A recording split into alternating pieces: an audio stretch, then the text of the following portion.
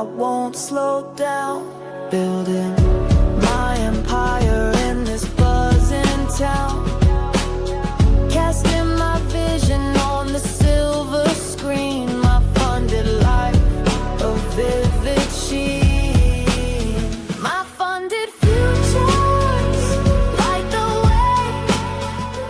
way. Good morning, traders. Welcome to My Funded Futures and My Funded TV. I am Terry Trades, and we have our expert traders, Nick does futures and Methodical Man. Welcome, everyone. Happy Thursday. What's going on? Good One more morning. day of the weekend, like you said. Yes, let's go. Let's go.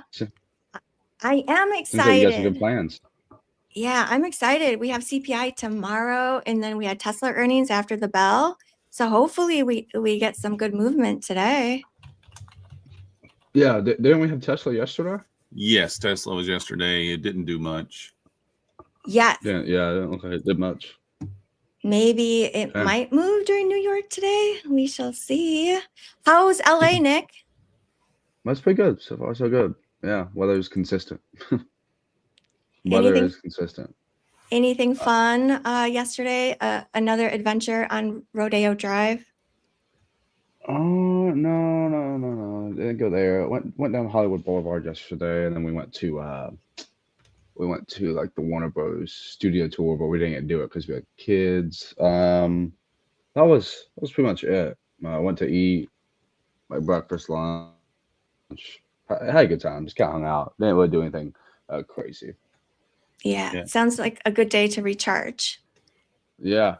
My oldest daughter was exactly what it was. She was in LA last week for the TwitchCon. For the what? For TwitchCon. Okay, gotcha. Yeah, she streams on Twitch, so that's pretty cool. Yeah. You guys take any trades yesterday? Yeah, I did nice. I ended up $200 on my MyFundedFutures funded account. Other than that one trade I was stuck in, when we got off the stream, I did pretty well. Mm-hmm. So nice. Yeah, good stuff. It was a mixed bag for me. Traded Globex. It was mixed. Did well in some accounts and not so well in others. Did you take any trades after stream, Nick? Yeah, I did. I took that one. Oh wait, no, that was 2 days ago. It was kind of a pretty slow day for me yesterday. Get all my days mixed up now. But no, I didn't really see anything. We just kept kind of grinding lower. And I'll show you guys some of the charts now. Let's see here. Let's pull up. So one thing I was watching for is this daily gap in here, and I want to see price start to respect and turn around. On ES, it did close inside of it. NQ did not. I'm gonna treat it as if we still have this buy side to take care of. We have relative equal highs up here, and until the hourly starts to sell off, I have to remain bullish right around this area. There's a SMT, also an Asia low with ES and NQ. So a first target would be these London highs for price to look to draw to. However, I would have kind of liked to see like a low sweep right around like New York Open, like the first 30 minutes. And I really don't want to see it trade lower anymore now that I created this S&P. I'd like to see it start to go higher. It makes me think that we're going to have a little bit of a sell-off today. Maybe even actually disrespect this gap on ES, and then maybe just turn around tomorrow and start to move towards these highs. The 4 hour and the 1 hour are in a kind of a weird spot. So like the 4 hour, this is the candle is about to close here in like 50 minutes or so. It's inside, it's moving away from a 4 hour gap. So we got kind of like two different PD arrays that we can watch here. That price is sort of bouncing in between. So if I would like to lean what I think is going to happen today, I think it's going to be more of a choppy day than it is going to be like a trend day, due to we got CPI tomorrow and the fact that it's bouncing between like lows and highs. So let me go back to, I'll go NQ, it's a little bit cleaner. So, so we got this high here. Price failed to get above last night. And then we have this low here that looks like price is failing to get below. So we'll see what happens at open. That can change. But I could see something like, you know, a big sell-off. Maybe we don't go down a previous day low. Maybe we just like come back up. And we think we're going to go towards this buy side and all the way back up to here. But then we just kind of chop in here. So I'm going to be very cautious today. Day before CPI, day before NFP are usually not very good trading days. And I'm interested to see how that carries over with the fact that we haven't really had a news event in a while, and this is the first one. Another thing I was watching here is gold. I pointed this out last night on my channel, on my Discord channel. We had this price had taken this low inside of this daily gap, and we're moving away from it very, very nicely. Kind of pointed this out last night during Asia. I was like, hey, could be looking to go long, targeting this buy side. I think I actually put it on Twitter as well. So I'm looking for gold to reach this buy side here at 41.74 or 41.75. So this is actually a better looking chart. A place you could look to get long in here is when it creates this hourly gap, if it does. And that gap is right around 41.41. Look for like a return back into it and then a move higher. So, and even if you don't catch that, I think you have a lot of room back up to the upside. So that's something I'll be watching today. Gold longs, and then I'm actually anticipating more of a choppy morning for NQ and ES rather than any sort of trend. And what I always tell you guys too, like CPI days are one of my favorite days to trade. So if I know that, you know, I don't need to press the button, even though I'm, you know, I think 0 for 1 with like one break even on the week. So I can make that back tomorrow. I'm not worried at all. Just sometimes it's how the chips fall. So.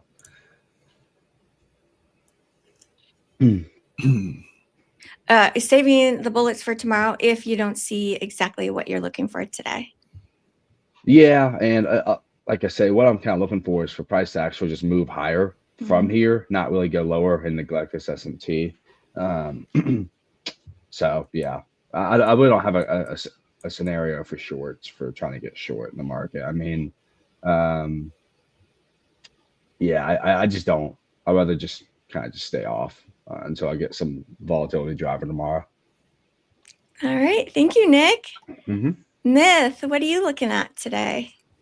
Yeah, kind of something very similar. I'm thinking as long as the previous day low holds, we just continue to move up.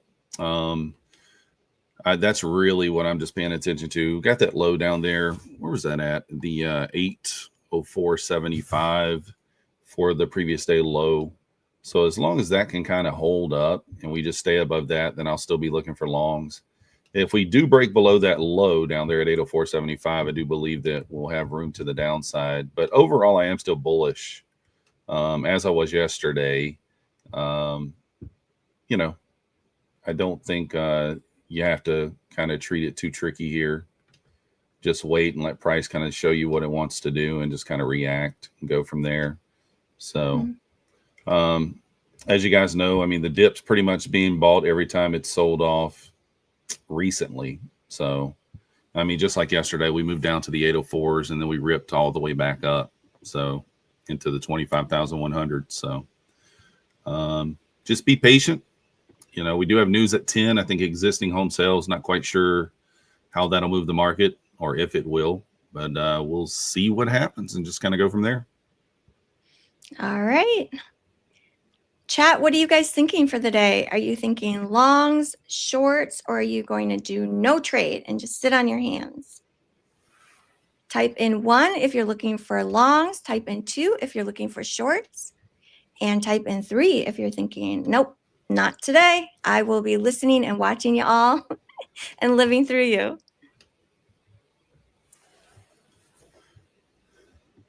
I'll be looking for scalps. So, I mean, I'm sure there'll be opportunities. It just, you know, trying to pick the right spots. We'll just kind of go from there. Yeah. I'm seeing ones. ones and some twos. SP, you're thinking you'll sit on your hands. And methodical man, like the way you trade is really based on like price and what's kind of happening versus kind of looking at projections, would you say?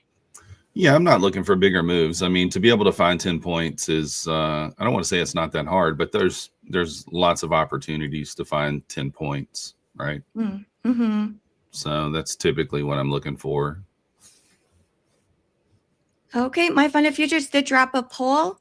Yesterday's drop caught many off guard. What about today? Reverse entire day's drop or continues lower, structure is broken, or chop day before CPI?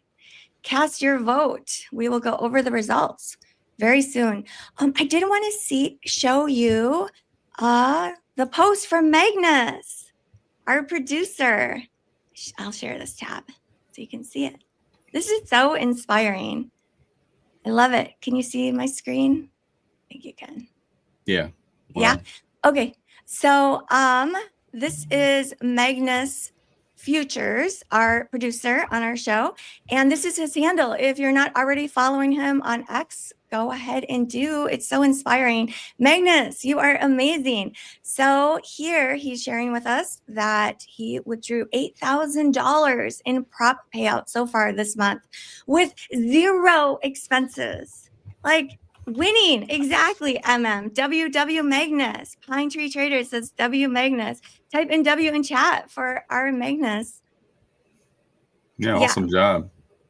Right? To keep expenses at 0. And it's just incredible. Magnus has been on stream and has shared his story with us. It's so inspiring. I can't wait to have you on again, Magnus. Shout out to Magnus. Yes, W. Let's go. I think our team, we have so many great traders. It's inspiring, right? Yeah, that's pretty cool. Yeah, I remember he did something a couple months back. He was talking about something like a big payout he had. I think it was what I missed one day. Y'all brought him on, and he talked about that. So that was pretty cool. Right. Yeah. And so he has shared his trading like monthly chart with us, like the red days and the green days, and so consistent. And what I noticed, and this is similar across the board with so many successful traders, they're not trading, taking trades every day, right? Like it's very selective, a few times a day. What I also noticed too on his monthly calendar, every day looked very controlled. Like it was 1 to 2 trades. It was so consistent. And that is something that we can all learn from. Nick, your trading style is very similar.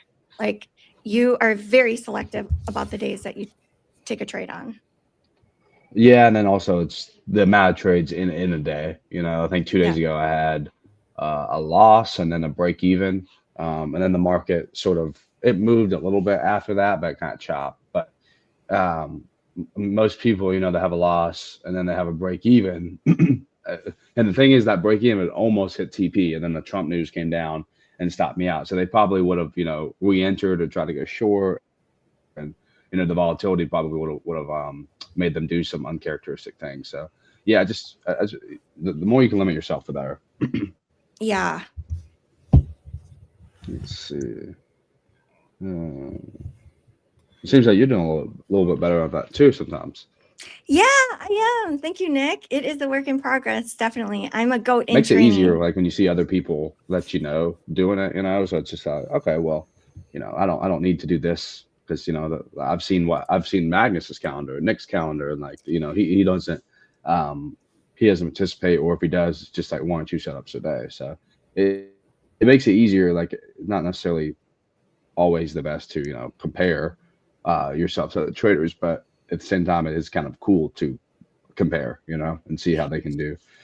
Yes, exactly. It reminds me of like hanging out with successful friends or friends that are very influential in a positive way, like it does rub off on you. And the more you're surrounding yourself with traders that are doing it the way that you know you want to do and you know you can do, it does rub off, I believe. And which I think a lot of people watching right now, like this is part of the enjoyment of watching My Funded Futures stream, is you can learn and grow along with all of us, and then hopefully like some good habits will rub off on you. And I know as a viewer, when I'm watching other traders trade, like that's what I'm looking for. I'm like, okay, what are these traders doing that I'm not doing? And what am I doing that they're doing and that they're not doing? Which, back to what you're saying, Nick, to come full circle, it's like just trading less and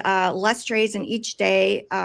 Some days taking no trades, like that's all good too. And just very controlled and consistent, which Magnus has shared with us that it does not happen overnight. Yeah. Yeah, no, it's very, like, people think, oh, it's very easy to not take trades. Like, no, it's very hard to not take trades, especially when the market's moving. You start seeing other people taking trades. So that's why I always have this up here. It says do the hard thing the hard thing's not going to be placing a million trades. Like we can do that easily, Yeah, like clicking away is the easy thing to do. Sitting on our hands is the hard thing to do. Yeah, the market's here to take your money. So the more trades that you take, the more likely it's gonna take your money. Yeah. 100%. Yes. 100%. Yeah, I'm trying to like make a case for like a downside today, and I just can't, man. I mean, we just ran these lows here. I mean, maybe if we pull into like a higher gap or take this buy side, then we dump. But one thing I noticed I kind of see my trading model right here kind of showing up before open. So for you people that maybe trade before 9:30, could be looking at longs here. Pretty nice displacement, move down. If you are bullish and we're below midnight, that is a discount of a range. So because that means previous day high is most likely intact, and you want to see some sort of recent highs to target, right? So yeah, just something there. I don't really see much in the 15-minute either, but yeah, that 5-minute and the hourly looks pretty good for longs, in my opinion, at least. Let's see.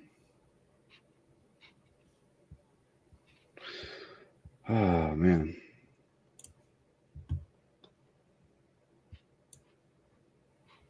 I'm gonna check the chat real quick.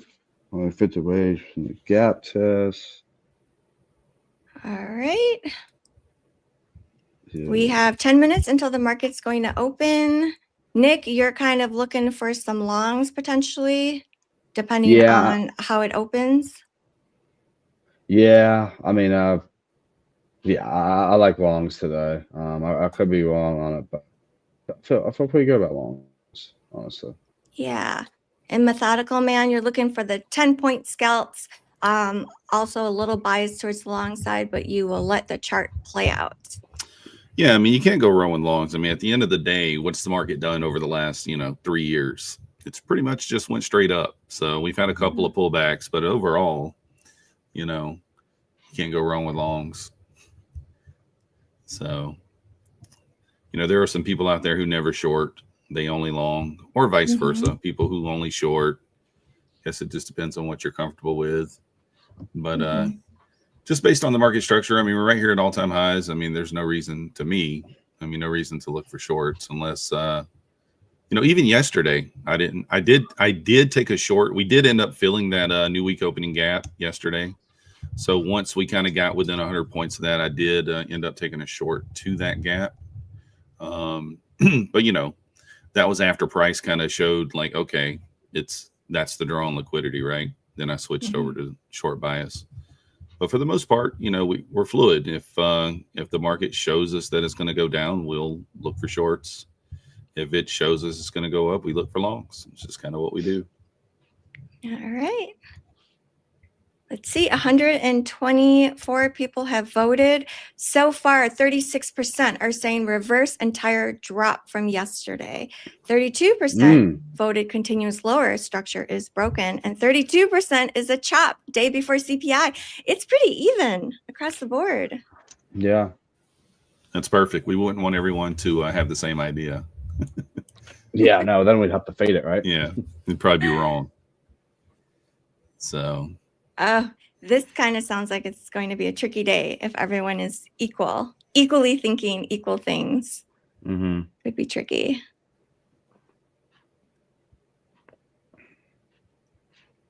Let's see. Here comes a squeeze right here into 25K, hitting that 200 EMA there at 25K. ES pushing up to the VWAP here as well. This thing's just taking off. I'm not sharing the ES, but I am long on ES right now from 32. Ooh. Looking for 40. Just on an eval with the 1 mini. I don't normally take pre-market trades all that often, but this is it was looking too nice not to take.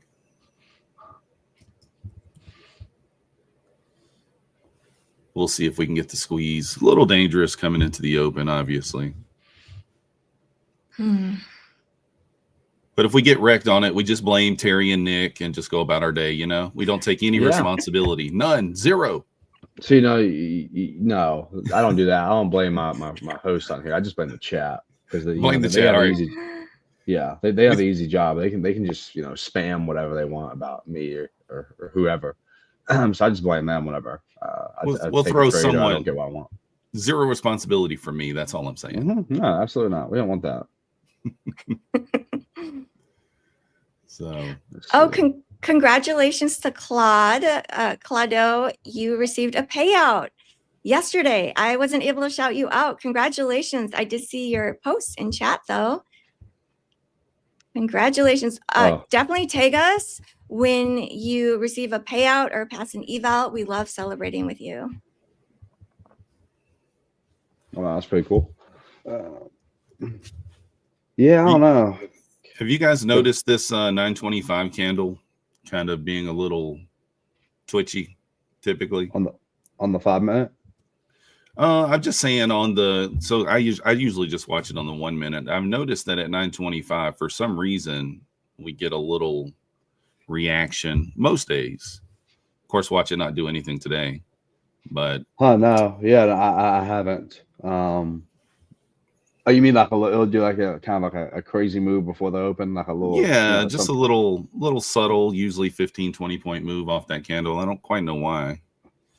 Of course, today like an outside candle or something. I don't know. Just of course today it's not doing anything. As soon as I mention it, it says no, I'm not doing it.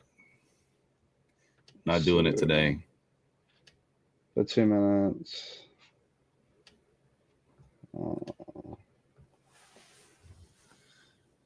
Oh, there is a poll going on in chat. Would you like a code drop on screen or in chat? Cast your vote. Hey, do we have we have both scale and core add-ons still going on, right? Yes, exactly. It is for a limited time. We don't know how long it will last for. It is the promo, the Flex add-on promo on the core and on the Flex. You do have to select it when you check out. It is completely free and it gives you the ability to turbocharge your payouts. On the core plan, you can request up to $3,000 for payout requests. And then on the scale plan, you can request up to $6,000. Use code YouTube for that, and you will receive an additional 5% off. And it helps to support our channel so that we can continue growing the channel, adding more traders, and adding more segments. Thank you all, guys and gals. Yes, starting to push above the VWAP here, 36.75. I got my target at 39.75, just front running that 40 level by 1 tick. So again, long from 67.32. I'll have to see how we open the first 5 minutes, but I have a feeling I just really like longs here. And one thing I did notice too is I pointed this out in my chat yesterday. This is looking like a classic.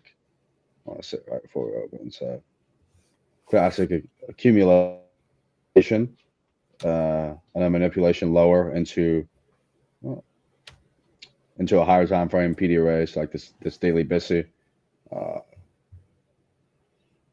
So usually when you have that, you can kind of look to target this consolidation high, which is all the way back up here at 25,368. I don't know if we'll get there today. Considering this is the hourly chart, I'm thinking more in terms of like weekly range for this setup. But I pointed this out yesterday. It could come down here, sweep below, and create a SMT, which it did. Here, let's see if I can show a chat here. Copy image. Put it in the trading view. So yeah, this is I put this out in the Discord last night. Kind of something I was watching. I'll say this was last night, like 11:30. Come down here, make SMT, and then target this buy side. So I'm interested to see. Everything's kind of playing out like I wanted to. I just kind of want to see price start to move. And like for shorts, I think if shorts happen, I think they're just going to be a product of choppy price action. I don't think you can catch a move like a true move, like 200 points, like lower, like we did yesterday. I think this was kind of due because this daily gap was here as well. So I'll see how we open here in a minute or so. But I'm really starting to like longs. I like them at displacement. I just hope sometimes before open it'll start pumping, and then like at 9:30 it flushes it out. So I hope it just kind of pops and goes towards buy side. But we'll see what happens. Yeah, gold's about to rip too. Just rip right towards my profit, and we'll be good. Yeah, 100%.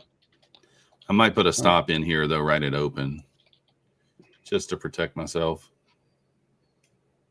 at break even. Yeah, I have noticed too. A lot of times, at least with no news, which I find weird at 9:30. You would think the closer to 9:30 you get, you would have like a lot more volatility. But I've noticed a lot of these sell-offs and pumps have been like around like 11:30, a little bit more delayed than usual. So it's really testing people's patience for sure. So let's see what happens here. All right, I'm going to put my stop in because we are just seconds from open here. So break even. I'm only a point away. I could just take profit. Let's go. Oh, target hit. Let's go. Yay! Let's go. W for myth. W for methodical man. I think we pump personally, but knock on wood. Market is open. Yeah, it's going.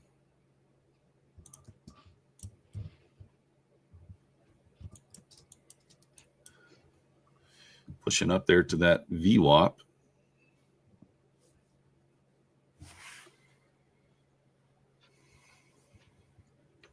Got the previous day close sitting up there at the 40 level too. I don't pay attention to that level until after 10 a.m. I don't know if I mentioned that yesterday or not. I just tend to ignore it until 10 a.m. Oh, Raphael, so he just passes eval. Good stuff. Let's go, Raphael. He has ripped up to the 43s there.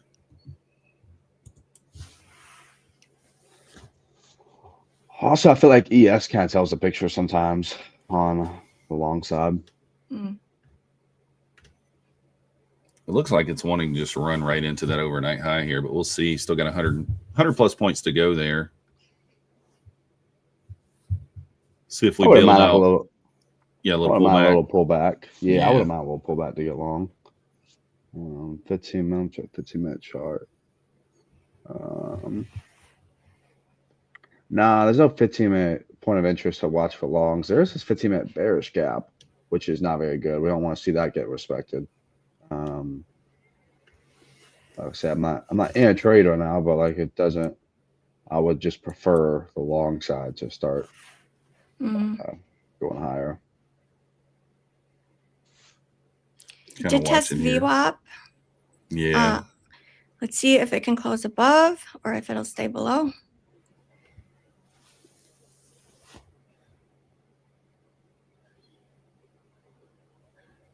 Who's pushing? Yes, She's pushing. holding the 40 there. Pulled back test of the VWAP from the upside. Ooh, bulls. The bulls are in charge so far. Yeah, that wasn't enough of a pullback. I wanted to see a little more consolidation there. Me too. A little dangerous to just hit the button. I mean, you could do it, but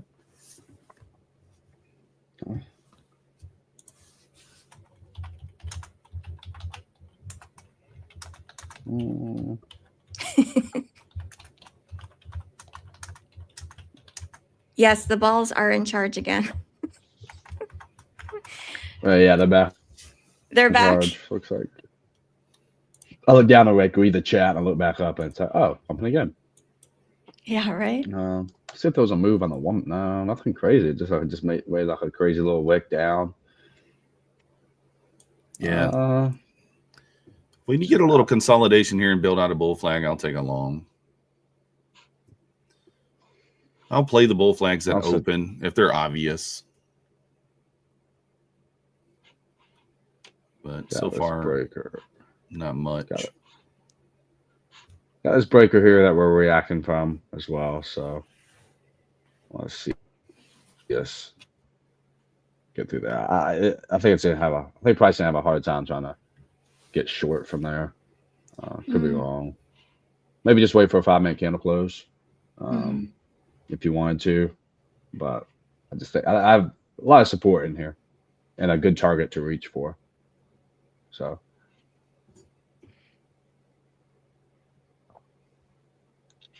and that level for that long would be it's right around 25,017, which is where we just opened at. I'm kind of pulling back now. Getting a decent reaction off that previous day close. That's good to see. I'll make sure y'all like the stream. Yes, let's get those likes up. It's good luck to smash that like button, and MyFundedFutures, they love it when we smash the like button. Maybe they'll give us a giveaway drop. Yeah, Cherry likes it too. Yeah, I love it. I don't just like it, I love it. I love the triple smash. Not just because a double smash, it will negate. So we have to do triple. 1, 2, 3, smash it. I used to say double smash myth, and then people are like, but if you double smash, it's going to negate the first smash. I was like, right. It's triple a dislike. Smash. It's a dislike, yeah. Triple smash. Wow, Tesla's down 5% this morning. That's crazy. Oh, wow. Well, they just had earnings yesterday. Yep.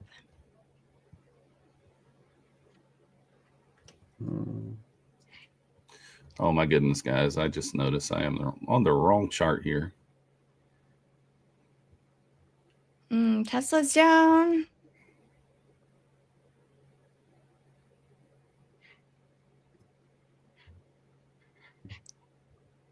Yeah, I mean, this would kind of be the long setup right here.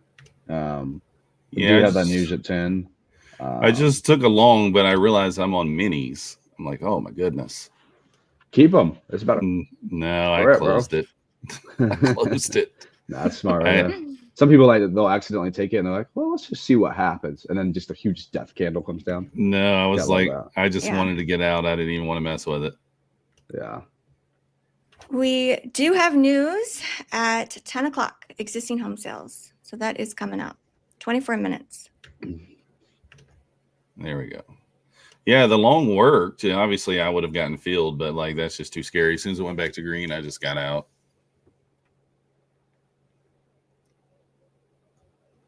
That's one of those mistakes, guys. Could have cost me. I made $90 though. We'll take it. $90. 100%. Yeah, why not? On a funded account, let's go. Let's go. I just noticed that, I don't know, I'm all out of sorts this morning. I'm on my laptop instead of my normal setup. And so like trying to navigate things on a laptop versus a PC, you know. Yeah, I've been on difficult. my laptop the whole time I've been here. It's definitely a little weird because I don't have my screens, and like if I'm looking at another screen like a Discord screen, I'm like, okay, how can they not see my screen? You know, it's just so weird that like my mouse is moving right now. Like I'm looking at the StreamYard, you know, so kind of crazy. Well, I don't even have a mouse hooked up to my laptop. That's the difficulty. I'm using the trackpad. Yeah, trying to chart that's levels hard. and stuff like that. Like hold. Yeah, I Oh. don't know. Like I have small fingers, so I sort of get away with it. But if you have like those little fat little sausage fingers, it's just impossible. You know? It's tough. It's tough. Yeah. Hazards. That was scary though, man. I was like, could take a big loss. So reason why I like that long there is because we had a new 5-minute candle open there. It pulled back and tested the open of the previous candle, as typically we see on a higher time frame, right? The 5-minute to me is a little higher time frame than what I normally use. So I thought we'd get a little bounce off that open price. Just looking for the 10 points. Obviously it worked, but we were on the minis instead of the micro. So a little freaked out. I've done that before. Usually doesn't go in my favor. So that's why I just close it. We just get out. We're kind of pushing up here. It looks like that 127 level's on deck. Yeah, I think so too. What do you have after that? 127. Well, we got actually like much after that. Yeah, 130. So high. 192. Then above there, really, just like you said, we should just push up. See how price reacts to that 127, 128 area there, though. That's the overnight high, right? Yep. So one thing I noticed too is like if I don't have a level, so like my two levels is 127 and then previous day high. But the only problem is that is 210 points between them. So I want to see how price reacts once we hit this first level. And if I have a big gap like I do between these two levels, I want to see it displace through it on like a 15-minute, hourly, 5-minute, and continue going higher. I don't want to see it, you know, come down and then like reverse and come down here. So, yeah, that's what I always say is like, I like to see how it reacts to a level. So does it hit that level, pull back, you know, and kind of build structure below that level or above that level? You know, that's what I like to see. If it build structures below, I'm a little wary of it. Don't trust it as much to continue higher.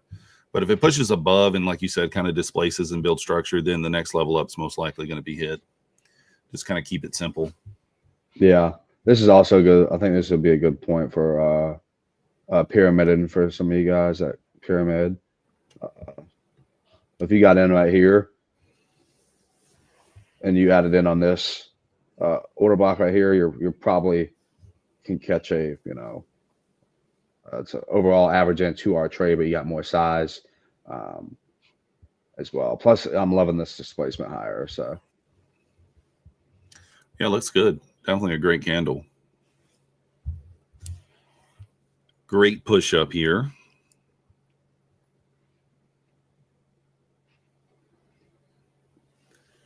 Yes, next level up 67.52. I guess I should have held that long from the 32 area there. Should have probably just scaled. But I was in a mini. I wasn't in micros there, so it's kind of hard to scale.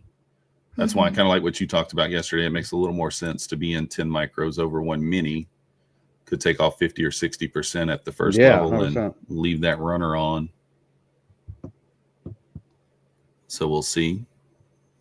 Oh, I see a question from Jack. Jack asked, Nick, do you copy trade? If so, how many accounts?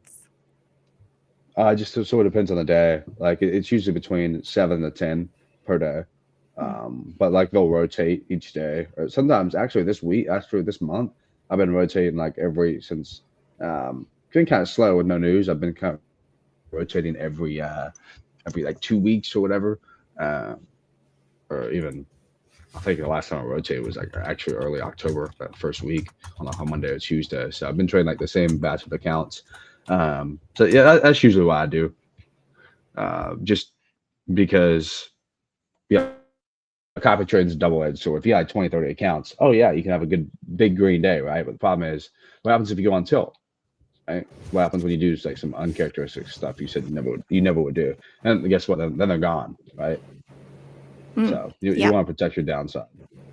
Yeah, it's like if you copy trade everything and it's a great day, then it's fantastic. Yeah. But the opposite is equally true. It's absolute disaster, and you will feel so crappy if it's just disaster across the board. Yeah. Myth, do you copy trade? Yes, I am a copy trader. Usually 25, 30 accounts at one time.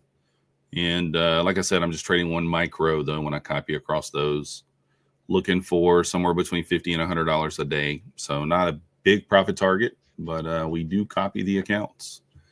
So that's what we like to do. You know, it's feast or famish when it comes to copy trading. If you have a great day, it's a great day across all accounts. If you have a bad day, obviously it's a bad day across all accounts. So you have to be careful there. So, but I've been very conservative on the copy trading accounts recently. Like I said, just taking only the best setups, just kind of going from there. So not putting a whole lot of risk on. Try to find spots that just make sense to get 10 or 12 points and be done. So, but I do think there's some validity to rotating accounts and, you know, not copy trading. I don't think there's a right or wrong way to do it. It's just all about how. No, I don't think so either. Yeah, how comfortable you are doing it. Some people get extra anxiety from copy trading. I don't. I still view it as like one account, even though it's copied across. So that's why I'm comfortable doing it that way. Yeah. So. No, I mean they always say, you know, to like just don't increase the risk on one account, or increase the risk by adding an extra account. It still adds a little pressure though. You know what I mean? When you do copy trade, even though you're just risking, you know, $200 per trade, you can still feel it. You can still feel a little bit more pressure sometimes. I mean, Terry, you know, right? She just proved my point. You know, she just said, and I used to feel it as well. So, you know, don't ignore sort of that feeling as well, because that's your mind trying to tell you something. And if it's usually if it's telling you something like that, it means that you're probably a little uncomfortable. And if you're uncomfortable, you're just not gonna manage trades well, and you're probably gonna, you know, be a little paralyzed in the middle of your setups. So we took the London buy side. So I want to see us continue to move here. I want to see us reach for on NQ. I like this. That new 15-minute candle there is just squeezing right up. If we get a pullback into that 90, I might take the long. We can kind of rebalance back to the 90 level. I'll look to get long if we don't take out 127 first. Ooh, she's going. Yeah. She running, she a track star. I don't want to just jump in here, even though I feel like doing it. I feel like doing it. We do have news in about 15 minutes. Yeah. Oh, someone asked, how do you copy trade? There's multiple companies out there that do it. Everything. I like using Quantower. You can use Quantower for multiple props. I like that. I don't know if you use them, Nick, at all. Yeah. I've used Ninja Traders like Replicanto. I use that I've as used well. that for a while. Yeah. It's local based. I like the local based platforms a little bit better than the cloud based ones, just because just had some issues. But Replicanto is one of the more popular trade copiers. Yeah, I use Replicanto for right now. That's what I'm using for most of my copy trading. It does. I do have to execute on Ninja when I'm copy trading, which means I got to manage the trade in two places, which sometimes can be a little, you know, sketchy, but it's not that big a deal. So I got a limit order out at 90.25, looking for this retrace and see if we can't. That'll kind of be the retest of that 15-minute range too.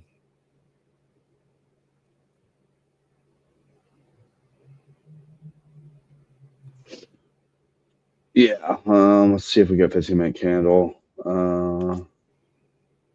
Yeah, I think like I said, we did run that buy side there, so I'm interested to see what happens.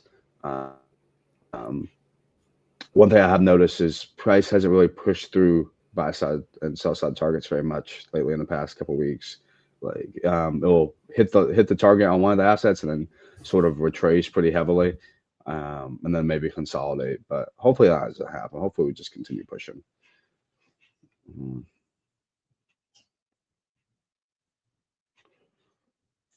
All right. Well, it didn't quite get back there. It's going without me now.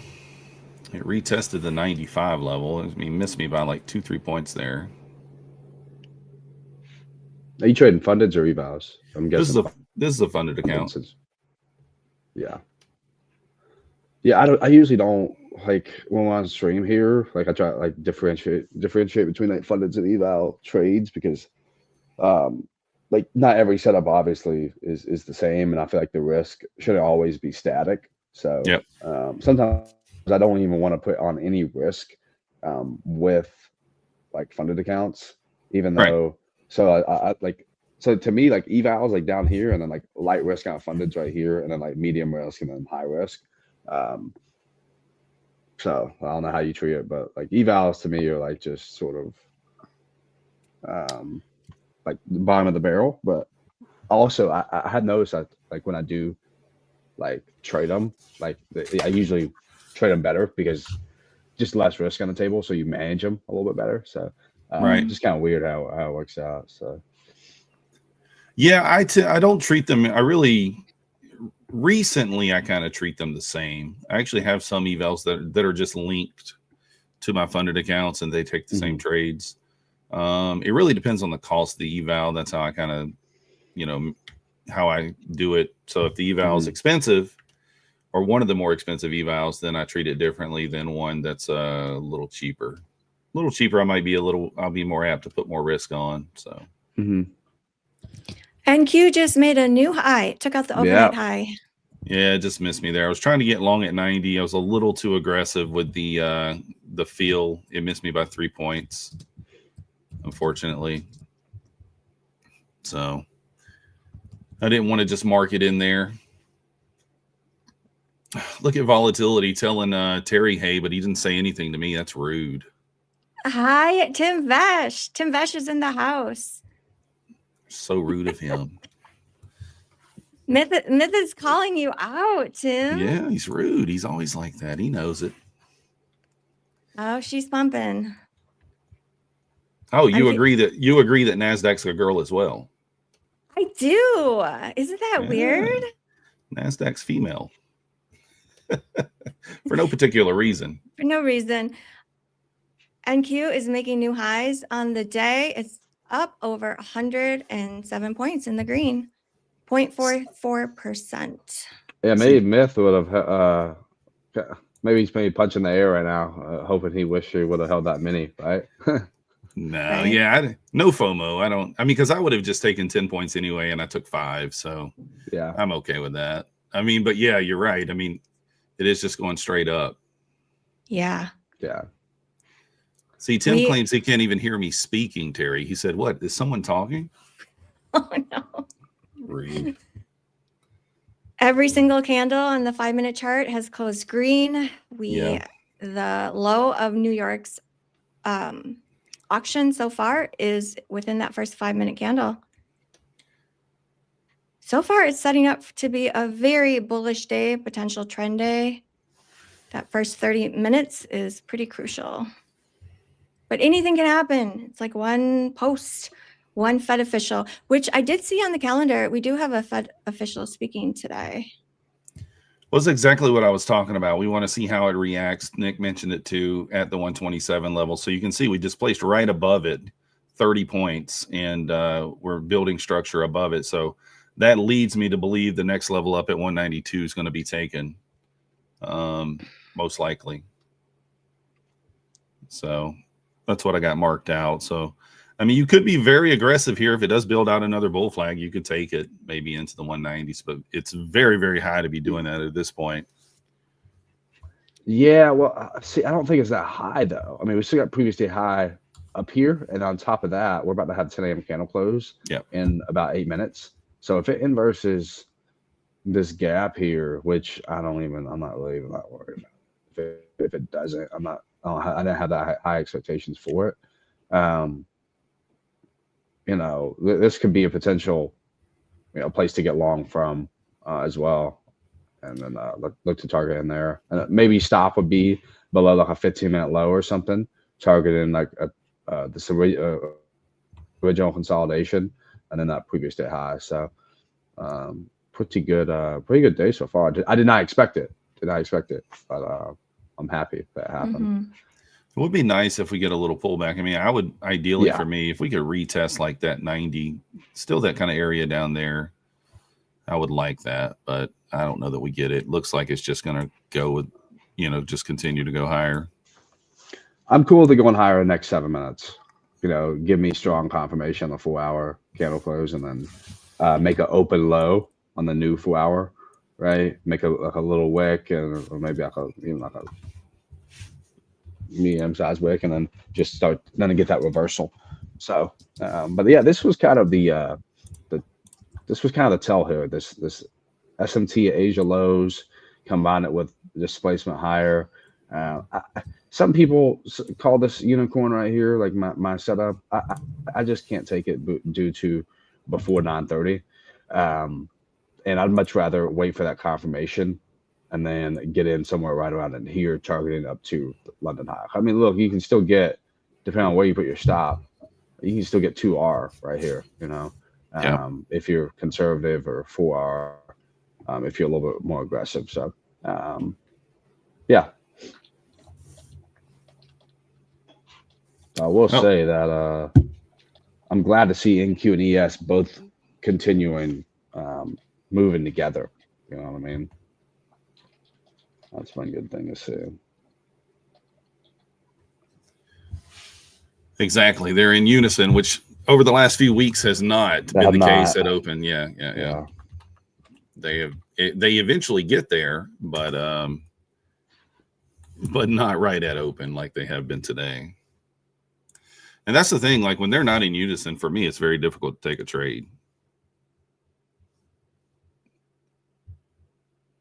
Because I like, to have confirmation on both there. So we built out a little bull flag there. We are breaking higher. Ooh. I just ignored it because we're so close to the news. Difficult to press the button here with news in 4 minutes effectively. News in 4 minutes. So don't want to get in there and be stuck in a trade when news comes out. Mm-hmm. Rarely goes in your favor. Oh, it looks like we're going up. I'm long. News. Nope, let's dump. So just tend to avoid it. ES also tagged 67.66, which has been like a magnet level in the ES for the last week. What level, Myth? 67.66. 66.7. Yep. It's magical. I've heard that a few times from, the younger kids. I don't know what's up with this Wi-Fi here. It's like every... Oh, weird. It's like the same time every single day. It like shuts off while I'm on this. It's like 50 to 55 minutes in. Like yesterday it happened right around the same time. As soon as I connect for like an hour or 50 minutes, like it'll shut off and I have to like reconnect. It's just so weird. Yeah, Callie is trying to take out Nick, bro. They said your card was declined. They restricted your access. Yeah, bro. No, California's card declined. It's a blue state, something else, bro. Their card's declined. I will say this place is pretty sweet though. So you're in LA?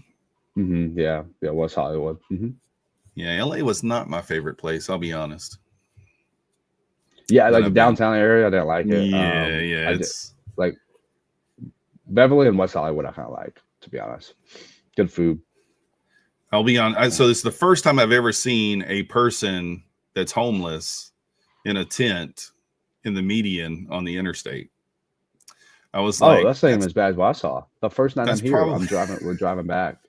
We're driving back to the hotel, and there's someone. It's like from a distance. I'm like, okay, what is that? They're like, it's right outside of a CVS. Like it's like right on the main road. It's like a 4-lane road, and they're like halfway into the lane asleep in a that's sheet, insane. like wrapped in a sheet. It's like a mummy. I'm like, if I just would have ran over that, thinking it were the guy who was driving, or ran over, it, I would have killed him, you know. And we didn't see it until after. But yeah, it was crazy. Yeah, I mean, he just needs to, you know what he needs to do? He needs to just, instead of saving all the money that he gets from holding up the sign, he just needs to take it. He needs to go buy himself a core account, and then just watch the stream. Yes, the core account with the Flex add-on. Let's go. Yeah. Yeah, it was just the first time I had seen homelessness like that. You know, it's kind of sad, but Yeah. I It pulls on your heartstrings, 100%. I mean, obviously Yeah, we have 100%. it here as well. I mean, it's everywhere, but it's just, to that degree. We stayed in Pasadena, and Pasadena was nice. Yeah. You guys went to the Rose Bowl? We went to the national title game. I think it was 2022, Georgia versus TCU. So Okay. Was that here? And yeah, it was in LA at the oh SoFi. yeah. Okay. Well, I guess it's not in LA, but it was in SoFi. Yeah, just outside. I am waiting for a 3-bar reversal to take a short. I've been waiting because I missed that long. So I've been sitting on my hands. We're waiting. New home sales coming up in 2 minutes. Mm-hmm. Yeah, I don't expect much from it, but I do think it'll give us a little something. Nick, thoughts before you head out for the day? Yeah, so it looks like this scenario that I wanted to play out last night play out pretty well. Like I say, I'll just post it here again.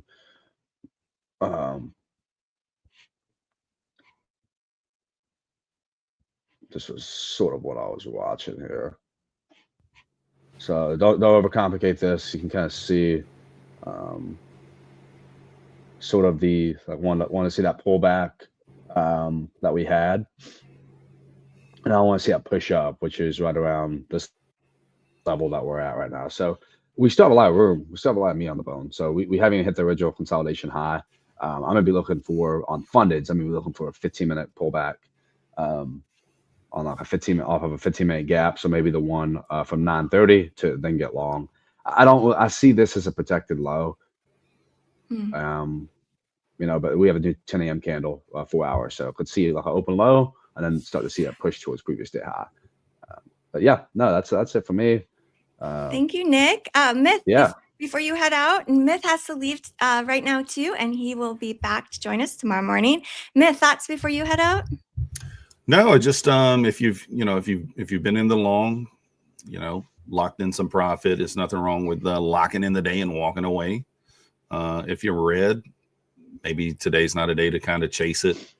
It does look like we got a little trend day going on, so we'll see if we can eventually get a pullback to get an entry long. So that's it. All right. Thank you, Nick. Thank you, Myth. We will see both of you bright and early tomorrow morning. All right. We'll see you guys then. Y'all take it easy. See you. Bye. And please welcome Pine Tree Trader to the show. Pine is in the house. Up? Hello. How are you? I'm here. What's going on?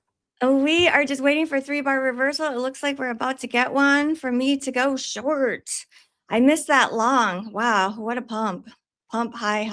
Oh, yeah. Nice pump long for sure. All right. Did you catch any trades so far? I did, yeah. I actually caught some of this long off this inside bar this morning early. Just caught a piece of it, but hindsight, I wish I would have held on till now, right?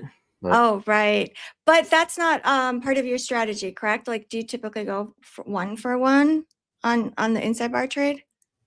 yeah, I look for a 1-to-1 minimum. But then like I do look for like little nuances and things like that. Like left, I look left, and if there's like a like a whole number sitting up there or an all-time high or something, then I'll just target that. But or gap. What's going on, everyone? Ethan, Rocky Mountain, what's happening? So how's your morning going? It's good. I missed that long, so I'm just patiently waiting. I'm looking at this candle. It looks like it's setting up for a 3-bar reversal here, where I will take a short, but I am going to be patient and wait until the candle closes. I want to see a nice close below that previous candle's low. On the 5? Yep, on the 5, exactly. So I put in a Harami, took out sessions high, put in Harami. So yeah, I like the short idea. I feel like with the short idea though, I want to just go for a 1-to-1 because that open was so strong in that Very first strong. 30 minutes. Yeah, and then we did take out the overnight high, so it could potentially go higher. It would just be like a 1-to-1 scalp on the downside here. Not the Harami, Pigeon says. Well, I'll call it a pin bar. How about that? I like that pin bar. Pin bar. No. Look at this. I'm glad I'm being patient on this trade for my entry. That's happened to me so many times where like I'll get tagged in, and then the bar closure, like look, now the bar is wanting to turn green. Yeah. So And actually some of my subscribers take my inside bar strat and they've, made their own, style. Like they've changed the way I trade it. So they just use the inside bar, but then they look for like something like the close, like, and of the next candle, and then the retest or something like that. They all come up with their own ways of trading it, which is pretty cool. And some of them are trading it better than me. So that is cool. yeah. It's cool to see the different ways that people kind of modify an idea, a trading strategy. Yeah, for sure. Like, look at this pine. It's wanting to close green. So it wouldn't be like a good entry, I feel like, for a short. Right. Even though we took the low of the last candle. Right. Ugh. Okay. Yeah, we'll see. Yeah, we'll see. This is looking like indecision to me. We have 16 seconds left until this close. Yeah, so one of the things I like to see when you do get a reversal candle is a volume spike. And we didn't really get the volume spike. Okay. So which is, who knows though? I mean, that's just like adding more confluence, I guess, to the trade. Here we go. It's wanting to push. It keeps wanting to, but the buyers keep stepping up. But yeah, a lot of times it's just, market time, right? Or screen time. Like screen time. Like you're like, I don't know. I mean, had such a strong push at the open, looking really bullish. It's hard to go against the market right now. Yep. Gold's just consolidating. It did have a push up at the open. It's just gone sideways. Interesting. Okay, here we go. It is wanting to go towards that low. Yeah, look at that. The bulls they just keep buying it back up. Yeah, so I'm trying to pass these 5 MyFundedFutures core accounts. And yeah, it's tough. It's tough to try to pass 5 at once. It is. Yeah. It really is. Yeah. I do a much better job trying to pass one at a time, but yeah, I definitely trade better when I'm just trading only one account. Okay, here we go. I am going to hop in. This might be a bull flag forming, right? This could be the bottom of the bull flag. I'm going to put my stop right above. Oh, I don't know if you can see this. Oh my goodness, I'm in minis. Minis. You pulled a myth. 3 minis. Let's go. I'm like, Come on, why full isn't port it Terry. Let's showing up go. on the chart? Okay, here we go. There. That's better. I'm like, what is going on? I just pulled them in. Okay, we will go for a 1-to-1 here. I don't know why, but every time I fat finger a trade like that, it never goes my way. Ever. Ever? Just it seems like just the luck, you know, just poor luck. I like the Yeah. short. I really like the short. I'm Go, gonna go, I'm gonna go. let you take it. Ooh. Ooh. All of a sudden, I was like, why isn't it showing up on the screen? And then I look over and I was in the full size, the non-stock minis. Whew. I'm glad I caught that, although it would be printing right now, but that's okay. If it's a mistake, it's best for us just to flatten it, right, Pine? Yeah. That's a good lesson. Even if, like, you know, with a lot of screen time, if you think that trade's not going your way, it's best just to get out and look for another trade. You know, it's the whole hope is not a strategy. Like it's like, oh, I hope it reverses here on my entry, but it's best just to get it right out of the trade and just move on, because there's tons of trades throughout the days, throughout the weeks. So that's so true. Have you ever gotten into a trade and, let's say, the initial plan was for it to be a scalp trade, and like you're just looking for 10 points and then it doesn't go your way, and then you're like, well, I think my stop just wasn't in the right place, so let me move it, and then all of a sudden you're looking at the hourly chart instead of the 5-minute chart, and you're like, oh, it's still valid.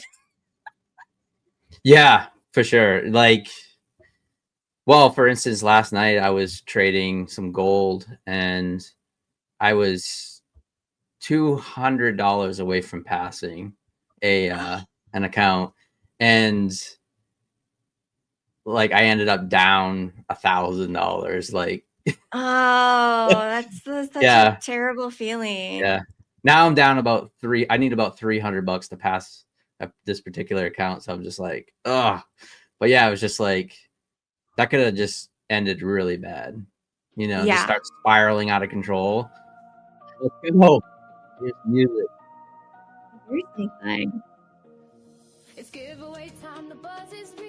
There is a code drop. 30 free resets. Use code NASCoffee30.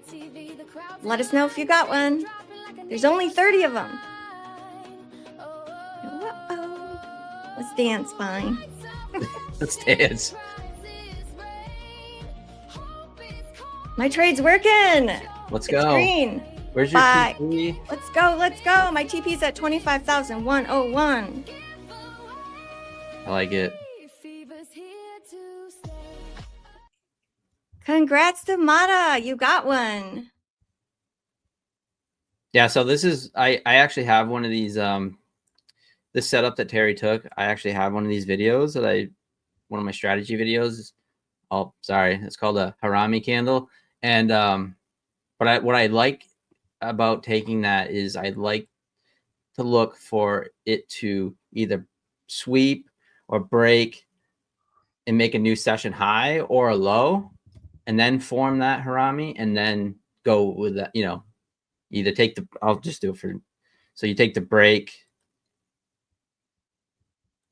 here of this Harami, and then the stop I always place to the top, and then I look for like a minimum of 1-to-1. Whoops, wrong button. So like a minimum of 1-to-1, which actually just hit right now. But this could actually run back down towards the VWAP. We don't really know. Definitely some room. So yeah, I just love that trade. Let's go. Let's go. Almost a TP. It'll be for 36 points with 3 micros, not 3 Let's minis. Go. Now you wish you were. Now you wish you were in the 3 minis, right? Let's go. Oh no. Oh, so close. It's all right. It's all right. It might get there. Yeah. So, what's the expression? When the trade is going your way, that's when you want to hope that it's going to get there. And then if it's going against you, that's when you want to like quickly assume that it's not going to work, to encourage ourselves to like cut the trade or to not go do weird things and move our stops, that kind of thing. So when I'm in a winning trade, what helped me and helps me stay in it, and or if I'm looking for like a huge profit, right? Like if it's like an intraday type of swing trade I have on, what helps me to stay in it is that, okay, I hope it hits TP. Because I know some people struggle with if a trade is going your direction and it's like, oh my gosh, the market is reversing. Let me just like book the profits and run. In the long run, if we keep doing that though, then your win-loss ratio and like your like basically your edge, right? Like your risk reward ratio is actually very different than what you actually intended it to be. If you're always taking profits early. So what helps me is I just say, I hope it gets there. I hope it gets there. Right. Yeah. You're much better at hodling than me. Terry's got diamond hands.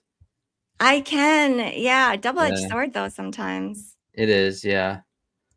Like this trade, for example, now it's reversing. Now I'm like, oh yeah, you I'm literally sticking got to the kicked in the system tick now. there. Yeah. The tick with a T. To the tick. Let's see. This low is, what is this low? 102. I missed it by one tick. Yeah, so they front ran that 100 level. But you know, that's okay. Yeah. No sequoia. You're in a long from 115. Congrats. Maybe we can both win. Yeah, so it was one of those psych level bounces. We're at that 100 level. We did it earlier too. We pushed up off the opening drive, came back down to that 25,000, and then literally just bounced like off that opening drive. Yeah. And then came back and just bounced right off 25K and then took right off. So there's little psych levels, they call them. So you do look at psych levels as part of your trading strategy. Yeah. Yep. Yeah, I look at psych levels, and like if I see like the high of the day is like 25,000 even or something like that, there's a pretty good chance that that's going to get taken out or something like that. You know what I'm saying? Like, yeah, like where my TP was, like where my TP was like 101. It tested it and then it bounced. Yeah. Yeah. If you have like it's just, you just notice they do these type of things, like where if you have like an all-time high, it'll like push up to that all-time high and everyone's anticipating it to go through the all-time high, but then it'll rug pull it like 5 points below it, you know. All these orders come in like 5 points, they all front run it, and then it just drops, you know. You see that all the time. See what's up with gold. Gold pulling back a little bit. You've been trading gold lately. Yeah, trading a little bit of gold, trading some YM too. Nice break off the YM, but so I like the Harami candles on YM particularly. Inside bars, I don't really trade on YM. They just don't work as well. But it's something on gold. On gold, it's been working well for you. The inside bar. They're in Asia, yeah. They're in Asia. They work pretty well. Yep. Yeah, I made some coin last night, trading some gold. Let's go. How's your competition going? It's going well? It's going well. Yeah, that was the one that I was 200 points from passing last, 200 bucks from passing last night. Oh, it's so hard. Sometimes it's like that last, like just few hundred on any account is so difficult to pass. And it was late. It was like midnight, and I was just like, oh, if I can only just pass it, you know. Of course, I'm exhausted, and yeah, I probably shouldn't have been trading, but it's okay. Yeah. I mean, the account's really good. I think I should be sitting in about 4th place right now. So that's awesome. Yeah. And there goes NQ dropping again. It's going. Yay! It's going. Sorry, Nisq. I hope you booked some profits. But yeah, so it all depends on your time frame, right? Like two people can both still win depending on your time frame, even though you're on opposite sides of the trade. Mm-hmm. Yeah. Oh, 100%. Yeah.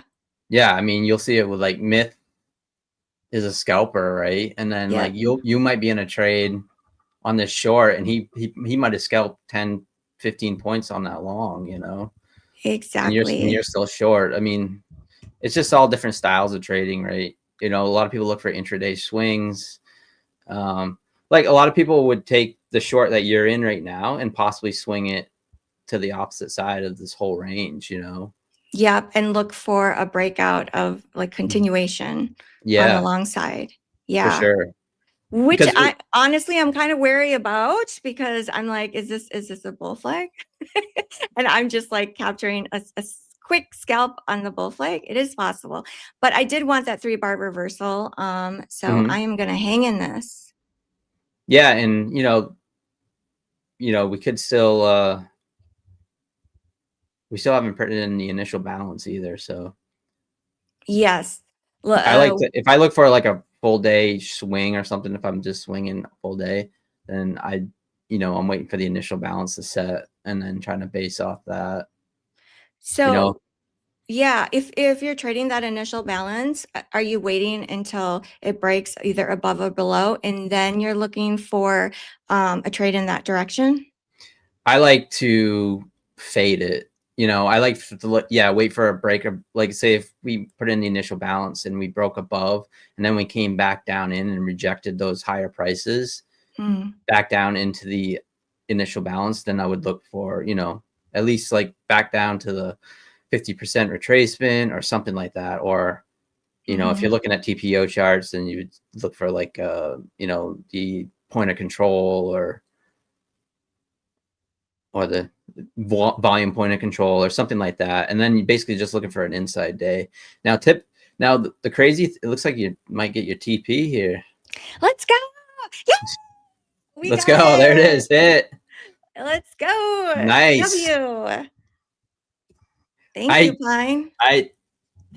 To be able to hold through that is not easy because it literally missed you by like a few ticks, came back. One tick. One tick, and then came back to your break even, and where the market's looking very bullish for the opening drive, like to be able to hold through that is not easy. Because like for me, I can tell you right now, I would have probably either took profit as soon as it started to bounce a little bit, or like took it off a break even, thinking like, oh, now we're gonna rip to the right. Yeah. It is hard. There's like I feel like there's the entry side of the trade. Okay, this is my my chart of regular NQ. It looks like we're heading towards VWAP. We'll see if it can trade below. I feel like there's different parts of the trade. Like there's the entry, getting in, what gets you in, and then staying in the trade. However, whatever your system is, whatever your strategy idea is, like, do you just bracket it and you don't touch it? You just leave it alone? Or do you trail a stop, like, after so many points? So there's a trade management of it when you're in the trade. And then there's like, how do you get out? Yeah, right. 3 parts of a trade. Yeah. I think there's definitely different styles. People like to trail stops. They like to take off partials. I guess it depends on how much size you have on too, right? Oh yeah, 100%. I mean, I like to have just enough size where it makes me a little uncomfortable. So that way I'm really focused on the trade. Because if I'm trading 1 micro, to be honest, then I get kind of reckless. So if I have a little bit of size on, then I can really focus on the trade, and then it's like, driving down the Autobahn and you're going 20 miles an hour, you're drinking coffee, you're eating donuts and driving with your knee. But if you're driving 120 miles an hour down the Autobahn, you're like, boom, you're lasered in, you're focused. Like, so that's kind of how I look at like trading and sizing and stuff. So like, but yeah, having a static stop, knowing that you accepted that stop already. So as soon as you place that trade, you're like, I accept this risk. I accept this loss if it goes that way. I think it's important. So you accepted that risk. You had to stop in. You're like, well, if it comes back and hits my stop, then I'll just take the next trade, Yeah, it is so important. And it's so much easier said. It's so much easier to say than it is to do. It sounds so simple, right? Like, okay, make sure you accept the loss before you get in. And I know myself and a lot of people, we sometimes just want to look at the winning and we think, oh, how much I could make if I have 3 minis on and I leave. Well, like for example, that trade where I was in 3 minis, it's like, oh, what if it goes in my direction with 3? Like, look at all the money I can make. And then we're not thinking about like the loss side, which is equal. It's a double-edged sword. Like the bigger we trade, the bigger the losses are going to be. Yeah, it is. Accepting that loss is so key. I know when we do the smasher pass pine, like I don't know about you, but like when I'm trying to pass or smash an eval, it's usually I'm just thinking about, okay, let me just swing for the fences in one swing. Hopefully I can pass this in 2 days. Yeah. And it doesn't always it's not the greatest way to pass an eval. I was just saying earlier on my stream that if I could go back in time and teach my younger trading self how to pass evals, it would be to slow it down, to trade evals the way that I want to trade the funded accounts. Because honestly, you guys and gals, once you develop that bad habit, it's really hard to turn off in the funded side. And I'm being completely honest here. I know a lot of traders who smash or pass evals because like to them, it's like money, right? Like time is money and it's not worth it to them to sit in an eval for, 2 months or however long. And I'm telling you just from my personal experience that I have developed bad habits from doing that. And to correct those bad habits, it takes time and effort. And it is a journey that I don't wish for anyone. So yeah, I just encourage everyone to trade your funded accounts the way, or trade your evals the way that you do want to trade your funded accounts. That way you don't have to change anything. That way you're developing the good habits from the get-go. Yeah. Yeah, that's yeah, because if you're smashing or passing all the time, it's like it just leads to hamster wheeling accounts. And we just saw like Magnus, you showed Magnus's post and like he had no expenses last month. No expenses in October. And that's what you want. Like you want to be able to just take those payouts, make your paycheck and move on. And and then I think like so many of us were like it's like, oh, if I can pass this account in 2 days or 1 day, like that's what we try to do. Yes. Or even with funded accounts, it's like, well, I can get a payout in 5 days. I have to get that payout in 5 days. No, we don't. It could be 10 days. It could be 2 months. Like it doesn't have to be that 5 days. Exactly. It can be 6 months. Like if we scale up and we have, 5 funded accounts, sim funded accounts with MyFundedFutures and we trade those slow and steady, like, and then we can get these massive payouts, which by the way, the Flex add-on does give us the ability to pull out more money. It is a current promo.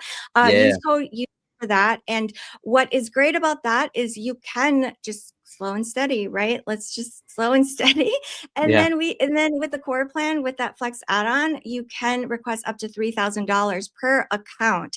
And so that means potentially you could be requesting $15,000 from 5 core sim funded accounts. And if you just slow it way down, I mean, how would we feel requesting 15,000 like in 1 month? I know I would feel amazing. I'd feel like $1 million. That's right. So yeah, and it is Pine and I talk about this a lot actually, like how to slow things down. We're constantly working on slowing things down because there's no rush. Like there's no rush. And with all of the MyFundedFuture accounts, once you pass the accounts, So there's no activation fee ever. And so there's no cost to pay after that. Like there's no data fees to pay if you're in the sim funded environment. So there really is truly no rush. Yeah. And I mean, like back in my day, no, but like when 2021, when I first started trading props, it was 2 steps to pass an account. And at 150K, you had to make $18,000 to pass. And 18,000. so it forced you to slow down. I mean, Wow. because you had to trade it for so many days too. So it's like, you know, you had to make $9,000 twice. Step 1, step 2, just to get a funded account. So, and like now it's like we do have that luxury, and I think that we're in the golden age when it comes to props. Yeah. Because you know, it's much easier to get to a payout than the way it used to be, and you know, you can really, you know, make a living doing this. Like you can do it. It is possible, especially, you know, if you keep your expenses low. Like, you know, everyone talks about, you know, you set a budget, whatever, and then just take your time. Yes. You know? Yeah, that monthly budget is so important. So you're saying it's now easier than ever to get funded, Pine, and to make a living from trading props? Yeah, I think that MyFundedFutures, little shameless plug here, but I say it every single day on my stream. Like I say, like MyFundedFutures is one of the easiest paths to a payout. 5 days of $100 or more, you can withdraw into the buffer. Like it's doesn't get much easier than that. I mean, you know, I think they're one of the best when it comes to that, and that's no lie. Thank you, Pine. It looks like we are going to have 2 more minutes until that initial balance, that 1 hour initial balance is set. Kind of what are your thoughts before we leave for the day? So I guess just I said it yesterday, just like stick to your daily loss limits, like set a budget too, like for your props and you know, personal expenses. You know, you can't get caught up in just clicking using your credit card over and over and over and over again, and it can get really expensive and add up quick. So you know, just stick to a budget, take your time, just but yeah, so I want to thank you guys again for having me on. I trade every single night, 6 p.m. Eastern time for the Globex on my channel. So come give me a follow on my YouTube, and we have some fun. So thank you, Pine. Everyone, go follow Pine Tree Trader if you aren't already. You will be streaming at 6 p.m. tonight on his channel. Thank you, MyFundedFutures. Thank you, everyone, for tuning in this morning. We will be back in the early morning tomorrow. And please welcome Ash Trades. let's go. Let's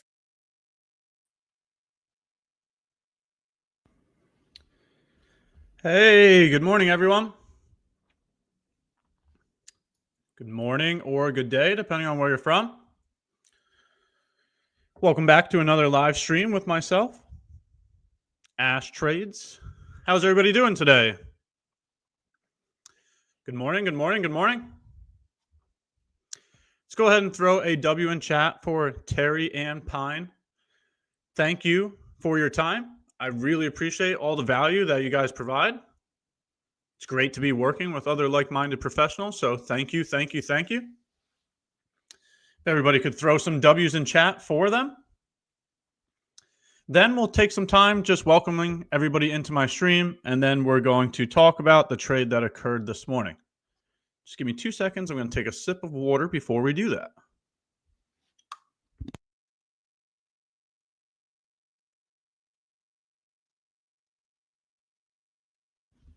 All righty. Thank you very much.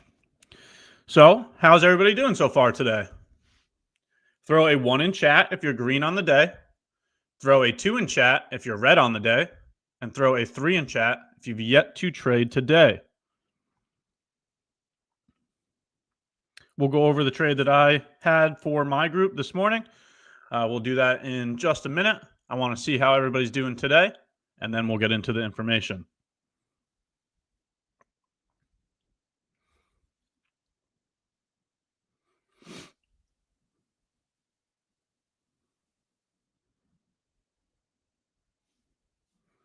Alrighty, let's see who we have here today. And then we'll start to get into some of the information. Just had to finish some documentation there real quick. Good morning, MM. Good morning, the DJ Day Trader. Good morning, Christian. Good morning, Rupid. Good morning, Bilo. Good morning, Cami. Good morning, Serenity. Good morning, Mr. Delusional. Good morning, Pigeon. Good morning, Rebecca. Good morning, Pine. Good morning, Mikey. Good morning, ICT. NGL. Good morning, Spinna. Good morning, Muhammad. Good morning, No Askew. Good morning, Hernandez. Good morning, Coop. Good morning, Nasri. Good morning, Daniela. Good morning, Bilo. Good morning, Fukra. Good morning, Trading by Sam. Good morning, Karen Deep. Good morning, It's the Crypt. Good morning, Bad Boy Gaming. Good morning, Abhishek. How are you doing today? Good morning, Winmel. Good morning, Internet Explorer. Good morning, LG. Good morning, Wallen. All right, let's get into the trade. Let's talk about the information we have here. It's the same trade that I posted on my social medias. We're going to do a top-down analysis. That way, everybody can see the information. Everybody can understand the logic. Everybody can see the decisions that are being made during the time of.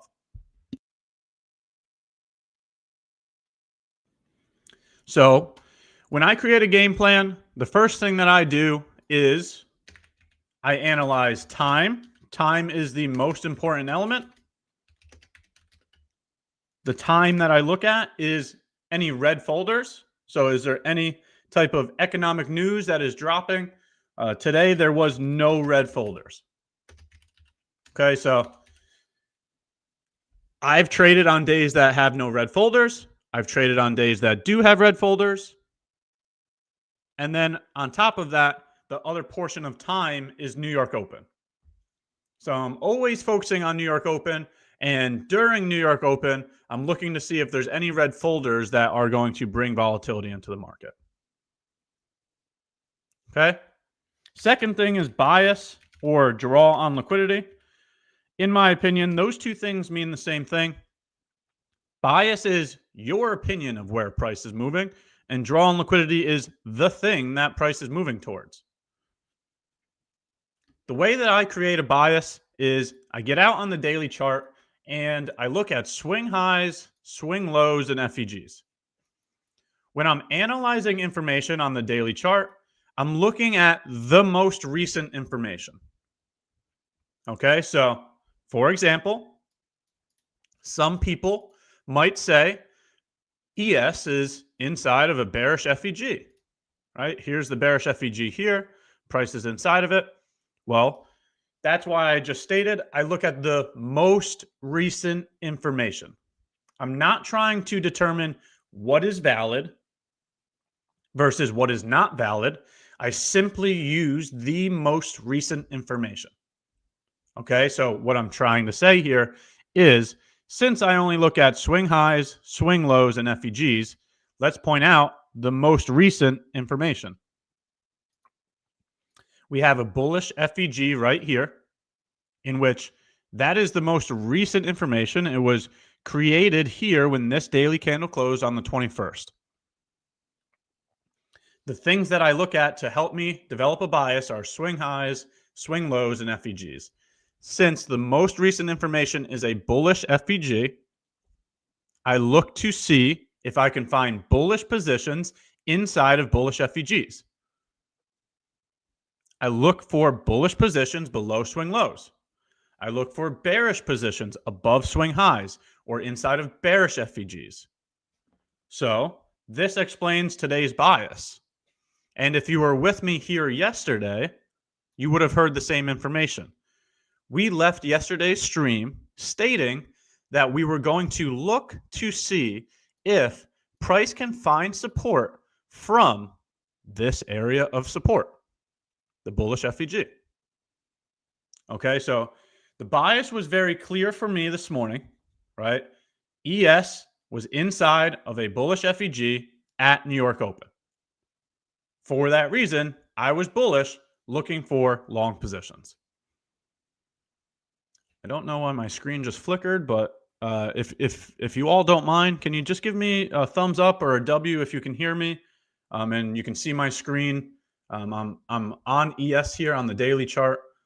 Just give me a W in chat that you can hear me and see my screen. I have no clue. My screen just flickered out of nowhere for some reason. Okay, perfect. Thank you.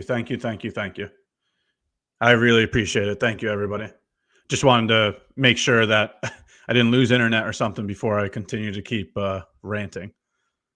Perfect. Thank you very much. So, bullish bias because of the daily bullish FEG. Very simple.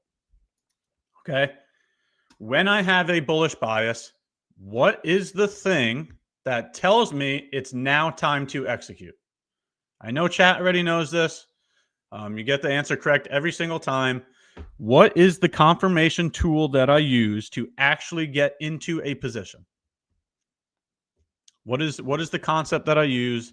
What is the thing that says, okay, it's time to execute that bias?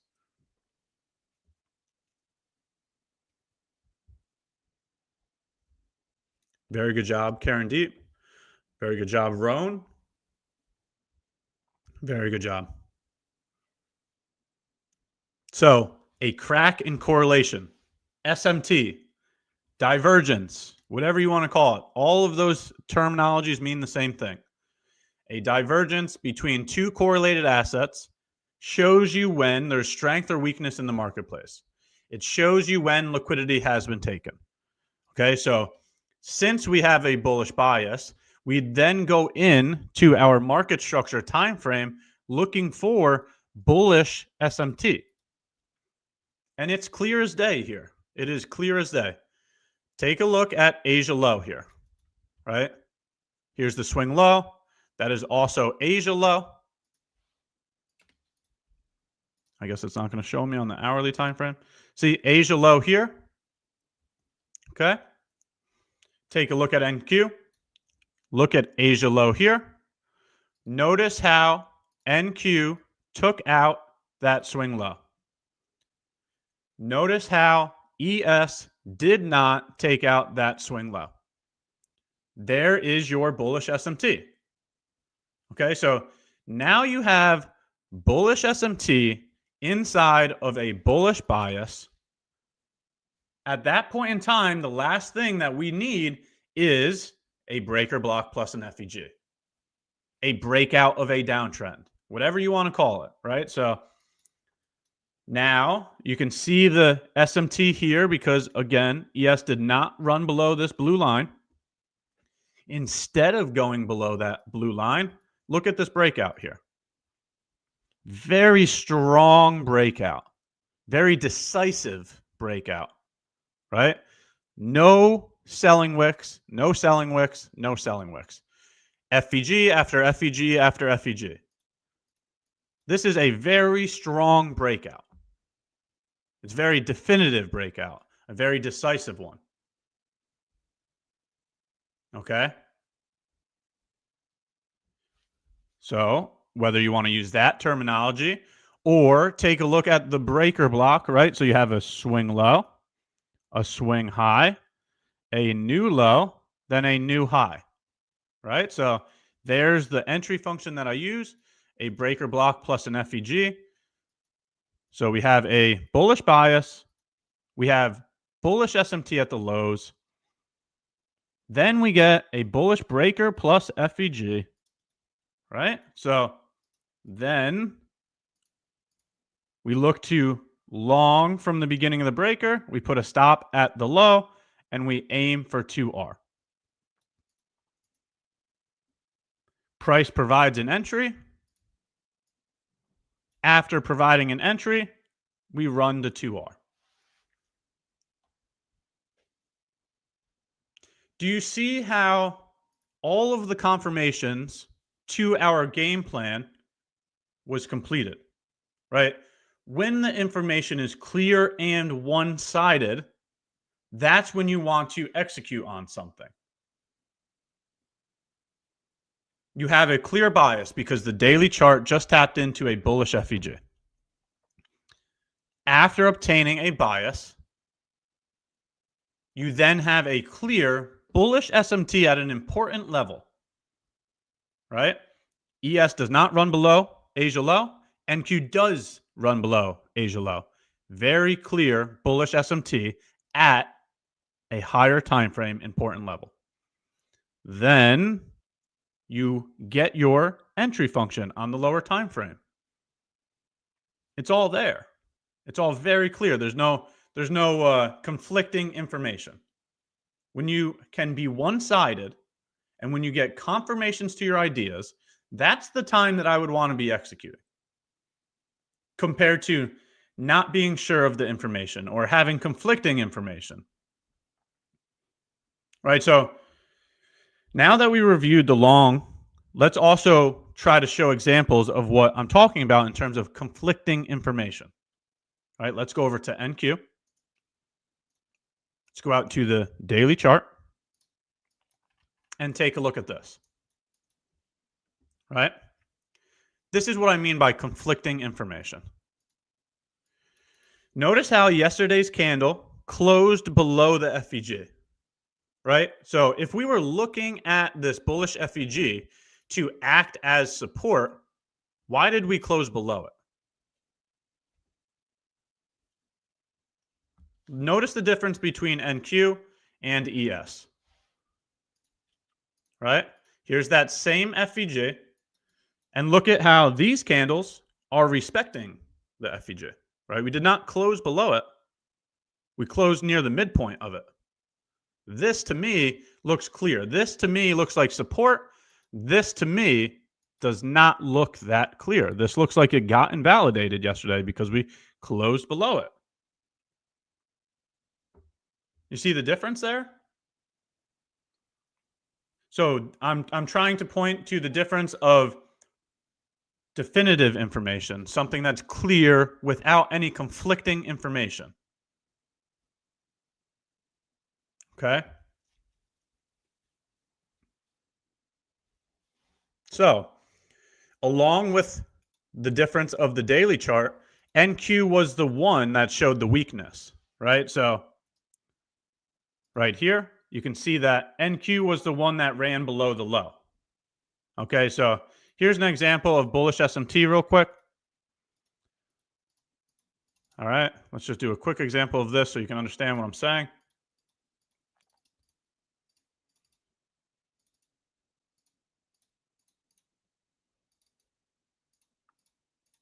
All right, so this one was NQ this morning. So when you're analyzing SMT, you want to be using two correlated assets.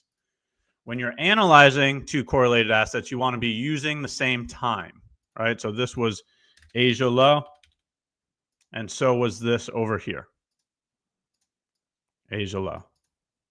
So two correlated assets, you're analyzing the two same points in time, and when there's a difference between the two correlated assets, meaning NQ ran below the low, right?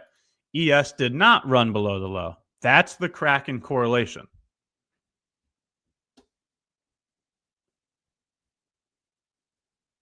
So this one is going to be the stronger pair because it made the higher low.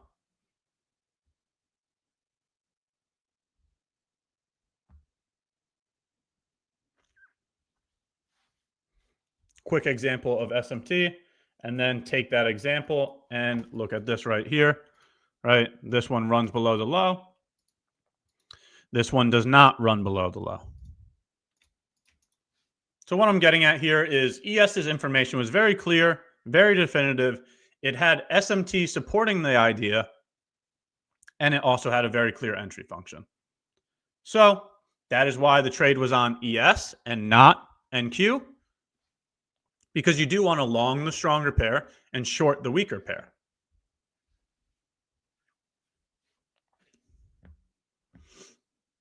All right, so that is a complete top-down analysis of the trade that happened there during pre-market.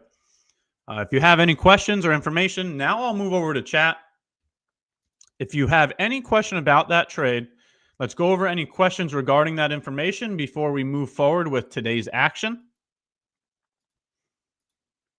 So let me just outline it one more time to see if you guys have any questions. This trade right here, the pre-market long that we just did a top-down analysis on. Do you have any questions about this information here before we move forward with today's information?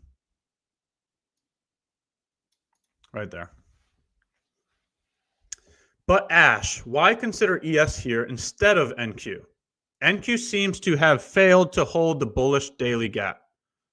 Yep, so that is quite literally what I just explained, right? So this to me is why I did not choose NQ. Okay, so here's the gap on the daily chart. Because yesterday closed below the gap, referencing that there's no support being shown there, this is not clear to me, right? So I did not trade NQ because of this right here. It closed below the gap, so this is not very clear information. ES respected the gap, right? So take a look at ES. This is why the trade was on ES, because on the daily chart, this is much more clear than NQ.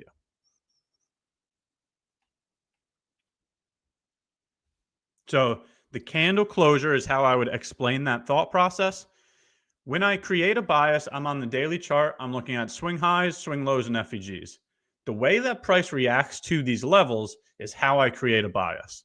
So seeing that yesterday's daily candle showed that we were getting support from this gap here, that's why the long was on ES and not NQ. So the daily candle closure showing support here is that reason. Could you have taken the trade in the 1 minute today? The time frame that you find the trade on is the time frame that you execute the trade on, right? So this is a 5 minute trade. So the executions would be on the 5 minute chart. So I do not use 5 minute information and then go down to the 1 minute chart. Less is more. Don't go flipping through 100 different time frames. It's just going to cause information overload, right? So the trade was found on the 5 minute chart, so it would be executed on the 5 minute chart. What do you think about fundamental analysis? That is a great question, and let's go into that, because we don't normally talk about fundamental analysis. We normally talk about technical analysis. So the first thing that I have to say is our economy is doing phenomenal right now, right? So in terms of fundamentals, fundamentals are when you're talking about interest rates, earnings, economy, government decisions, Fed decisions. Those are all things that create fundamental analysis. So let's take a look at some of the fundamental analysis. The earnings reports are coming out very strong right now for a lot of companies. So in terms of fundamental analysis, it looks very strong. We are in a strong economy. Our top companies are doing very good right now. There is no sense of slowing down or companies failing. The companies that lead these markets are doing really good.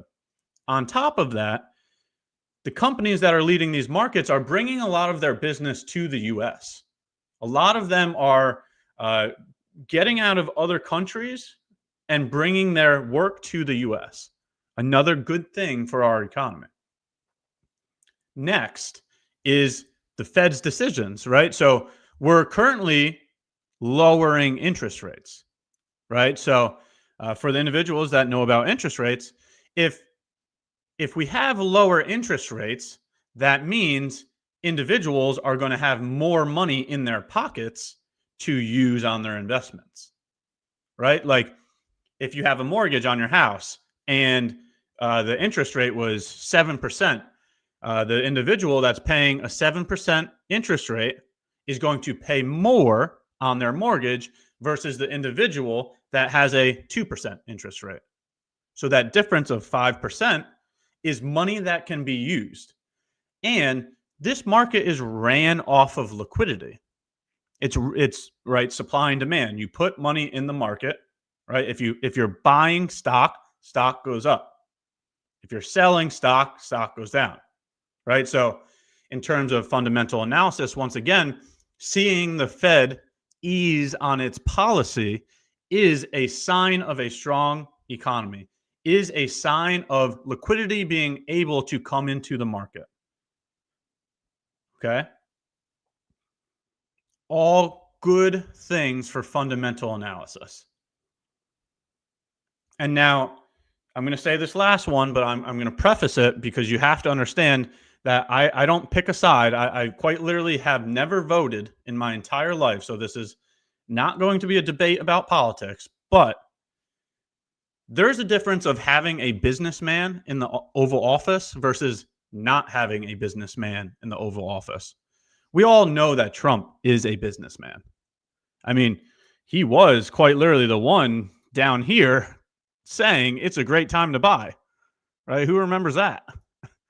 Who remembers when Trump was like, it's a great time to buy right now? It's because he's a businessman. He understands, buy low, sell high, right? So there is, in terms of fundamental analysis, a benefit to having a businessman in the office, right? That he's going to make decisions that are aligned with higher prices. Okay, so great question. We don't normally talk about fundamentals, but maybe we should start getting into that fundamental conversation more often. But, we have a strong economy right now, and policy is easing, which means more liquidity, along with having a businessman in the Oval Office. So very good question. Very good question.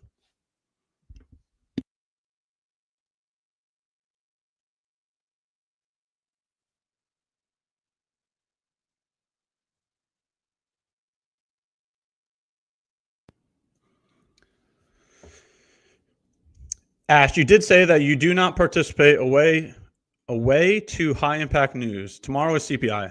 What I stated is I don't participate on the day of CPI. So tomorrow is CPI. So that would be a day that I don't participate. The days that I don't participate are CPI, NFP, FOMC, and bank holidays. So tomorrow would be a day that I won't be taking a trade because CPI is supposed to be tomorrow.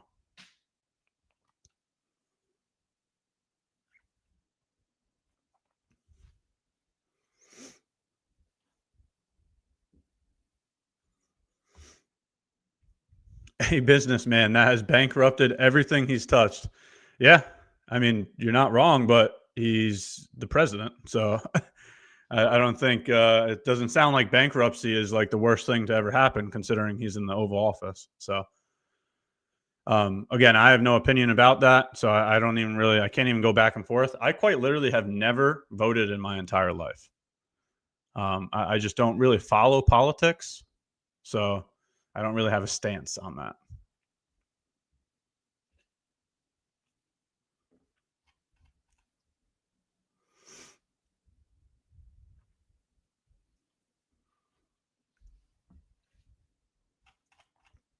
Yeah, I don't really have a stance on that. So I knew that was going to be a dicey conversation to bring up because everybody loves to talk about politics, but I can't even really go back and forth on that because I don't follow politics.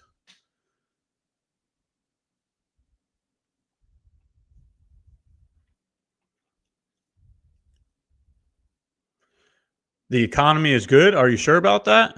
Yeah. We're not in a housing crash. We're not, companies aren't failing. We don't see people just getting liquidated all the time.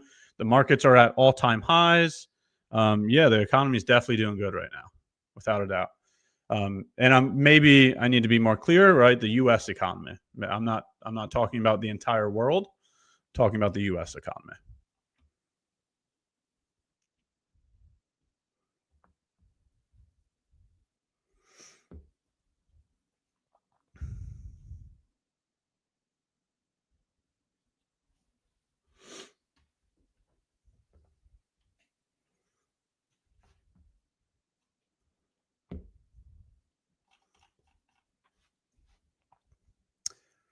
I'm just scrolling back up through chat to see if I missed anything. Give me a second. But with NQ's inversion FEG, but ES doesn't, that means NQ is weaker and ES is stronger, since they are correlated, because the same thought process can be used to short NQ. NQ is definitely acting as the weaker pair, right? The divergence that I showed is that example. So hence why it sold off a little deeper than yesterday, deeper than ES yesterday. But I'm just not interested in taking shorts inside of a bullish FEG. That's not a location that I look for shorts. So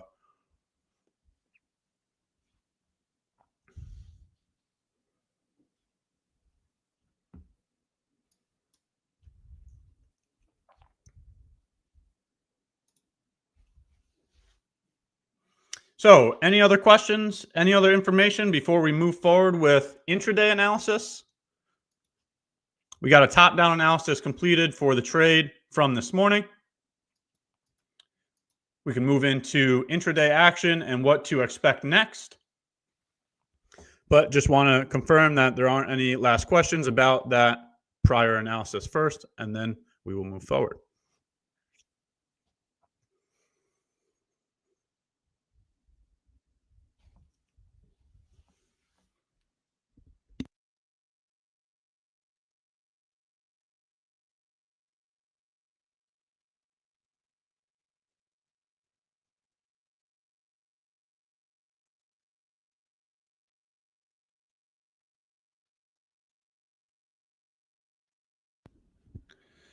All right, so I don't see any additional questions coming across.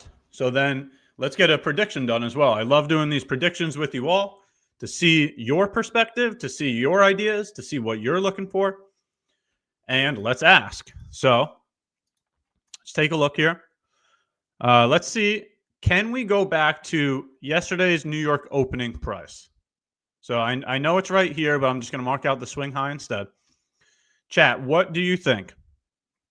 Are the bulls done today, or can we continue to trend higher?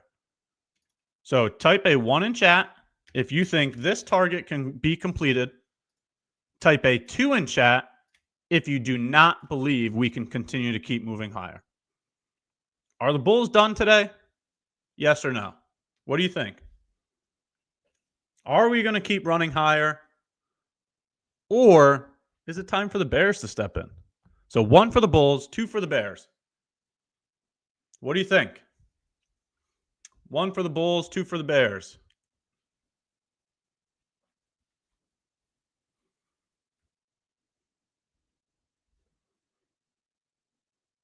Are we bullish or are we bearish? Can we continue to keep moving higher throughout the day?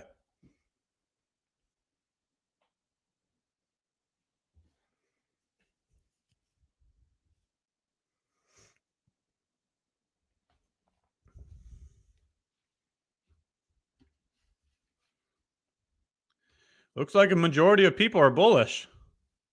I mean, the poll so far says 80% of people are bullish. Love to see it. Well, now here's the next question for you all. During this most recent dump, were you getting into any long-term positions? Did you get scared by the dump? All right, let's take a look. At any point in time during this dump, were you starting long-term positions? Were you the individual that was saying, okay, this is the top, right? Were you trying to call the top? Or were you positioning yourself for the long term, right? Do you buy during the blood, or do you get scared from the blood? Which one? Buy, fear, sell, greed, or be too fearful that you don't buy? What do you think? You think that's a long-term opportunity?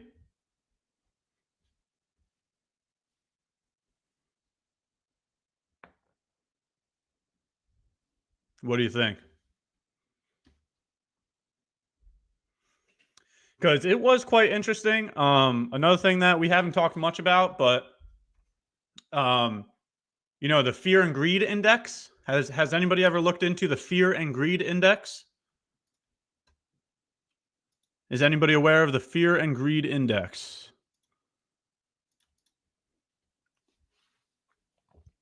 Right, because it is quite interesting to see that we were dealing with extreme fear. So the fear and greed index was at extreme fear here, which is quite astonishing because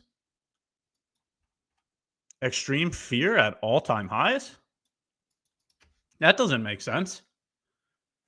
We should be dealing with euphoria, no? Right? We should be euphoric if we're at the top. Extreme euphoria would mark a top, not extreme fear. Right? So, in my opinion, it kind of sounds like we still have room to head higher here. Right? Like, is our Christmas present this year ES at 7K? Is this what Christmas looks like this year?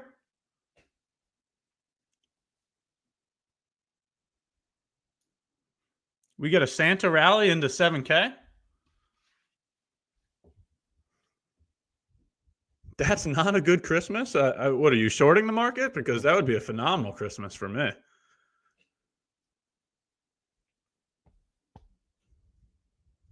Did we get a Santa rally this year? Did we run it into the year-end close?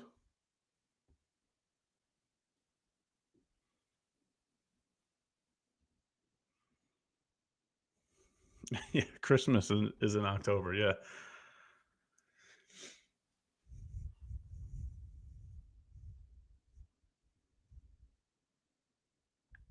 Ash, are you trading in December month? Yeah, I've traded in every single month. I don't really have a time where I take off. I'll do a vacation every now and then, but I don't really. I've traded in every month so far this year. Yeah.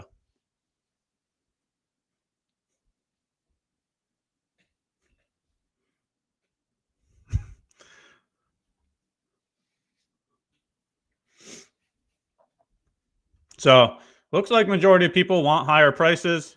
We'll see if we can go back to 9:30 open from yesterday. Let's see what we can get here. I know this isn't the 9:30 open, but I'm marking the swing high there from New York Open from yesterday. Let's see if our trend wants to stay intact. Let's get some trend lines going on there as well.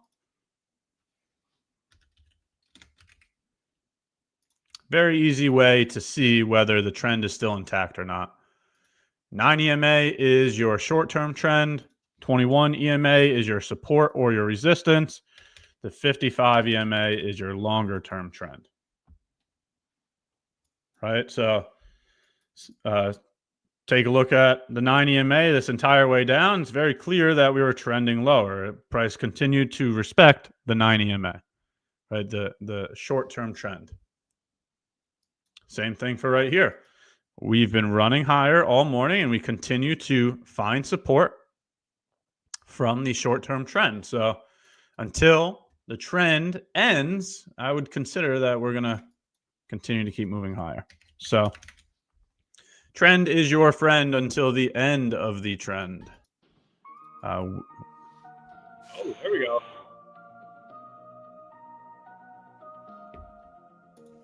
Get ready, chat.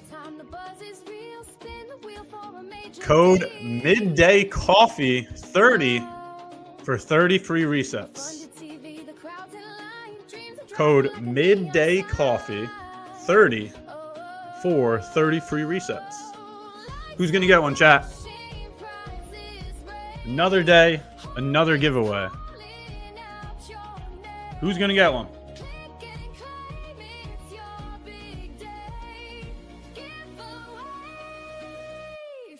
Throw a W in chat if you're able to get one of the giveaways. Throw a W in chat if you're able to get one of the giveaways. Congratulations to the winners. Another day, another giveaway. W, W, W.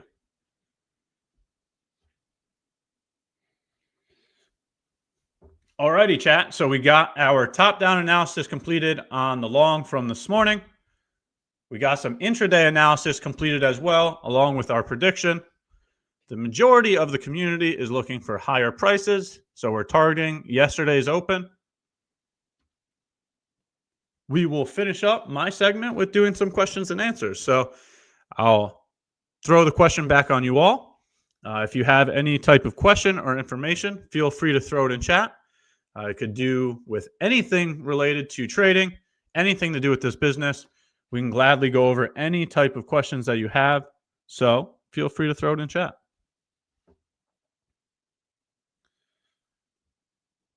Why yesterday's open? It's just the next swing high to achieve, right? I use swing highs, swing lows, and FEGs, right? So that's why I'm pointing to the next swing high available. So it's just the way that I analyze price. I analyze swing highs, swing lows, and FEGs.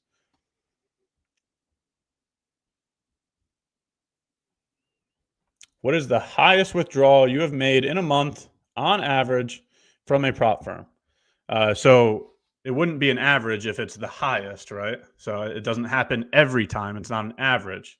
But from a personal account, I've done a $105,000 withdrawal. That was a personal cash account. And then I've also done a $30,000 withdrawal via prop firms. So those were my two largest single withdrawals.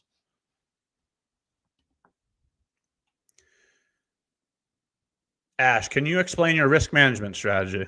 Yeah, I divide my drawdown by 10. Okay. That is the amount that I'm willing to risk on one single trade. When I'm trading, I only risk one time per day, and I try to only average 2 times per week. Okay. So now, in terms of executing that risk, let's take this off here. Now, in terms of executing that risk, I use breaker blocks plus FEGs to measure the risk, okay? And I enter at the beginning of the breaker with a stop loss below it. So it looks like this. All right. Enter at the beginning of the breaker right here, stop loss below it. So this amount of points right here from entry to stop loss, right? So 38 points. That needs to be less than my drawdown divided by 10. That's how I understand how to position size. So easier numbers over here on ES. For example, let's take a look at this. Here to here. We enter at the beginning of the breaker, stop at the low, and we could even just use a round number, so 10, right? So, for example, if I have $50,000 of drawdown to use, right? Dividing that by 10 means that I can risk $5,000 per trade. Okay, so that means at 10 points on ES, one contract would be $500 of risk. Therefore, if I'm allowed to risk $5,000 per trade, I can go 10 contracts here.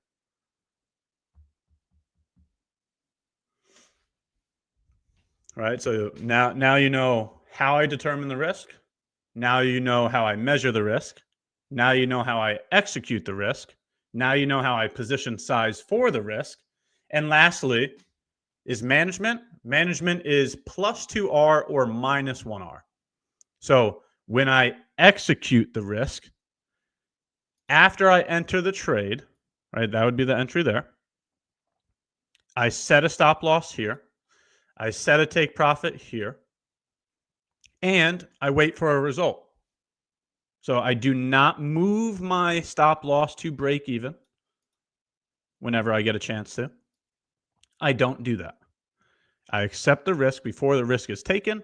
Then I allow price to do whatever it wants to do. And the results that I look for are -1R or +2R. Okay, so that's a complete breakdown of my risk management strategy. And please understand that I'm just sharing my experience. I'm not saying what is right or wrong. I'm just sharing what I've done within my own business. If you have different ideas, that's great. Okay. Just sharing what I've done.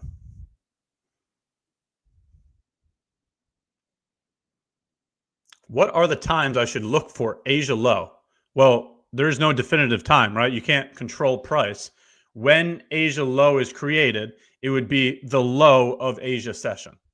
Sometimes the low of Asia session could be at 1800. Sometimes the low of Asia session could be at 1900. There's no definitive time. You have to analyze price action, right? So let's go look at a couple of examples, right? So, oh, wrong one. All right, Asia low, right, was, oh, did I say 1800? Asia low was at, what is that? That is 8 p.m., right? Yep, so 8 p.m. was Asia low today. Okay, let's go back to yesterday.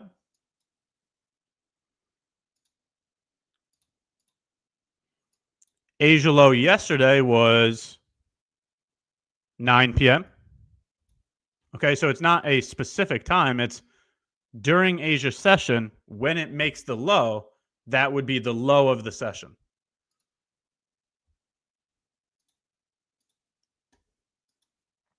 It's not going to be the same time every day.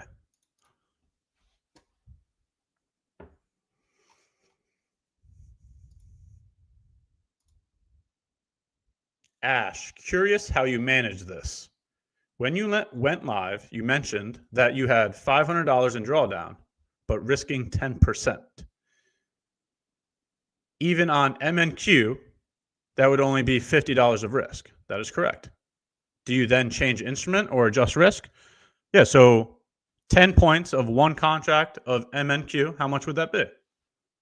Right, $20. 20 points of one contract of MNQ would be $40. Yeah, so just use the micros to adjust your position size accordingly. Right, one contract of MNQ is $2 change in your P&L per point. $5 for MES. Right, so just position size accordingly. Daily maximum number of trades is 1. Does the unicorn setup happen before the market opens? It happens all of the time. Again, there's no definitives. When it comes to the market, there are no guarantees. You can't say that the 5-minute chart is the best time frame to execute on. There is no best. There is no guarantee, right? So does the unicorn model set up before the market opens? Yeah, sometimes it does. Sometimes it doesn't. Sometimes it does. Sometimes it doesn't. We don't know what price is going to do. It can and will do whatever it wants whenever it wants to. We are here to analyze it when it happens.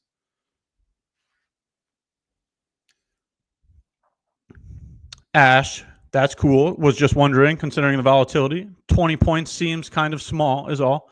Yeah, I mean, without a doubt, when the volatility is larger, using less amount of points, you have to be more accurate. But the volatility changes. That's not something that happens all the time, right? So remember back to last administration, we didn't nearly see the volatility that we saw during this administration. So you have to be fluid with the market. Times change. The market changes. You have to be adaptable. Hey, Ash, what's your schedule for MyFundedFutures YouTube? I'm here from 10:30 a.m. to 11:30 a.m. Every single morning.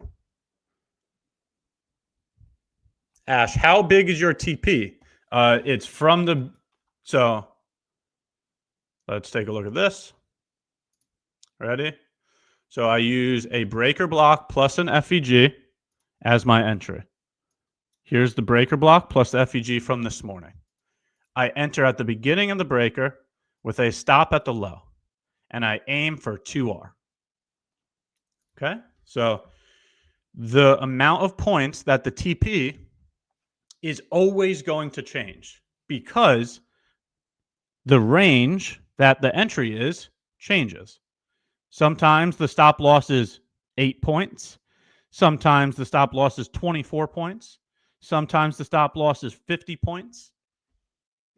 Once again, there is no definitive answer. There's never going to be a guarantee.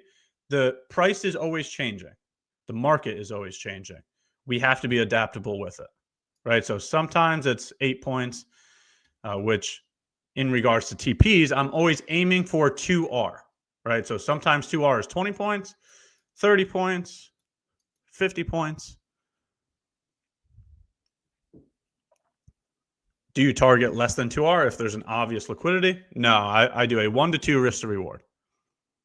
So my targets are based upon risk to reward, not liquidity levels.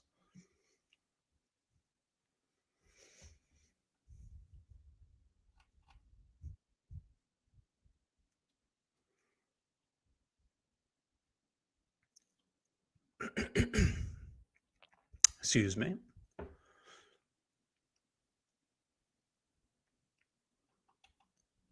So any other questions? Once again, feel free to throw any type of question in the chat.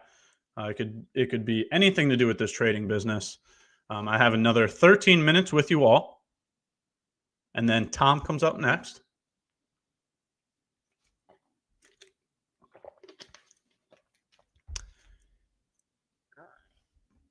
But no more than a 50-point stop loss. Once again, I cannot control the amount of points of the stop loss. So sometimes it's been 50 points. Sometimes it's been 100. Sometimes it's been 150. Right? So you're looking for a certain number, and I'm trying to tell you there is no certain number. The information changes daily. Right? So sometimes it's 10 points, sometimes it's 50, sometimes it's 100. I cannot control the number in which the stop loss is.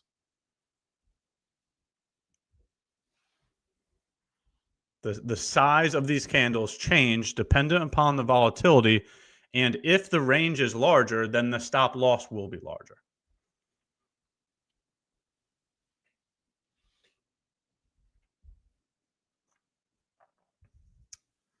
Do you trade the same time every day? And if so, what is that time? Yeah, so I'm from the US. I'm on the East Coast of the US. So New York Open is the time that works best for my daily life. So I'm always focusing on trading between 9:30 and 11:30. Yeah, so that part doesn't change. It's what works best for my daily life. I have other responsibilities to be taken care of during the evening, so I do not trade the PM session.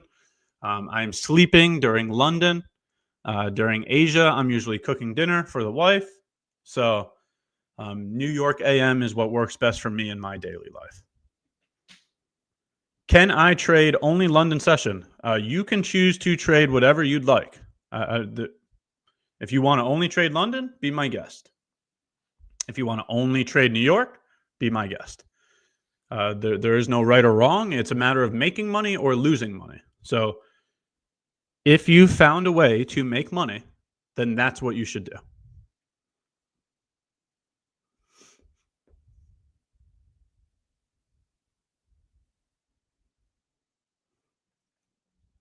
Hey, Ash, pre-market executions, something you participate in. I've taken trades before the market is open. I've taken trades during the PM. I've taken trades during London. I've taken trades during Asia. I've been trading for the past 8 years, so I've done quite literally everything under the sun at this point. Yes, I've created a system, and now I stick to it, but I absolutely went through the natural progression of being a trader, right? Trying new things, trying different times, trying different markets, trying different strategies. Yes, I've tried many, many different things. It has led me to the strategy I have now. Now I find discipline in my strategy, but yes, I have taken trades during pre-market before. Yeah.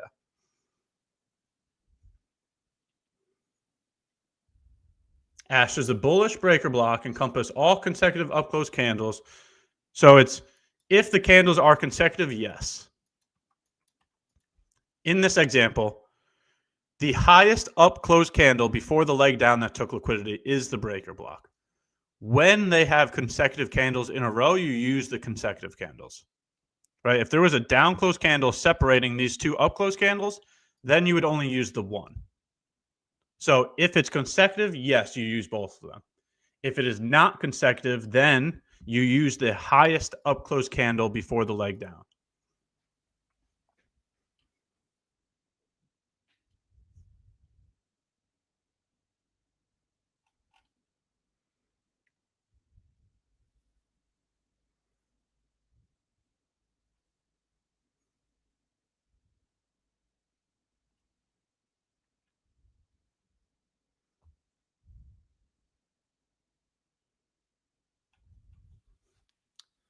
So we got another 8 minutes. Once again, feel free to throw any type of questions or information in the chat. We're doing a Q&A for the last portion of my segment.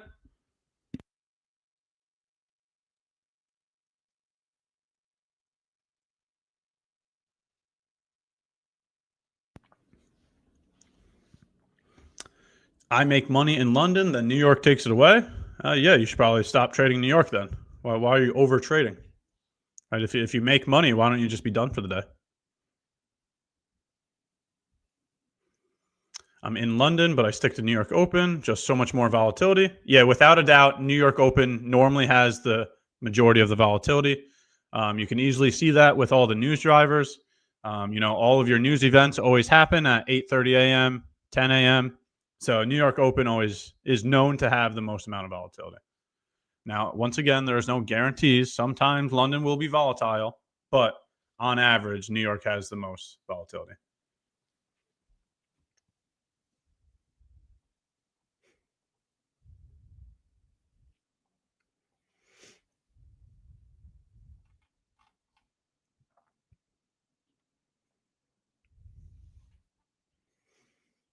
New York Open is for gamblers. Can't prove me wrong. All right, so nobody try to prove him wrong because you can't. He specifically stated you cannot prove him wrong, so might as well not even try.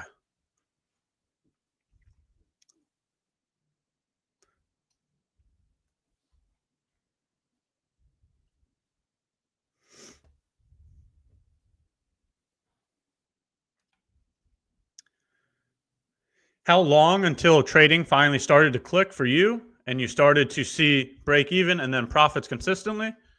So my first year, I 100% believe that it was just beginner's luck. My first year, I had a good couple options trades, which netted me a nice little payout. So I was profitable in my first year, but I really just think that was beginner's luck because my second and third year were awful. It was just trial by fire. It was a lot of strategy hopping.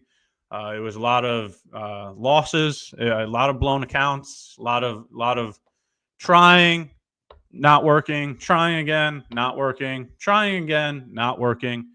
The second and third year was a huge learning opportunity.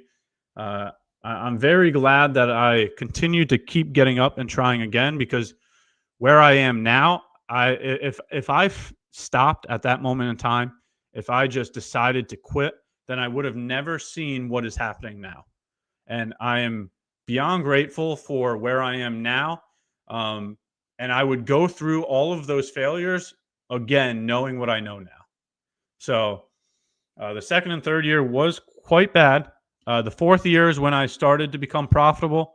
That's when I started to be consistent in my approach and my withdrawals and my expenses. So it took me about 4 years. But you do have to understand that being profitable does not mean that you're guaranteed profitability for the rest of time. Okay? This is a battle.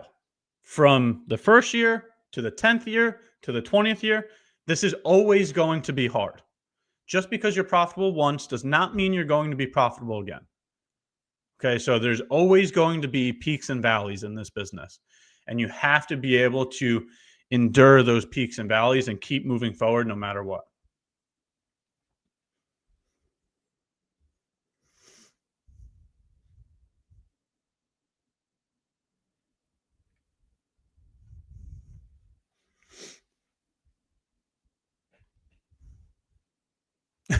My options account was all about trying and crying. Yep, that quite literally sounds about right.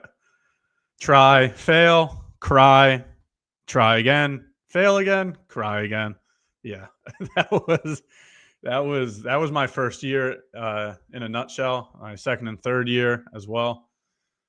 I don't miss those days, to be honest. That's why I don't trade options right now. Right? I picked futures for a reason. Do you have a specific profit target for the day? The only target that I have is to show up and complete my process to the best of my ability. I did good if I followed all of my rules and I created a game plan and executed the game plan. That is the only target that I have. The results are a byproduct of that. So the only thing that I look forward to is being capable of creating a game plan and sticking to that game plan. If I've done that, then I've won that day. The results don't matter.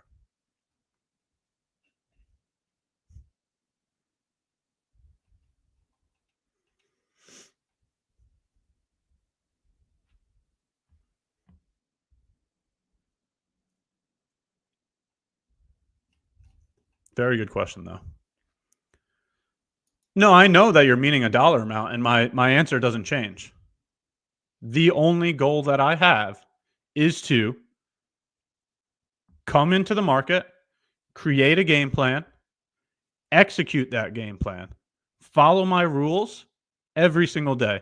That is the goal. The result, whether I win or lose that trade, is not the target. The target is following your game plan and following your rules. If you followed your rules, that is a winning day. If you did not follow your rules, that is a losing day. That's the only target I have. I don't have a dollar amount target.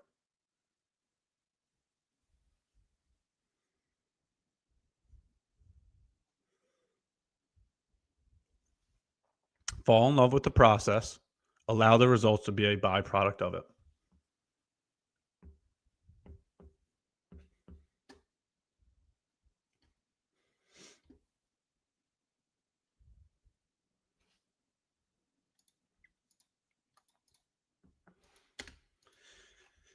So, getting that trend higher there again. Let's see if that's from the EMAs. Yep, there's your 21 EMA, right? That is your area of support or resistance.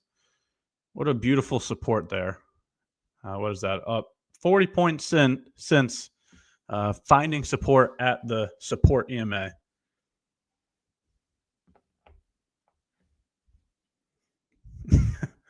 I hate that yellow EMA on the white background. Does it hurt the eyes a bit? Is that why my eyes are hurting? Is that why?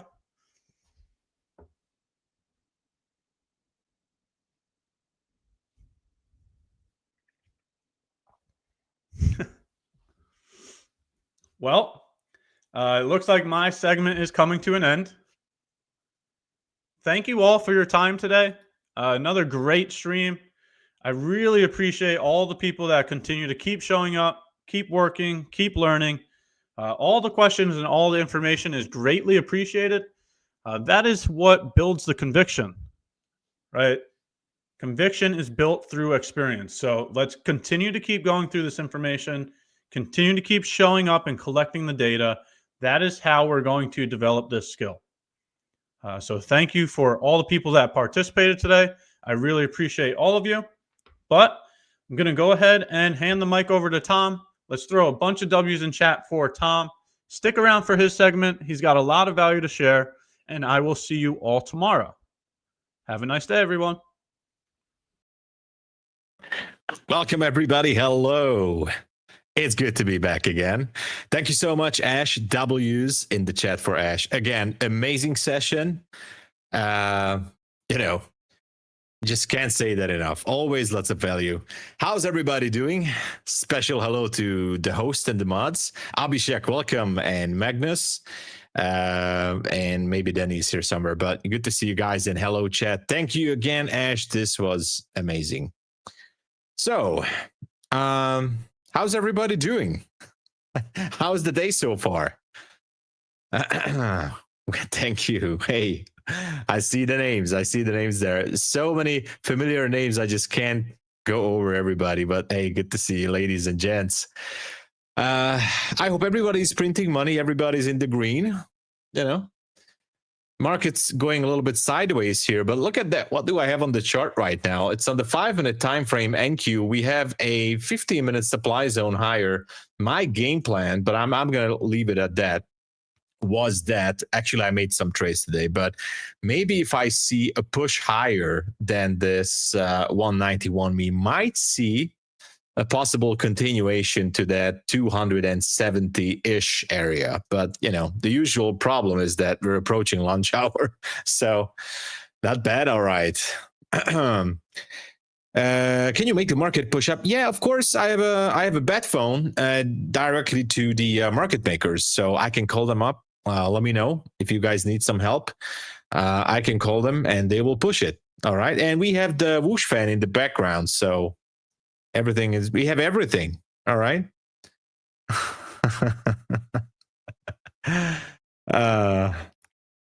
Let's go. Yeah, exactly. That's what we're going to do. So, I really hope that everybody's in the green. If you're in the red, don't worry. I think, by the way, this week we're seeing, kind of good price action, good movement around the place.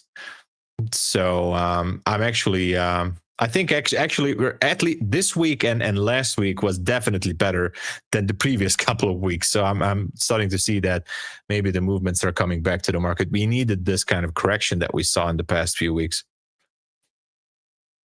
So what's happening? Abyss, welcome.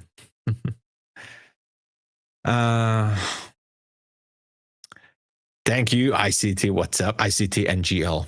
I never know. I mean, these new names, like this format. Sometimes I forget to recognize those names, the usual names. But anyway, we're gonna go through a bit of a recap here of what happened, and there's some exciting things going on gold too.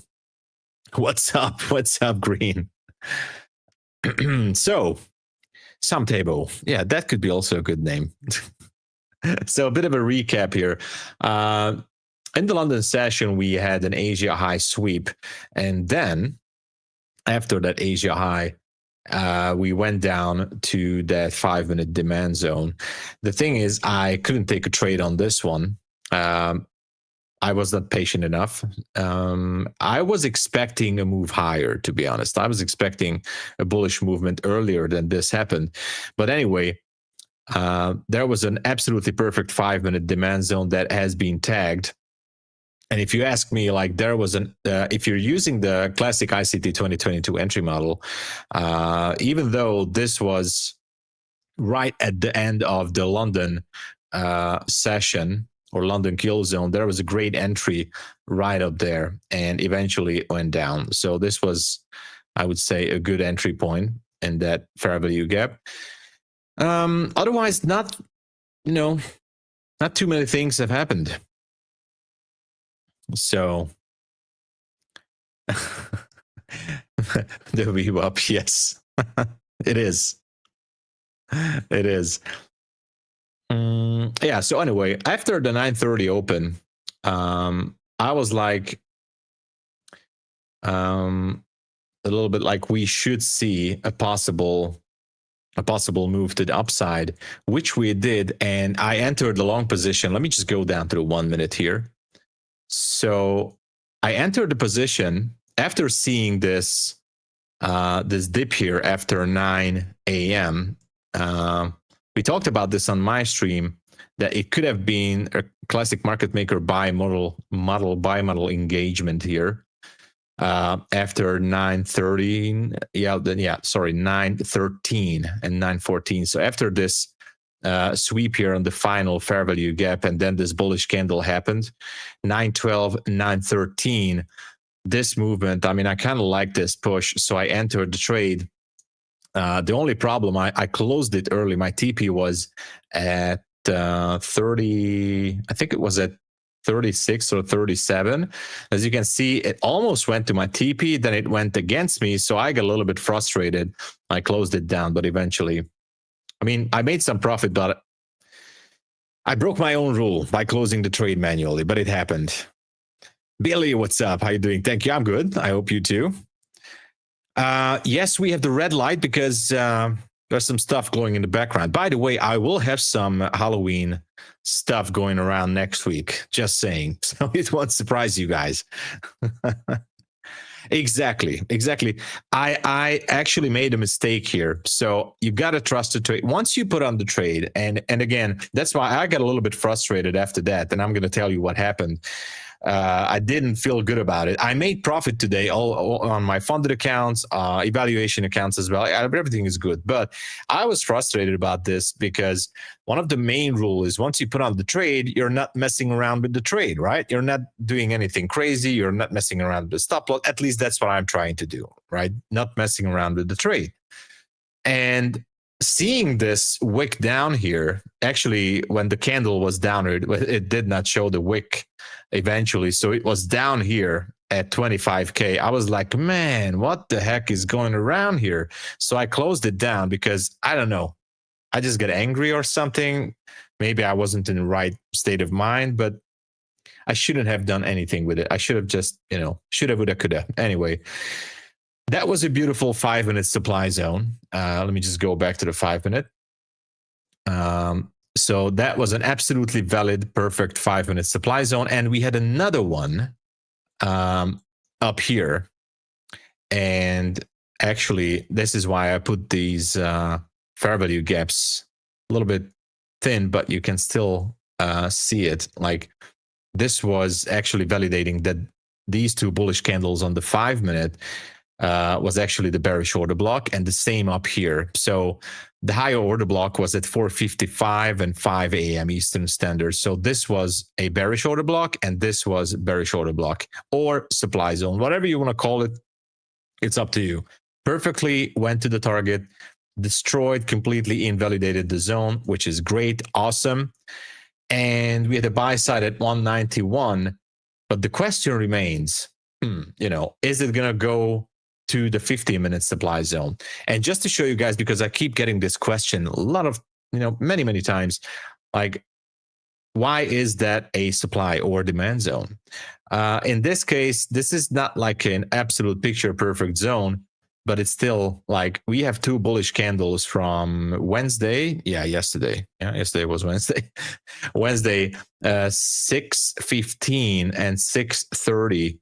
So that's like not such a significant time segment here. But anyway, it pushed higher, swept a bit of a liquidity from this fair value gap, and, above these swing highs, there were like 1 and 2 swing highs on these candles high, and swept the liquidity. Now, the criteria, and this is a good example just to show you guys, because, details do matter. Okay.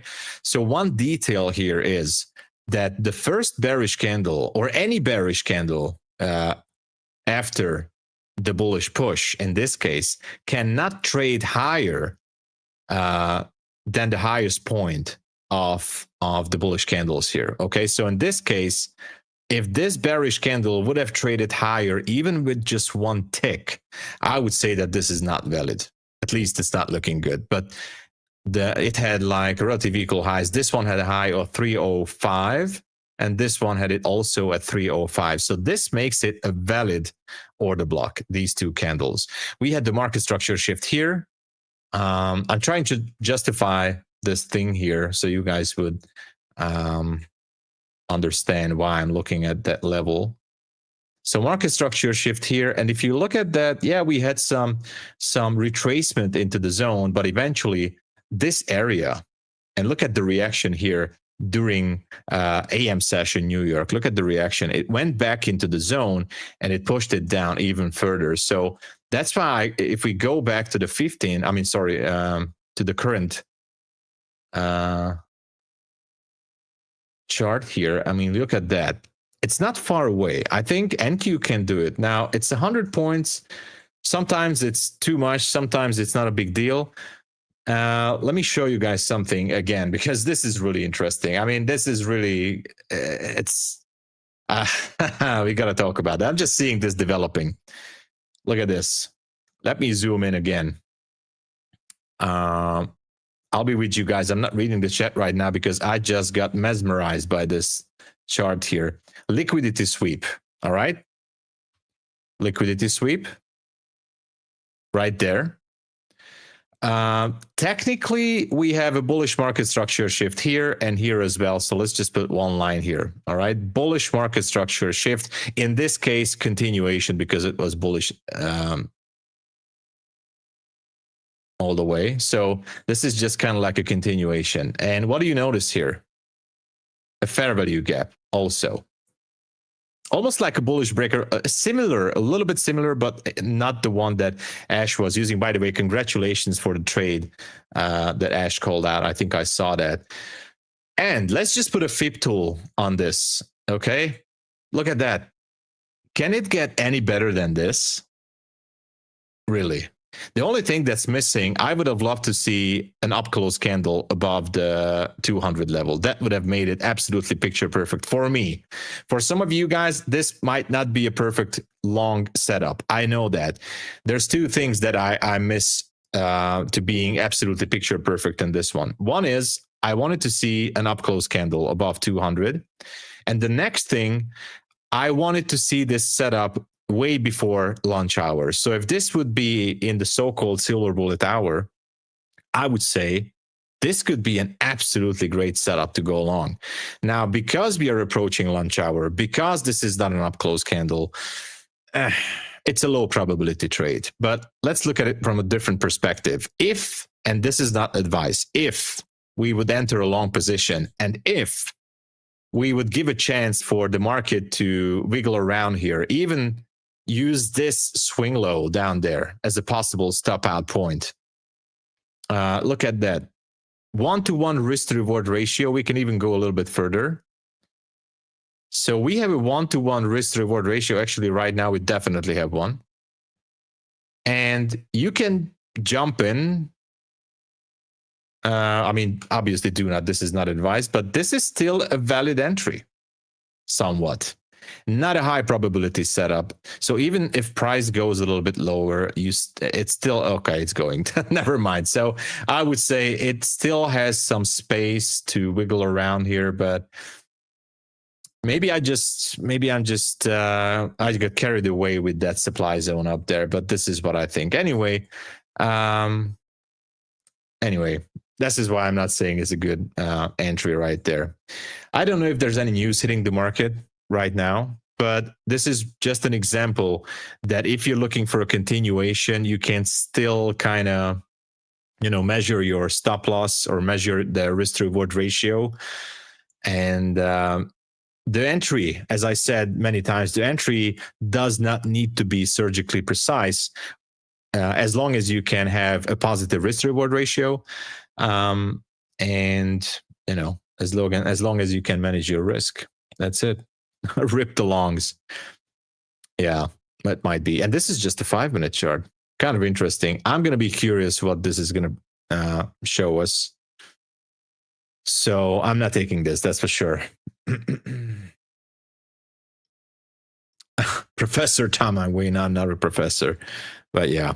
And by the way, I decided that maybe next week, or maybe I'm going to do it tomorrow, a little bit of a teaser.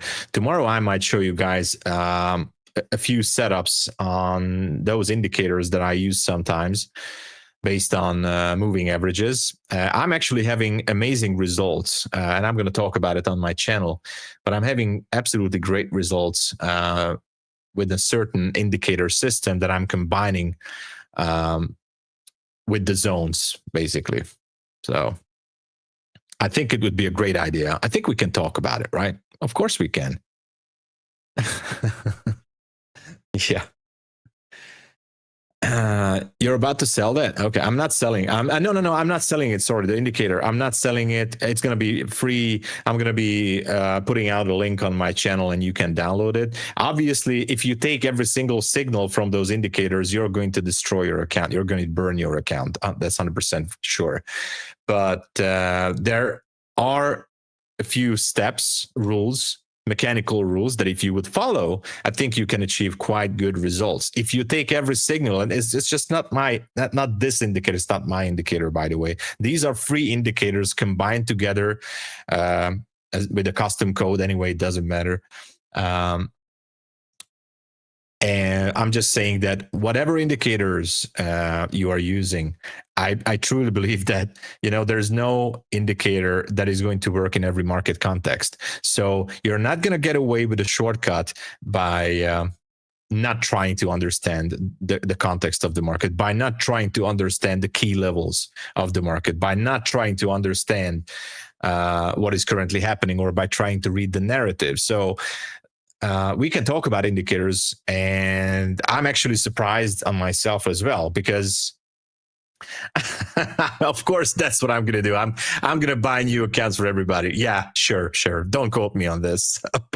I'm just saying that like 2 years ago, or maybe 3 years ago, I was completely against this idea. But you know what? I confused myself 3 years ago, but now I convinced myself that it's all about risk management. And it was a big,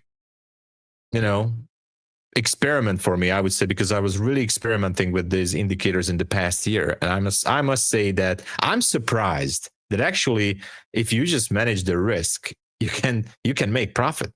Obviously, there are different ways to make profit, but it's just one of the many. So I'm familiar with video games.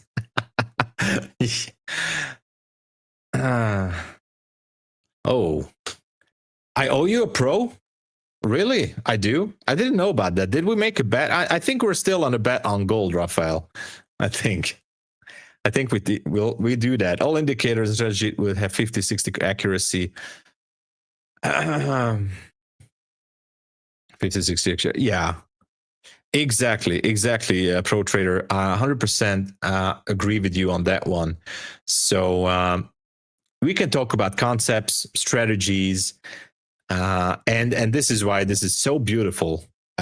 Really, I'm saying the word beautiful because this is art. Looking at the charts is beautiful. This is art. This is a certain amount of art, by the way. You can put, obviously it's not healthy to have a chart that looks like spaghetti and it looks like Darth Vader's bathroom or something. So that's not the goal. So have it simple, make it clean, but I do believe that there's so many ways to do this. All right.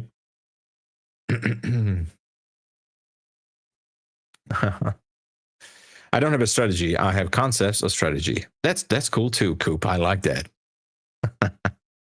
Yeah. So just a second. I want to check something real quick here. Okay, never mind. I just wanted to check something because I thought that I have a screenshot of that to show you guys, but I don't really find. Anyway, I'm going to find it for you guys tomorrow. There's going to be a bit of a sneak peek about that.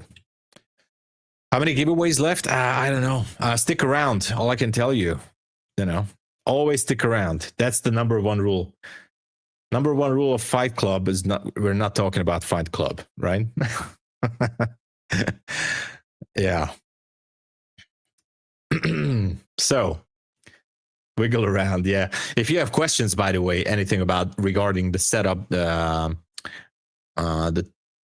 chart. Oh yeah. Gold. I wanted to check something on gold. Yes. So look at the 5-minute supply zone here, how beautifully it got tagged.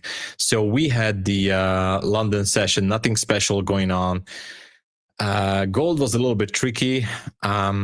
Actually, it went up to the 5-minute supply zone, but then it actually went through this level. And if you guys are trading gold, I wanted to show this. There is an absolutely picture perfect 15-minute supply zone on gold at 4209.6. If any one of you guys are trading gold, I just want to say that I'm not saying it's going to go there right now, but this here is an absolutely perfect supply zone starting at 4209.6. All right. I don't know why gold did not go through the 4175. I don't know. I thought that this is gonna cut through easily. and it didn't. It's just going sideways. But anyways, maybe in the PM session, maybe. Who knows? Gold can move. If not in the PM session, I have a strong conviction that this move higher can happen during the Asia session. Maybe it's going to get kabooshed, right? Who knows? We'll see. I like that word, by the way, kabooshed. I really love that. I want to make a t-shirt from that. Anyway, looks like, let's just go back to NQ. Kabooshed. It seems like it's, I like the way Steven says it, kabooshed. It got, by the way, would somebody tell me what does exactly, like in the technical terms, what does kabooshed means? Stick around t-shirt also, kabooshed. I want the kabooshed t-shirt to stick around. I want to have a t-shirt like personalized guarantee. I love that. Me and Methodical Man, we used to troll each other with that personalized guarantee. Stick around and find out. So can anyone tell me exactly in technical terms, what does the kaboosh? I have to ask Steve, maybe. I have to stay up in the Asia session and I have to ask him. So huge sudden drop. Thank you. Okay. Thank you. That's it. Because Tom said so. Okay. Okay, so that is a huge sudden drop. Thank you. Squashed, crushed, destroyed. Thank you. Kabooshed. All right. I love that. I love it. I'm gonna steal that from Steven. I'm gonna steal this. I love this word. I really do. He has to put some copyright on that. Anyway. Yeah, you got to follow the rules. You got to follow the rules. Anyway, exactly. I'm going to have to take the copyrights on that one. Yeah. I definitely.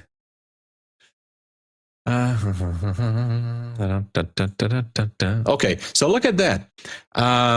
NQ is currently, it swept some more lows, but because of the risk to reward management, risk to reward and risk management, which I told you guys, this would still be valid. So the stop loss that I was kind of like anticipating for this move to have, if anyone takes a trade on this level, obviously, because it's going sideways for too long now, you can expect a liquidity sweep at least once more. And this is not like a concept or anything, but it's not surprising that the market goes down and sweeps a little bit more. Seeing this move here is absolutely awesome, by the way. Even if it goes down with the elevator, it's just really interesting. And anyway, it kind of gives me an extra confidence and conviction every day that I just like to see these zones being taken out or tagged. But anyway, we'll see. It can happen later.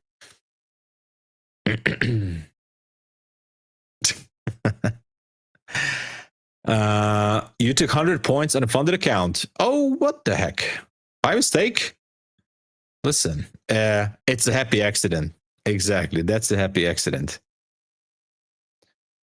This is for the word kaboosh. The word you'll likely thinking of is kibosh. Okay. Often heard in the phrase put the kibosh on, which is a colloquial term for putting a stop or ending something abruptly. Okay. I like that. Thank you. Extraordinary Cave Trader. That was the most perfect scientific explanation for that. Oh yeah, by the way, nowadays I keep forgetting saying that. Please smash the like button and subscribe to the channel if you haven't already. The daily routine says you need to share the link with everybody. Everybody. But if you're following the rules on a trade like this, so for example, this would not be an A+ So if this would be the time that I would sit down to trade. This would not be an A+ setup for me, but I could still take it with the lower risk. So nobody is saying that you should not take the trade, especially if you did not have the time to trade in the AM session. I'm just saying, like, this could be an opportunity still to go in the market, but with a much lower risk. All you have to do is follow the rules. Going in the market with low risk, that's also following the rules, as long as you're within your trade cap, right? It's a bedroom term. Oh my gosh, it is. Sherry, thank you for telling me. Okay, now I know. So I'm kind of looking for that 270. Actually, I'm not in a trade, but I'm still looking for that 270. You know.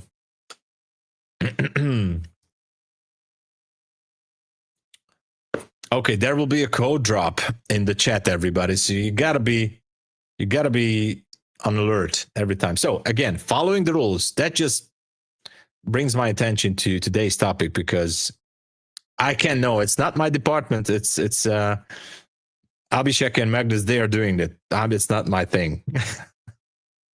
That's not my thing. Yeah. So if no questions, actually something. Why? I mean, I'm talking about, the charts. I'm talking about risk management. Abhishek is handling the pressure. That's how it goes.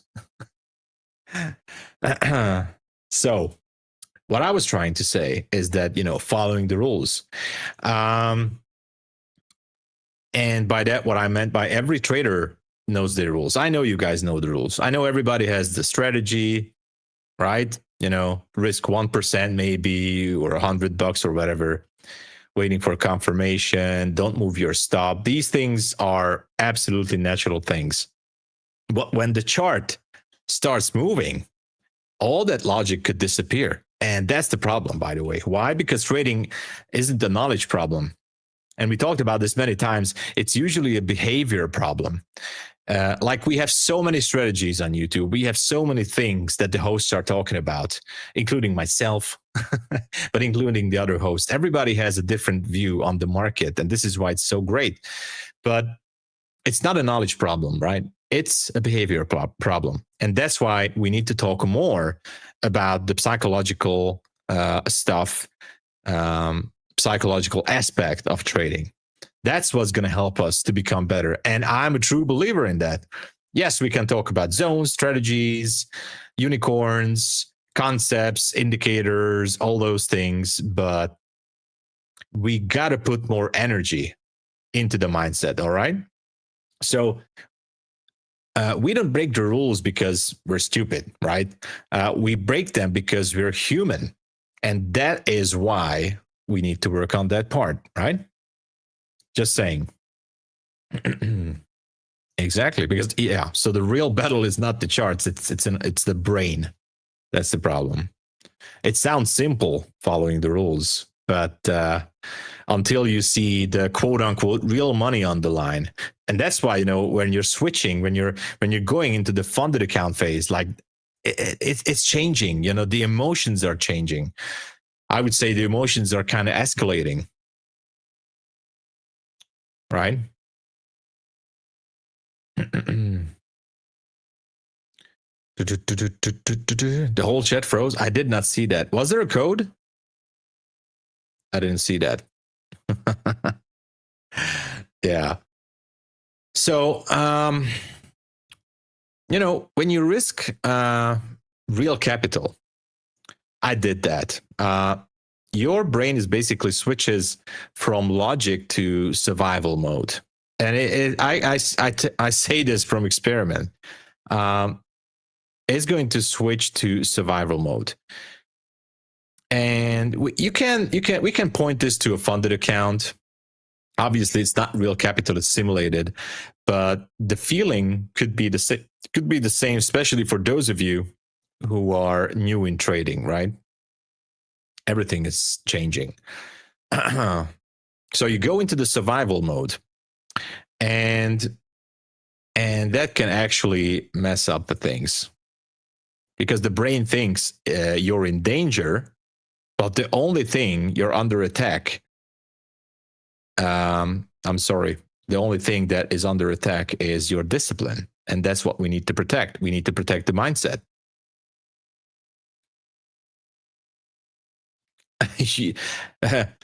Thanks, Dunk. You love this behavioral talk?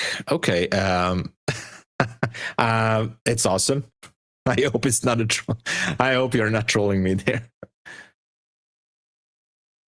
No, it's not. I'm not the real predator. No, I'm not. And usually I say that there's an emotional hijack into this, because trading triggers these primal emotions, like the main thing is fear, right? That's what we feel all the time, even if we don't acknowledge it. Like it's fear. Fear of missing out, fear of being wrong, fear of losing, all these things.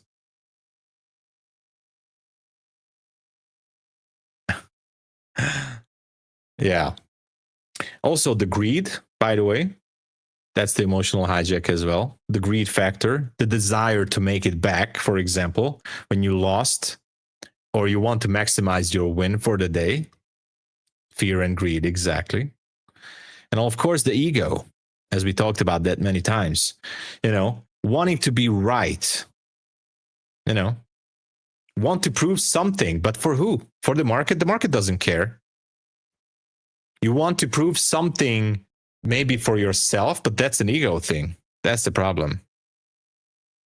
You're trying to flex, but for who? I mean, do you want to flex in social media? I mean, but that's a different topic. If that is something that drives you to flex in social media, I think that's a bit of a bad habit, but I don't want to judge anyone. All right. For Hungarian president, sure. So, yeah. Usually these emotions are the ones that are overriding the logical mind. And that's why it's kind of a trap. Like Admiral Akbar would say, it's a trap. It's a trap. So you can write your rules when you're calm, but you have to live them when you're emotional, and that's totally different. And that's why I'm saying it's different on the funded account, different on your personal cash account than only being on an evaluation account. That's why most traders say, like, I know what I should have done. I say that also a lot of times, like, I know what I should have done, because the problem isn't the plan. We know the plan.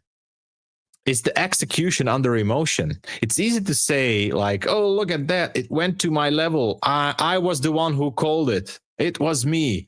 I called this level. I called this algorithmic precision to the tick. I called it. Gather around, because I was the one who said this yesterday. Yeah, it's easy, but the emotion under execution, that's the thing. Just saying. There was a nasty code or something. I did not follow. Was there a missing letter? All right. Sorry, I wasn't following. But so far, price is still going nicely into this direction. This 270, that's cool.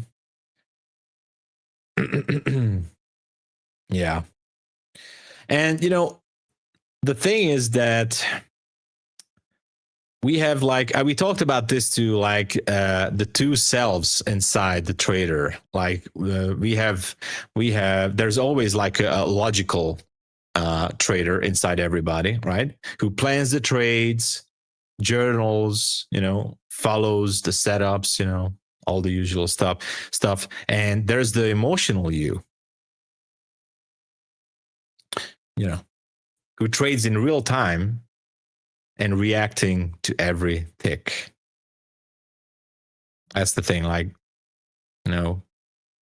putting those together, that could be a problem. Every day you're in a war between those two mindsets. And it's very hard. Mark Douglas was talking about this because he was a coach for brokerage companies in the 80s and the 90s as well. And he said this many times, even in his workshops, like we got to accept the fact that, I mean, back in the days, obviously, it's a different market and you know, different ways to operate in the stock market, especially back in the 80s. But there were people who were doing the analysis, and there were different people who were executing the trades according on those analysis that they got from the analysts, right? So they separated the divisions, as he told, and it was very rare to find a trader on the trading floor. And I'm not saying this like, I'm just saying this because he said this on his video workshops. Like, it was very hard to find people on the trading floor who were great in analyzing. Oh, there's a code, everybody. There's a code. I see it. Bravo Tango Alpha, everybody. The code is coffee for lunch 30. 3 resets, everybody. Okay, everybody, come on. Quickly go. The code is happening. It's too late. Come on, everybody, run. You gotta go real quick. The code is happening right now. Just go for it, everyone. Bravo Tango Alpha Zulu. The code is coffee for lunch 30. All right, that was the code. I hope you liked it. So let's see. What was I saying? So I was just saying, like, there was a code, right? So there was a code. I just wanted to say that there was a code. So, good morning, Vietnam. Finally, you guys are awake. I know. Sometimes, yeah, voice actor, sure. I'm just saying, like, I know that this topic, I needed to do this because everybody's sleeping. What is this, a snooze fest? Come on. All right, get that coffee. Okay, drink the coffee or the Red Bull. I don't care. And watch for what I'm saying here. Okay. I don't get it, man. Everybody's sleeping or what? Push the like button and subscribe. Dang it. All right. So, as I was saying, yeah.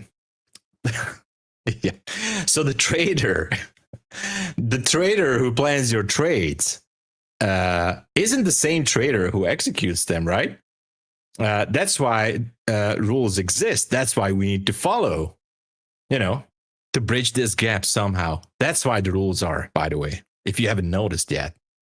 We need to bridge this gap somehow between the logical side of you and the emotional side of you, or I would say the analyst and the trader, as Mark Douglas was saying it, right? So we need to do something about that gap. It's just important. So that's why I said, look at that. We're, by the way, at 215. 215, nice. So as I was saying, rules are easy to follow, but it's hard to obey. Why? Because, following the rules requires emotional endurance. That's why it's easy.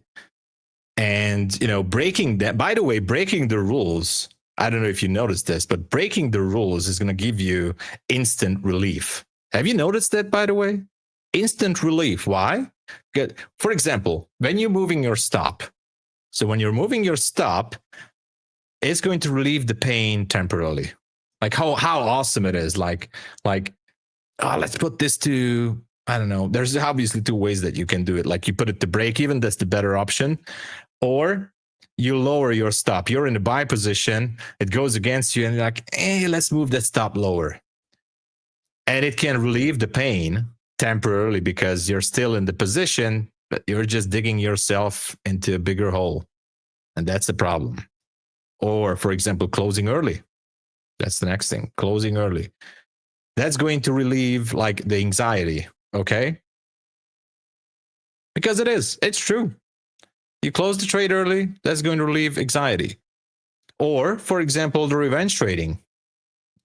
That's going to relieve the frustration, by the way. Because you just can't handle the loss. You start to revenge trade because I'm going to show the market, I don't care. I'm going to show this market that I'm better. And if you're lucky, yeah, you're going to be relieved from your frustration. If you're not lucky, then you know, I don't want to say it. Just saying. So, but what I'm trying to say is like every relief trade is going to cost you long-term confidence, right? Long-term confidence is burning away on these kind of actions. You never forget that. I always try to remind myself when I do, because I do the same mistakes every month. I do the same exact. The only thing that I think I'm getting better a little bit is that these so-called incidents are actually not occurring that much as they were occurring like 2 years ago or a year ago. So I think I'm getting better and on this because yes, I'm getting the payouts. But what I want to say is that if you do these things, then obviously you're destroying that confidence. Step by step, maybe small steps. Every broken rule is a withdrawal from your self-trust account, right? Basically, you can say that too.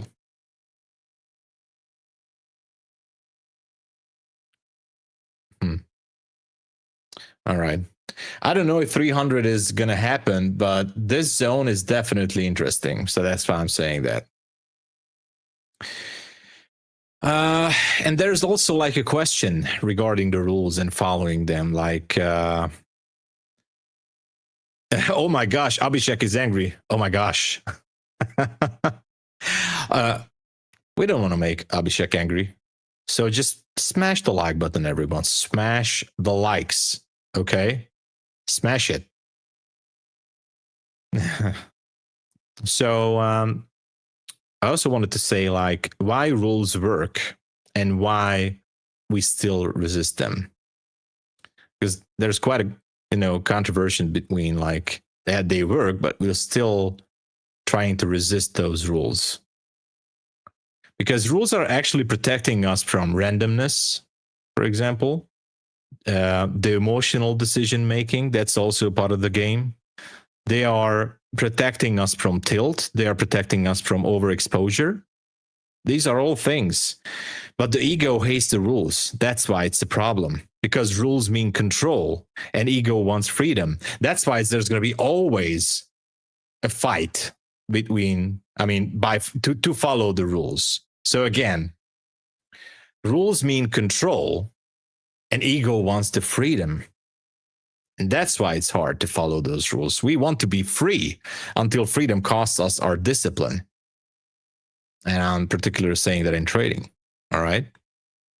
So, and actually it's your brain can actually trap you into this because your brain is releasing dopamine every time you take a trade, every time you win, or every time, even anticipating a win. Your brain is going to release that dopamine, right? This sort of like reward loop wires impulsive trading for one, and you start chasing that feeling, not the setup. So once you go into this downward spiral, you're just going to chase that feeling, and you're not going to chase the setup. You want to feel again that, okay, you're doing this, you're the excitement, the dopamine. So you're not addicted to trading. You're addicted to uncertainty disguised as an opportunity, right? So it's kind of shifting the balance. You're not even recognizing it. You just, you open up your chart one day, if you're in a downward spiral, and not just for a day, or you're doing it for days or maybe weeks, you won't even recognize it. That you're basically just addicted to uncertainty. And you're developing a false intuition or whatever, but that's another different segment. I'm just saying, like, you gotta be aware of this. Okay. Yeah, and I know that I got this question many times in this sentence, like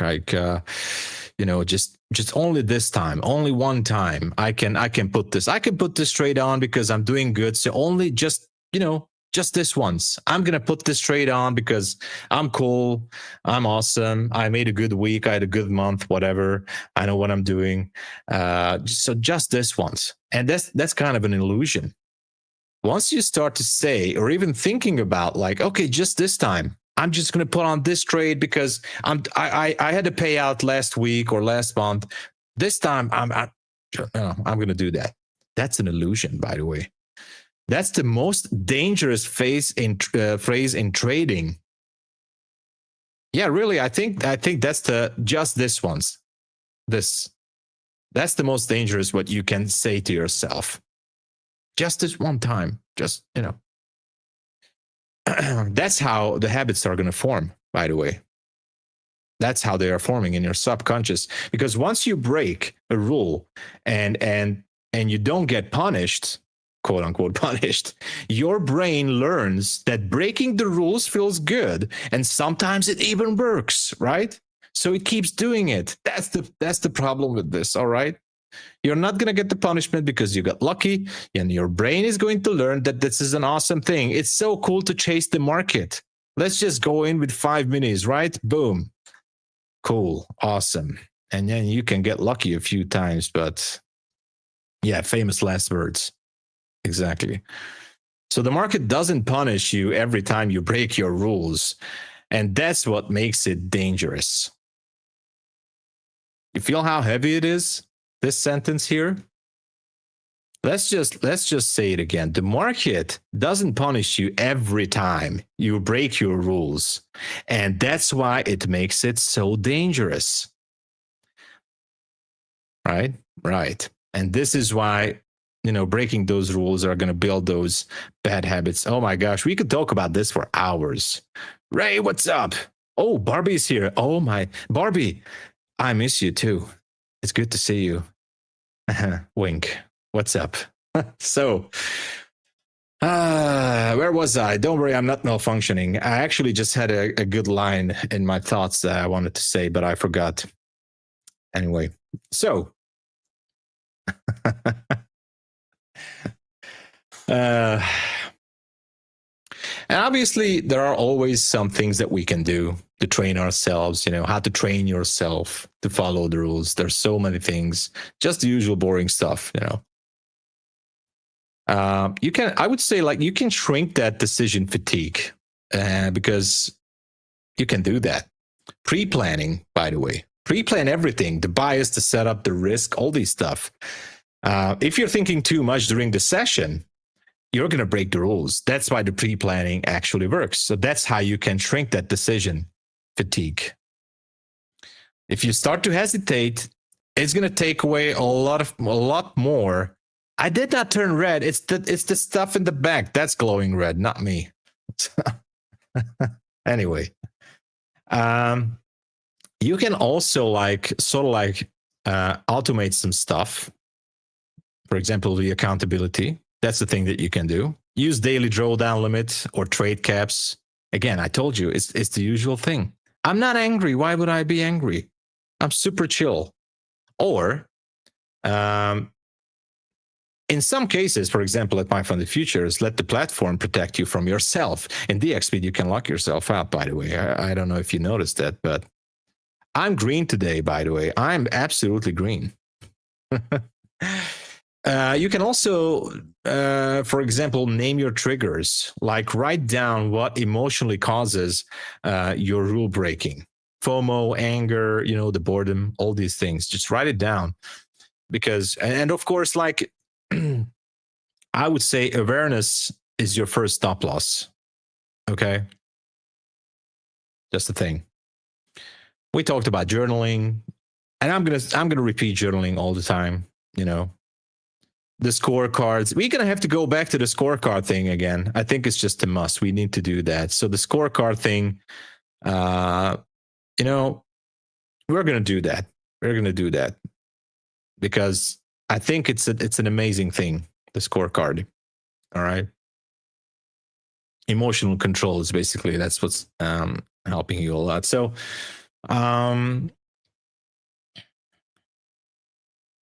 basically, what I'm trying to say is rules are like stop losses, right?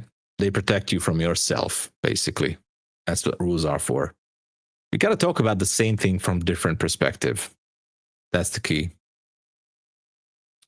And of course, as we said many times, emotional discipline is also a trading edge. All right. Discipline is not like a natural thing. Discipline is only going to happen when it's trained. So you have to train. It's trained. Okay. Discipline is a thing that needs to be trained in order to work. And to develop that discipline, I'm sorry to say this, you gotta fail many times. Every time you choose to follow your rules over emotion, you're strengthening like a natural pathway, like literally rewiring your brain to become like calmer, sharper, and less reactive. That's what we're doing, right? Discipline is technically a muscle. Every rule you follow makes it much, much stronger. That's why. What is going on with this market, by the way? I don't know.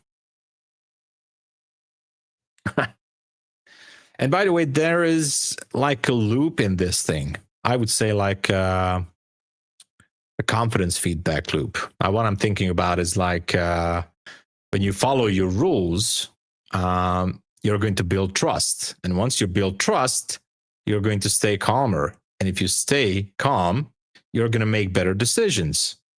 And if you make better decisions, you're going to follow more rules. That's how it works. That's the best thing in this. It's kind of a loop. Basically, that's a cycle of compounding discipline. And I like that. Every rule basically that you keep is going to pay you in confidence. Yeah. So, no questions. All right. So it's basically what I'm saying. You also need the mindset shift for this in order to work. And that is by, stop seeing these rules as restrictions. Many new traders might say that, oh, MyFundedFutures, by the way, MyFundedFutures has maybe the least amount of rules that you need to follow. But still, you got to see these rules not as restrictions, okay? See them as boundaries that protect your future self. All right? That's the way you need to see these rules. Because these rules don't cage you. They're actually going to free you from the chaos. Even knowing by what's your maximum loss limit on an account, what is the maximum contracts that you can go into trade. These are also rules. And you need to focus on that. All right. And obviously you don't follow rules because you're weak. You follow them because you respect the craft.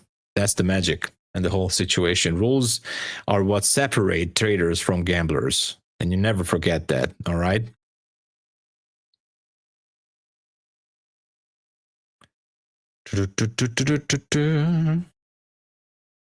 All right. So what is happening in the market? No question. Discipline and risk management. Exactly, Ricky. Exactly. So obviously, there's still more to this.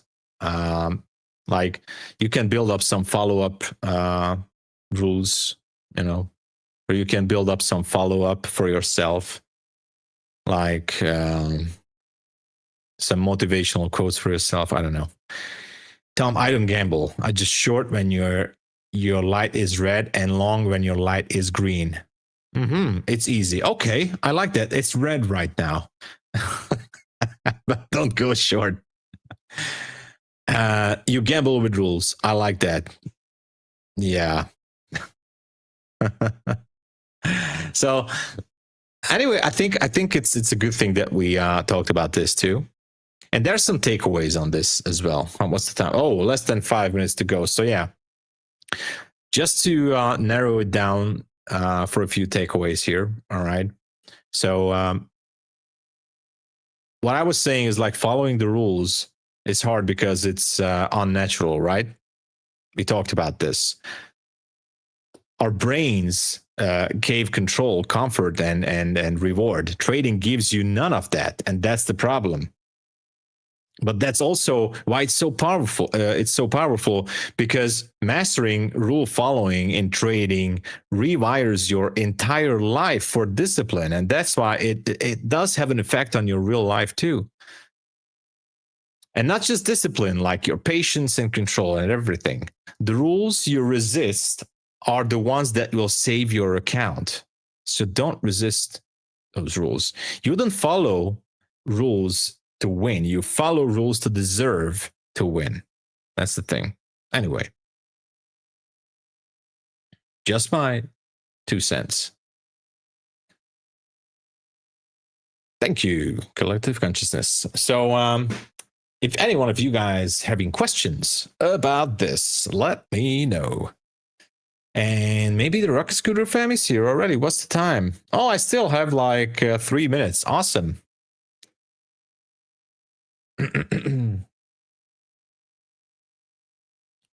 Yeah. Let me know if you guys have questions about anything regarding the market, regarding setups, risk management, or BMWs, whatever. I'm just saying, throwing it out there. Time flies again. Yes, Abhishek, I know. So, actually, this trade is still valid. So this is still a valid trade here. What's the distance? Let me just check this. Yeah, 75 points. The problem is that volume is drying up. Let me do a quick check on ES. I haven't did that today too much. Oh yeah, look at that. By the way, I'm not going to go into details here, but there's an absolutely picture perfect 5-minute zone here. And this is a 1 hour supply zone. So we have a beautiful 5-minute supply zone within an hourly supply zone. So I think ES still wants to grind higher. But who knows? Who knows? We might see that during the AGS session.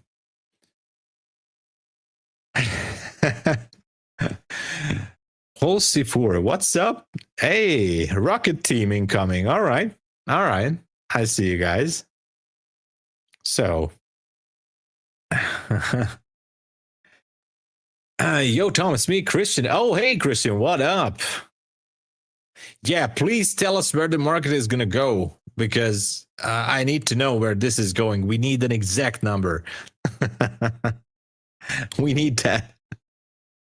We actually, oh yeah, quick check on gold. I totally forgot that. I promised to you guys. Okay, nothing. Oh my gosh, gold looks absolutely terrible. Absolutely terrible. Okay, I'm not doing anything with this, that's for sure. I still have hope that NQ will go higher. Hey, thank you so much, Ricky. Thank you. So, what else do we have here? Yeah, the Rocket Scooter fam is coming in. Good to see you, everybody. Yeah, the day is awesome. I'm green on the fundeds, on the evals. So, you know, all is good. All is good. I was a little bit frustrated today after the 9:30 market open. As I was saying, like I opened up a long position after this dip happened at 9. Anyway, I opened up a long position around 9:15. Usually I don't do that, but it was a small position. I copy traded it anyway. And it missed my TP and it went against me. So I closed down manually the position, and then look at what happened. It kind of got me into not the best emotional state of mind. But anyway, it worked out. Hey, Ty, welcome. So, but otherwise, I would say today's price action wasn't that bad. I think it was fairly good. And I think it still might not be over. It's still not over. I don't see a reason why it should go down, but, you know, just the usual thing. Yeah. Yeah, it's sort of like it's a high resistance area. Yeah, it's sort of like a little bit like a high resistance area, but we'll see. We'll see how it goes. Because we're still in lunch hour. I don't know. we might see a continue. I would say that we could see a continuation in the PM session. So maybe in another 30 minutes or so. I would definitely be curious about that. Maybe I'm gonna watch it. Oh, I hear the music, everybody. Go. Come on. Let's do this, everyone. Party time.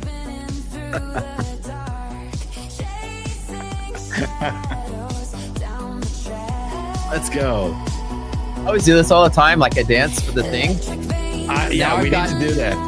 I got she's in the room, she's sick, and she's like rolling her eyes at me because now I realize how dumb I look.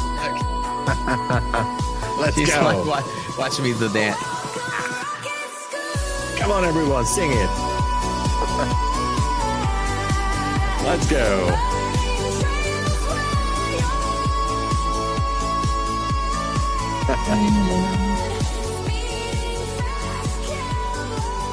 This is amazing. What up, man?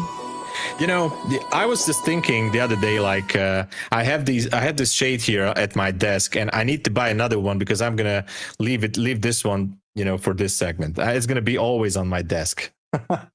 I gotta buy another one for my car. One for the car, one for the desk, one for the nightstand by the bed. Put one on your fridge. Something like that. Something like that. Exactly. One everywhere. Yeah. How's it going, man? What's up? Nothing much, man.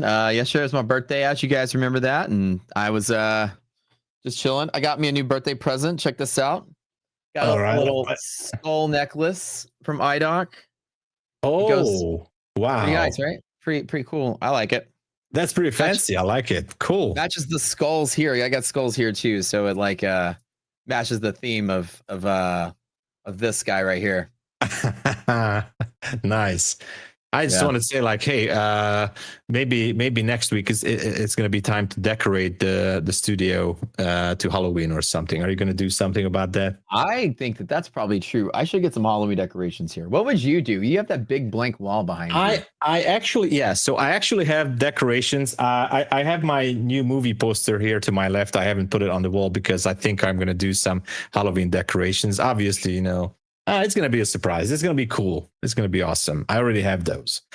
So you could get one of those like dancing skeletons that just like does this, you know, it wobbles. And I'll get that too, maybe. Who knows? But I already have some cool stuff. I have some cool stuff. So what do you think? Is this market going to go higher or what?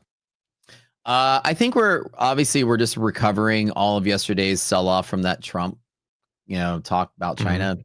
And earnings coming up. VIX is still sort of in a weird spot. I don't really know. I took some longs today, and that's it. And I've been kind of hands off. I made 2 trades today. One like right at the open, and one on that first dip. And I probably did like 8 minutes of trading today, and I haven't really touched the market since then. And I don't know. It's a confusing sort of place to be. In earnings, I don't like to think that we break out the highs or we crash in earnings. I like to say that the market's probably just going to float and probably stay near here. I don't know. I'm kind of trying to see if it breaks out this 250 level on Nasdaq. I don't know. What are you thinking about this one today? Nothing special. I have a zone left from yesterday, which is a 15-minute supply zone. My level is 270. I think we have a fairly good chance still in the PM session that it might gonna try to go up there. Otherwise, I don't see anything else happening. Nothing basically. But I'm gonna remain bullish. So who knows? I feel like that's all. Yeah, that's good, man. Yeah, all right. Chet, I think I'm gonna take off because I have some places to be. Again, I'm super busy today, so I don't know. Anyway, thank you so much. On today? Yeah, I'm doing the business. I'm going to tell you all about it. It's still a secret, but I'm doing another business, and it takes up a lot of time. But yeah, I'm gonna let you guys know the details. You're gonna be surprised. It's going to be exciting. Awesome. That's exciting. All right, everybody, have a great session with Matt. Thank you so much for the positive vibes. I'll be seeing you guys tomorrow. And Matt, I wish you a great session, a great segment, and I see you too tomorrow. All right. Thank you, buddy. All right. Cheers, everyone. All right, chat. What is Tom's business? Let's speculate right now. What do we think he's going to do? Tom opening a cupcake shop. Tom's crawfish. Like what is it? What do you think he's going to do? Window washing business, lawn diaper factory, barber. You got something illegal? It's absolutely something illegal. That's why you can't talk about it. Tom's going to become a pimp. What's he going to do? Tom's Bombs, lawn mowing, Tom's Mom's Cookies. That's a cool name for a company. BMW seller, selling drugs, bakery, OnlyFans. It's this crazy. One of you probably got it right. Candle making, candle shop, robo hookers. I think that's a business we'd all want to get into. That's the future. All right. Robbing banks, diaper engineer and diaper scientist. There's a lot of Wait a minute. I used to be a diaper engineer. Holy crap. I mean, my job at the plant when I was an engineer, I used to make acrylic acid monomer, which is the precursor to polyacrylic acid, which is the powder that's in Huggies diapers. But technically, I was probably a diaper engineer at some point. We kind of made the chemical for it. Not a pretty cushy job. Do I have a live account with MyFundedFutures? I do. I am live with MyFundedFutures. Tom would be a fluffer. That's a good job too, I guess. It's a sturdy job. It's a hard job. There's lots of long hours. There's a bunch of dick jokes in there. All right, let's go. Okay, definitely a sturdy job to have. You know what I'm saying? Okay, world's most expensive oil, olive oil. There you go. Who knows what's a fluffer? It's inappropriate for work, so I can't tell you. It's a hard job, if you may. That's right. All right. Tom's gonna make soap called Tom's Bathwater. Do you remember, babe? Do you remember Sydney Sweeney's bathwater? Would you buy Tom Sabo's bathwater soap? You would? Yeah, I probably would too. But it smells very nice and crisp and clean. Yeah. Idoc's kind of here. She's like 90% passed out over in the chair over there. She's sick. She's chilling. It's a hard job only if you're doing it right as a fluffer. Yeah. It's not that hard if you're bad at it. So there you go. All right, guys. Today was a pretty interesting day. We are coming off of yesterday's Trump news, right? We talked about Trump China trade war nonsense. Just a quick news announcement. Despite the government shutdown, CPI is still tomorrow. It's one of the few exceptions to the rule. The Bureau of Labor and Statistics is still releasing the CPI data because the Fed needs it. And so you can expect tomorrow to be kind of like, normal CPI day. A couple of things to take with you is that VIX, we have a new triple B number. Remember last month it was 17.18. This month it's now 18.6. All the way until the third Wednesday session of November. Third Wednesday of November. So that Tuesday night we'll get another one. For now, VIX is still planted really solid above that line, which means the market's going to be very sensitive to news. And that's exactly what we're seeing, right? The previous month and now this month. You want to see VIX in decay and fall below 18.6 if it is a strong bull market. Now, a couple things, right? We know Fed's going to be cutting rates a bunch, so that's strong and bullish. We know that Trump wants the market to be bullish. That's also bullish. We know trade war stuff is going to freak out Wall Street. Not so bullish. We also know that we are going to get 25 basis point rate cuts between now and the end of next year, which means we're likely to get a rate cut every month, November and December, to hit the target of the estimated 3 we'll get this year. So we had 2 rate cuts coming up, which is kind of nice. And CPI tomorrow, which is going to move the market quick because these are the recipes for sensitivity in the market. We nosedove a couple of days or a week back, right? Or actually like 2 weeks back. And we've been sort of recovering off of that. Market's still consolidating higher. It tried to sell off yesterday or 2 days ago, and now we're kind of back to normal. Actually, that was yesterday, wasn't it? And we were sitting right now. We're kind of just sort of coming off of highs off of NASDAQ and slowly trending lower. I think to find equilibrium in the middle of this range, just leading into earnings. If earnings are going to be strong, then we're going to have a nice bull run going out of this. I kind of want to think that we're going to kind of be flat in here. I don't think that we're going to get a lot of bull pressure unless earnings are just a blowout. I really do think that the market's going to look weird and choppy inside of this big red candle for a little bit. Until VIX gets down, I'm not going to discount the fact that the market can't randomly dip and fall like it did yesterday. But I'm also not trying to short highs every time like the market's going to be bearish. Greater market still is bullish. All of our 3 greater market signals are actually so bullish. So at least for now, I think that we are doing pretty good bull-wise. So my trades today out the door, I took 2 longs. The first thing I did was long at the open. It was a pretty solid, easy setup. NASDAQ opened and a liquidity pocket. You guys know the drill, baby. EST every single time. I long liquidity pockets from the bear zone top to bull zone bottom every single time this number is greater than half. I mean, every time. That guy was worth 8,000. I took the trades and then market went up. Then it dove all the way back down to open. I took the scalp right to there and then I closed out again. Proxy traded in NASDAQ, but I'm just showing you on S&P. So my first trade was there to there NASDAQ. Second trade was there to there NASDAQ because of the S&P retrace. Total amount of time, like 4 or 5 minutes here, like 3 or 4 minutes there. I didn't trade in more than 10 minutes, 11,000 up and just chilling.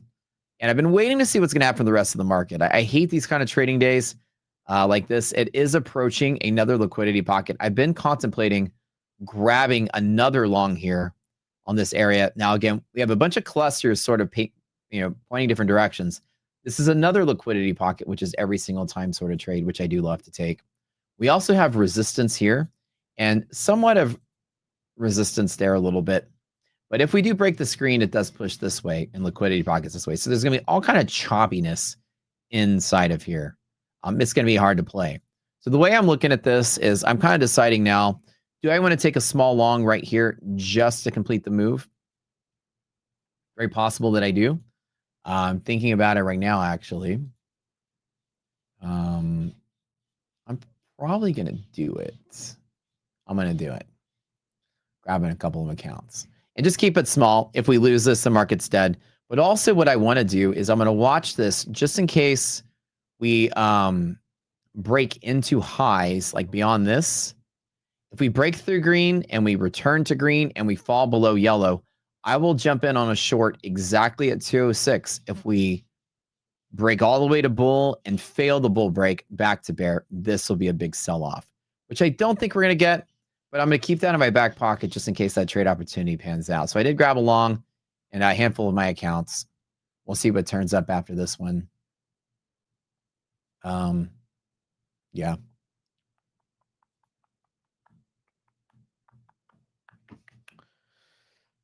You like the 290 area? I think so. I think that's a great place. I don't hate it. I think it's really good. Yeah.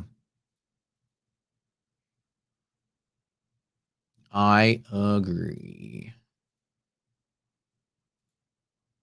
Let's pop it here. Okay. Oh, 2. Oops. Well, all right, I'll take 2. Whatever.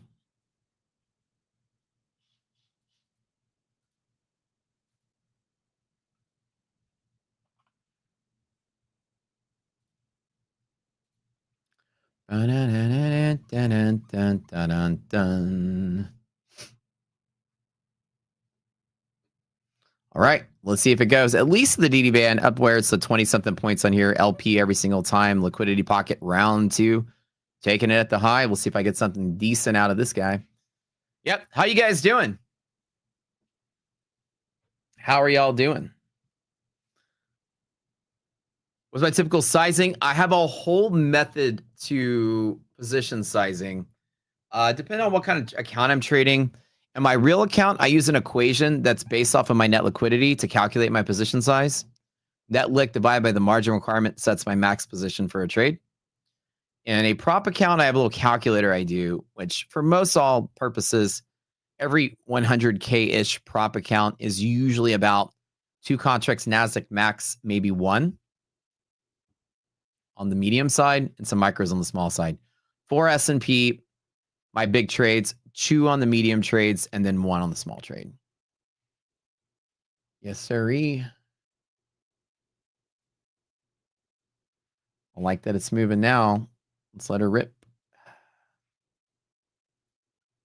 I'm liking what I see. All right, load up some NASDAQ tick chart here. I like watching tick charts so I can kind of observe the flow. Oh, it's looking pretty beautiful.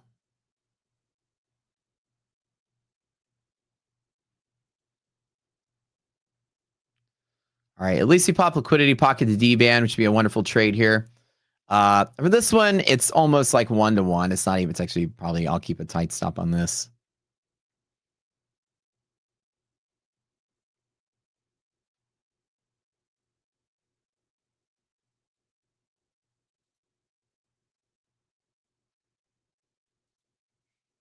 See if anything comes out of this one. S&P has no resistances nearby, so. Oh, and if you guys didn't tune in to the afternoon stream yesterday, somebody challenged me on y'all's chat feed. They said, because I turned 44, that I should make 44,000 as a joke. And by the end of the day, I stopped at 45,000. I made the post on my Twitter. So all my accounts together, 45,000 across my fundeds. So in a single day. So it's actually a fun challenge at the end of the day. The trade I was trying to make at the end of the show yesterday kind of beat up one of my accounts pretty good. But when he hit those bottoms yesterday, I was longing at that same spot, or longing at the bottom, and then that ended up doing pretty well. So I was pretty excited. I hit my target. I'll look at day over 35. Thank you. IDOC's relatively nice to me, so I don't age. Relatively. I age in small bursts, and kind of a lot, but.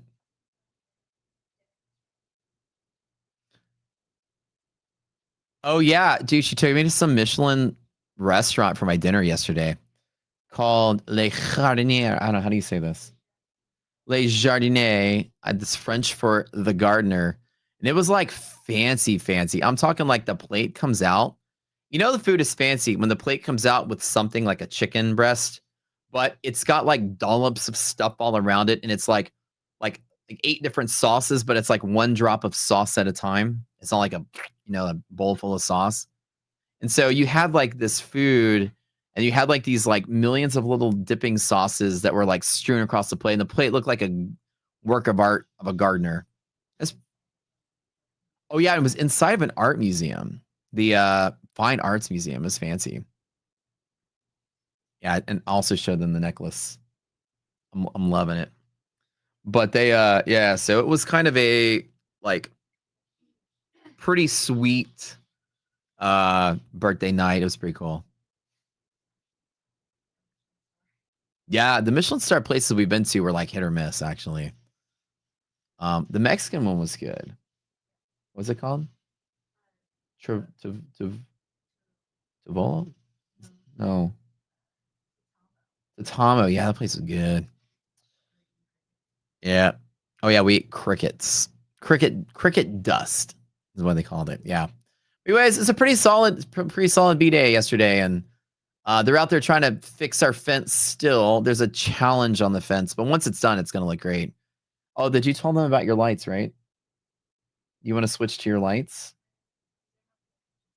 Okay, cool. Are they doing the turf today? Okay. It's like art, not food. Yeah, it was like food and art mixed together. And they had like this sous vide chicken breast with like, I don't know, the sauces were like so different. There was a green one and a white one and a speckled one. I don't know. And there was like a big dollop, a little dollop, a middle dollop. It was like a sauce art plate. And that like the, drizzled across the plate with like greens everywhere. It's very artistic and cool looking. So it was actually fun. Pretty tasty. They did a silent drop of codes. Yeah. Okay, so today liquidity pocket trade has a DD band in the middle, but at least 227 to 68 is a pretty solid run for a bull lift. I would say just to finish the move now, again, we are consolidating above this yellow line, which means the potential to move is really high. This yellow line is a longer term pivot. Clearing 206 is pretty good to finish up the day.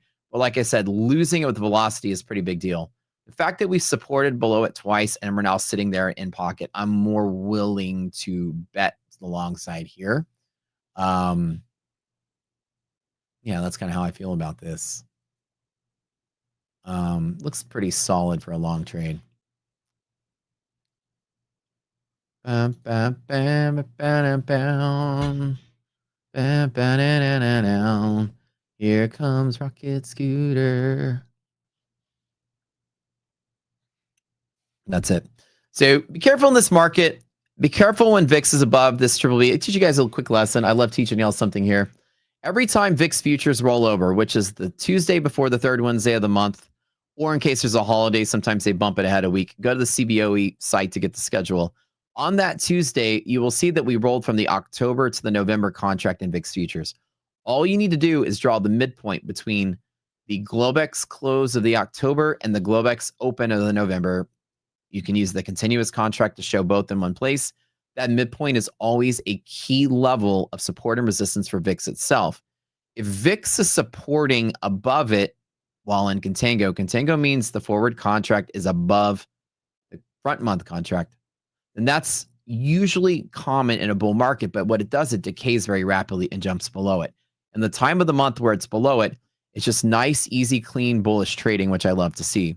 But all month last month, we hovered above it, and we knew something weird was happening because it wasn't coming down. You can see that previous months, VIX just sort of like decays, even though there's bumps along the way. The fact that it hovered, we knew there was some insider stuff going on. Some people knew something was about to happen. So that's what we were dealing with last month. And this month is kind of in the same boat. We want to see VIX decay below here, but just be careful because when VIX interacts with this, if it's still a crazy bull month, we might get a strong bounce off of it and market will still be volatile. Ideally, if you are bullish, you want VIX to line up on the right side of this 18.6 number, and then it's good for the month. And you also want to see VVIX below 100, which right now it's doing slightly better, like just dropping like it has been. It's pretty good, I would say. Good, like my long trades are taken out here pretty good. I love what I'm seeing. Pretty cool, pretty cool. But yeah, VVIX above 100 also means VIX has sensitivity. So, you know, if it's kind of stuck below 100 and this is stuck up here, it takes a news event to get VIX to really start moving. You need like a big bull event to get people back in. So we want to see in a normal bull market, VVIX below 100 and VIX below this 18.6, at least for this month, should be pretty good. My long trades taken off pretty all right. Just some scalps here. My bigger accounts, I hit them pretty hard. They're looking solid there, at least just for the break.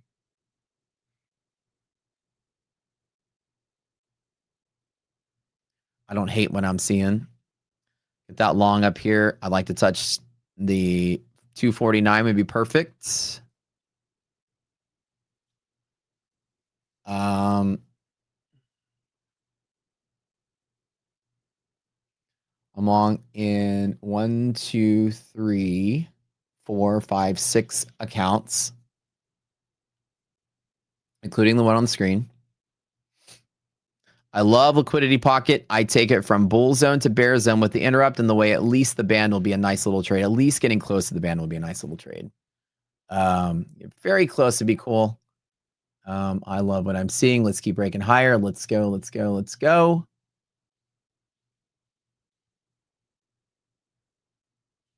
Pretty straightforward here. It's been cool. You guys could actually watch me make some trades at lunchtime. It's kind of lunchtime's been kind of like a bore lately. I mean, like this month, but this last month has been freaking awesome.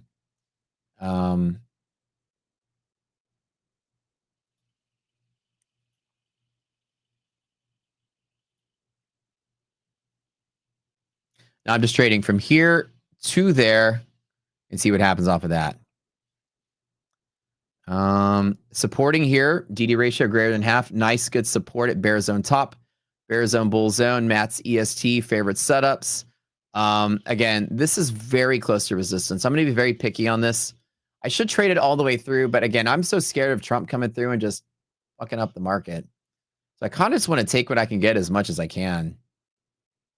trim these down to runners. Just doing small scalps here and there. Let me put this down to 1. Let me trim these down from us. Let's see. This one I'm going to trim down to 1. Okay. This one I'm going to trim down to 1. These that were at 8, I'm going to trim down to 2. I'm just cutting down to 1, holding a runner. All right, holding down the runner. Trim down to 2, trim down to 2. Okay, good.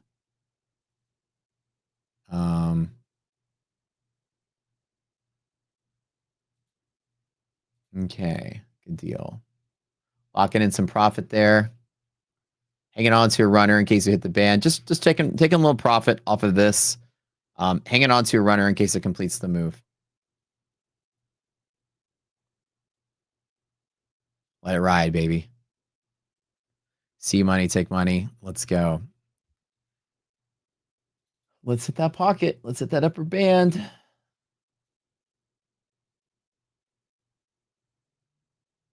The market's kind of picking up some sort of steam here. Watch this tick chart. You can see this moving around a whole lot here.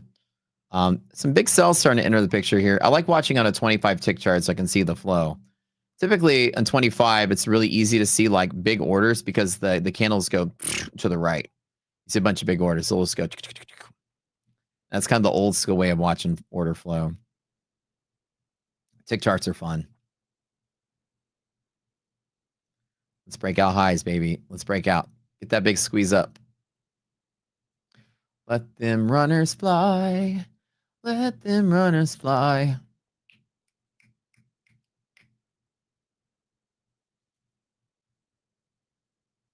Good deal. Good deal.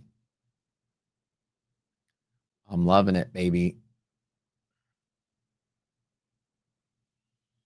It's almost another 10 Gs. This is good. Watching it, waiting. Normally moves faster than this. I don't like that it's not moving. You know what I can do? As much as I hate this market, I'm going to take profit. I'm going to completely wuss out on this. I know I'm being dumb. But I've hated that lately we've been trading so close to these strong resistances. All right, let me close out and flatten for now. I'm going to be super, like, timid today. Again, I'm scared Trump's because now I know I'm wussing out and I keep doing this. But man, I've been so risk off. Okay, so here's the old P&L. We sort of filled that in a little bit. All them zeros. Turn them green. Let's go. And that's it. Now I'm flat. Again, I can hold all the way to the top. It's just starting to look weird on this tick chart. And I don't know what I am. I'm just thinking like at any moment Trump can just jump in. And I hate being too long at the highs. It's probably a dumb decision to get out quick, but no, there's no such thing as a dumb decision as getting out early. I kind of robbed myself with some good R&R there. I don't know how much it is, but let's get Chat GPT to add it up for me. I'm a lazy mofo.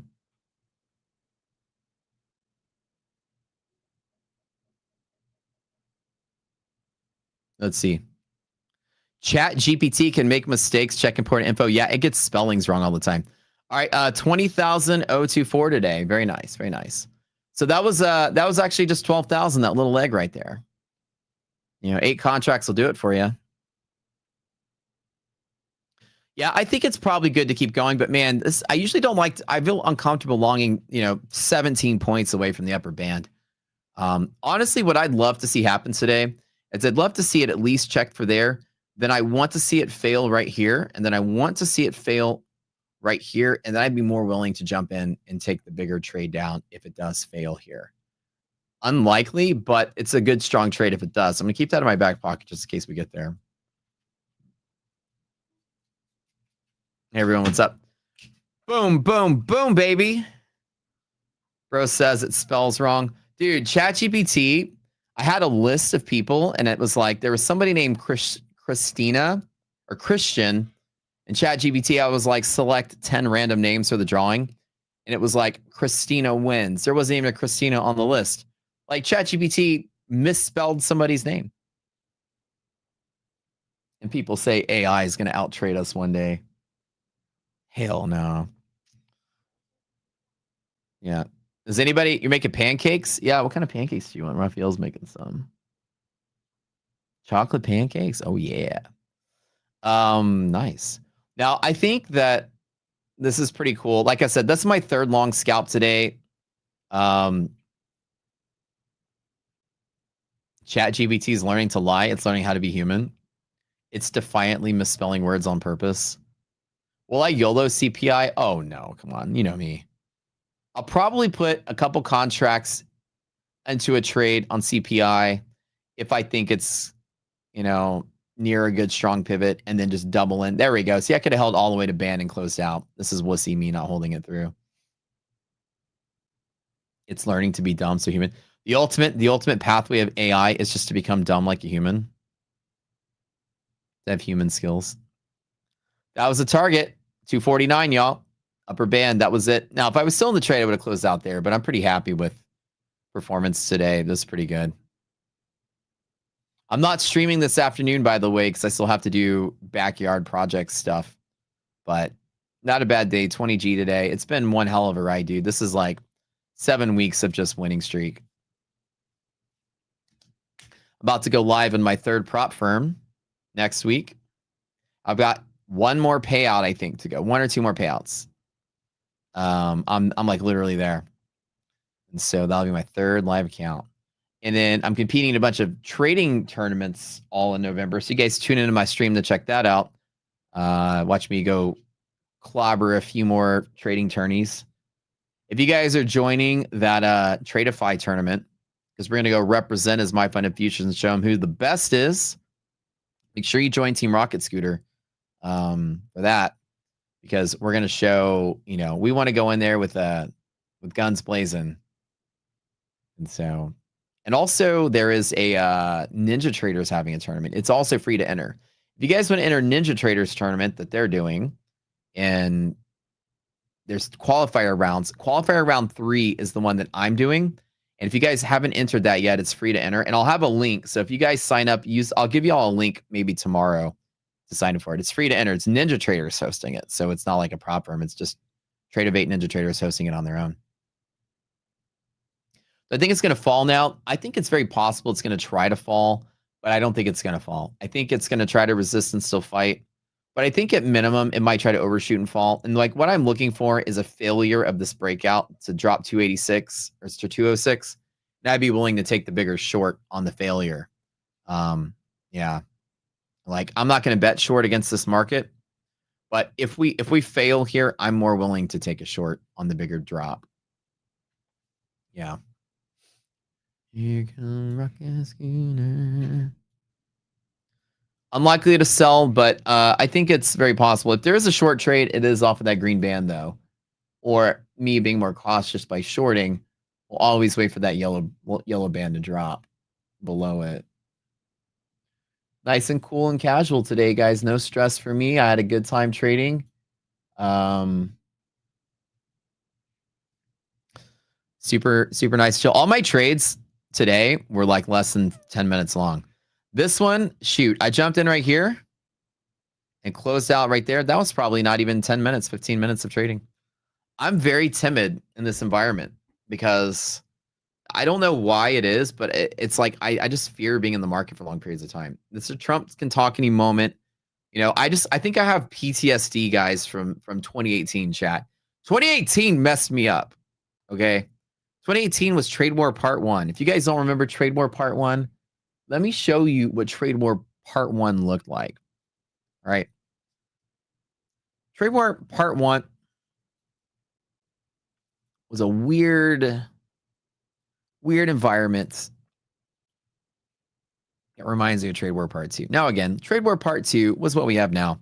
Trump and China and whatever, yelling at tariffs at each other, whatever. Market just dies, consolidates, dies harder, V's up, and then rallies, right? And that's like, oh man, you know, we've had this happen. What a unique event, right? This has never happened before. And then you go back all the way to 2018. We had the same thing, exactly the same thing. Even the chart looked the same. You could just make it bigger, and it looks exactly the same as the last trade war. Markets bull, crashed, consolidate, crashed harder, V'd up and rallied back to highs, and then sold, and then went up to highs again. Like, it looks exactly the same. Like, this is what it reminds me of. And I just remember the whole time, like, Trump can just spit out random stuff, and all of a sudden we're bearish again. And even though the overall market's not really like fundamentally bearish, Wall Street hates this trade war crap. They hate it. And they go nuts to like sell any moment in time. There's some kind of disruption. It freaks the market out. And I hate the idea that Trump could speak any moment and throw out some threats. And the VIX is in a place where the market's very unstable. So I hate picking up small little wins. Like, longing here is very uncomfortable because I'm like, in every 10 minutes I'm in the market, I'm like sweating. Like, maybe Trump will say something. Here I am trying to make 20 points and I can lose 200, right? I still have a memory of that era, and it was some tough trading, which I just did as much as I could was to scalp in and out. And it might be super exciting, I think, to see somebody like mostly sit out, but there's nothing not exciting about making 20 G's, right? With just 20 minutes of trading. Strategic in and out at the right pivots. Efficiency is good. I could have held for longer and made it better, but I don't like the whole tariff lingering sort of, you know what I'm saying? Let's go Operation Mouth Taping President. Yeah, can some adults take his Twitter account away? You know, can we put him in timeout for a little bit? That'd be kind of nice. Where do I learn this stuff? Can I share books or information? I don't have any books to share. I'm like a classic self-taught trader. I've solely invented my whole method. There's no method that I follow that somebody else created. I sort of created my own stuff. Ways to understand the market. We teach a boot camp. And it's very inexpensive. It's $1 a class. So I should write a book. I thought about it. I actually a long time ago started writing one. And it's called The Sum of Least Risk. And it was a case study in how market makers work. And I didn't really get too far in it, but I wrote the outline. And then I built Rocket Scooter. Now I have a lot more cool stuff to put in that book. But it was called How Basically the Market is Designed to basically become, to squeeze people out to the net sum of least risk for dealers, which is the net sum of maximum risk for you guys. So basically, like, the market's maximum liquidity is the maximum squeeze point for traders. If everybody feels like they're losing all the time, well, that's the market's designed for that particular thing. Market. See what did I tell you guys? Sorry, I'm yelling people. What did I fucking tell you guys? What did I tell you? Bro, dude, like, I'm telling you, I don't know what it has been. I have literally been on the sidelines. I've been running through a freaking lightning storm, pushing a shopping cart full of golf clubs, and I haven't got struck by lightning yet. I'm going to knock on wood here. That spoke this shit into existence, I feel like. Anyways, here's the boot camp link, you guys. It's $20 a month, and there's 20 classes. I'm telling you, man, I don't like. I know you guys are going to clip this. This is hilarious. And people, again, I've done this so many times these last couple of months. I swear to God, I'm not a robot. I swear to God, I'm not from the future. I swear to God, I don't have the almanac. I didn't visit myself in 1985 freaking time machine and tell myself what the market's going to do. I don't know, man. I've been lucky to just be on the sidelines at the exact moment in time to avoid stuff like that. Now let's see what's going on. Trump administration. No, that's not that. Let's find something new. Y'all see what I'm saying? I mean, am I using black magic? Listen, clairvoyance, I don't know. And whatever's happening, I'm just on the sidelines of it. Mark, now let's see if this is a big deal. Press secretary briefs members of the media. That's going on right now. Okay, they're talking about something. You know what I'm saying? Like, I just want to be in and out as much as possible. No, I'm not a prophet. No, I'm not a wizard. No, I'm not Marty McFly. I'm not Matt Stradamus. But I tend to, I don't know what Trump Truth Social post is saying. Let me look it up real quick. Hold on. Let's see if he's saying something.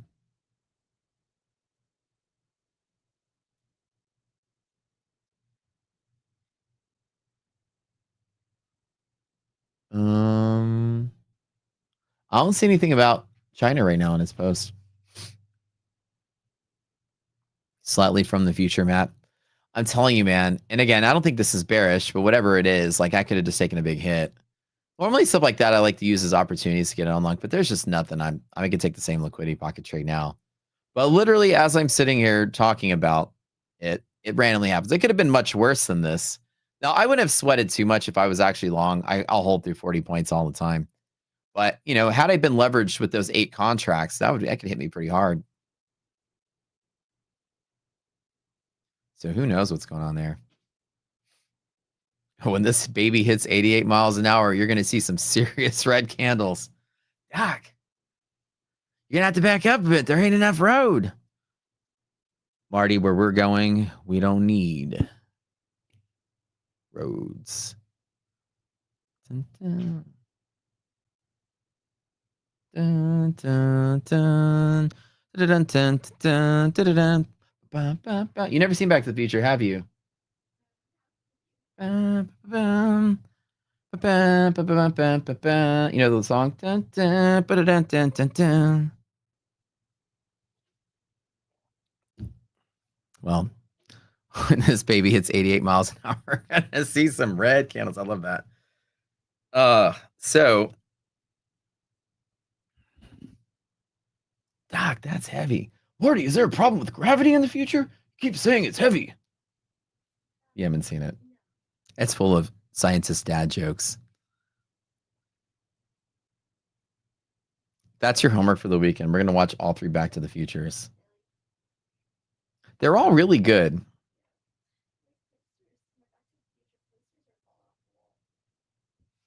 How do you do our class? Here it is. The videos are pre-recorded and we do them live, by the way.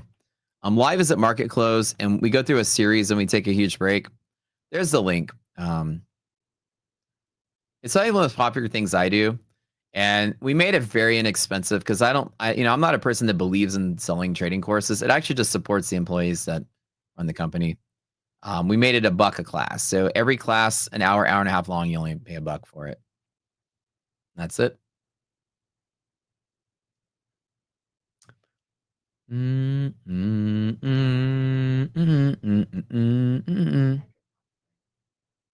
Hydroponic garden for what? Vegetables and stuff? I've never done it.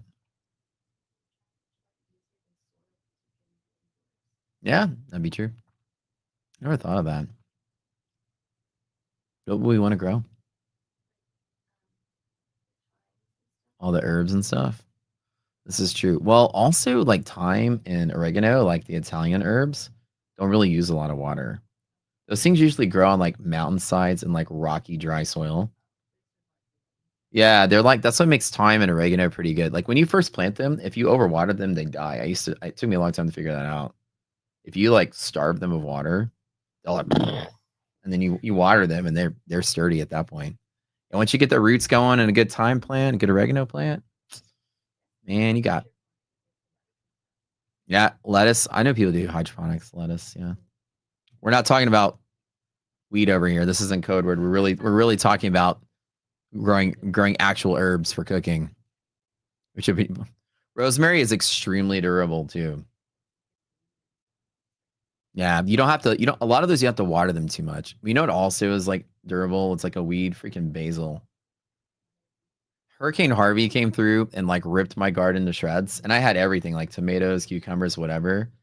And when I came back, it flooded in the backyard. Everything was gone. The basil was like, like it was just like, ain't gonna touch me. So yeah, it probably like grew twice as big, but.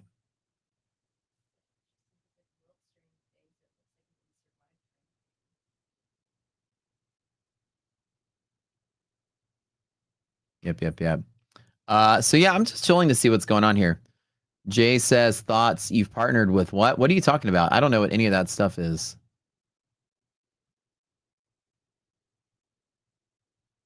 What is that talking about? Top Step. What about it?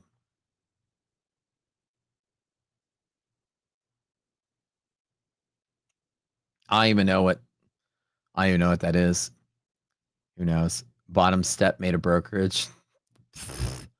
Yeah, well, I can't believe people still like MyFundedFutures core with the flex out on cheaper, no activation fee, and bigger payouts per dollar spent than Top Step by a factor or two. It's like bottom step is a good way to approach it.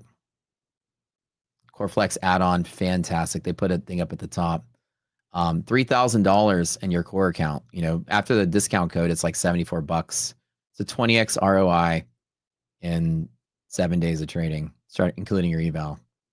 Like that change was industry shaking, which was so crazy. The scale one was great. The core one was just like, you know, that advance to me, that's the best prop account you can buy right now. The core for the value, the payout potential of value cost, the payout amount per cost of prop firm and per day of trading is the highest. You draw 50%. So basically what it means is to get the 3,000, you have to make 6. So the idea is that you can take out half of your balance. Many of the modern prop firms are going that way. MyFundedFutures and a couple other of the bigs that are like trying to increase the amount of payout size you do. If you think about it, they're forcing you to leave a buffer in it, which is good for you. Trust me. When you're trading, nothing hurts more than when you make 3,000 profit, then you take it out, then you're at 0 again, and your first trade blows you up and you got to start all over. That kind of sucks. But plans like this force you to make a buffer. So you trade a little harder, get your payout, and then you've got some fat in it to keep going. I think it's crucial because you degen gamblers aren't going to do it yourselves. And I like the fact that we call that give you a buffer. Buffer is always good. Buffer gives you more leverage ability and gives you more ability to hold drawdown, take multiple trades, multiple losses without blowing up. It's good. Totally getting. So a lot of firms are actually doing that now. They're like the new trend is like giving bigger payouts, and MyFundedFutures is leading that charge. But it's very common that you have to make more to get more, sort of thing, and which is all good for you, right? Get that buffer, baby.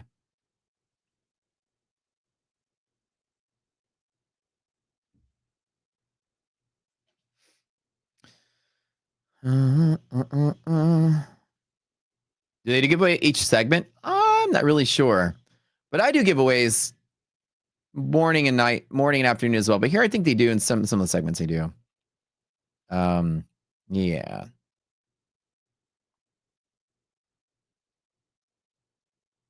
Yeah. Okay, so I don't know what this jazz was earlier. I still can't figure. I need to check the news again, double check there wasn't anything I was missing. Must have been something in that press secretary conference briefing the media. U.S. to probe China's compliance with 2020 trade deal. No, that wasn't it, because that was earlier than that. Yeah, no clue. No clue what that was, but whatever. Back to where we started. But, you know, like I said, I just have some weird sort of juju about this market here. And, you know, knowing that the market's so sensitive to any trade war stuff, I'm not necessarily jumping on it. So somebody says White House spoke. Yeah, probably a New York Times story. White House spoke, blah, blah, blah, something. I don't know. Sometimes I don't know. Sometimes the news comes out late, but it might be in that media briefing.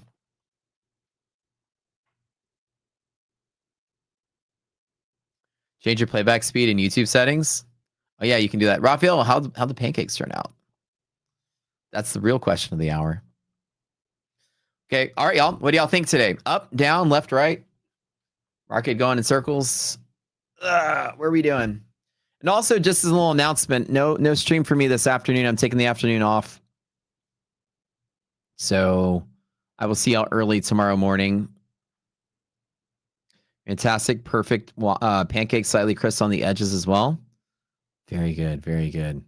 I could like a little crunch in a pancake.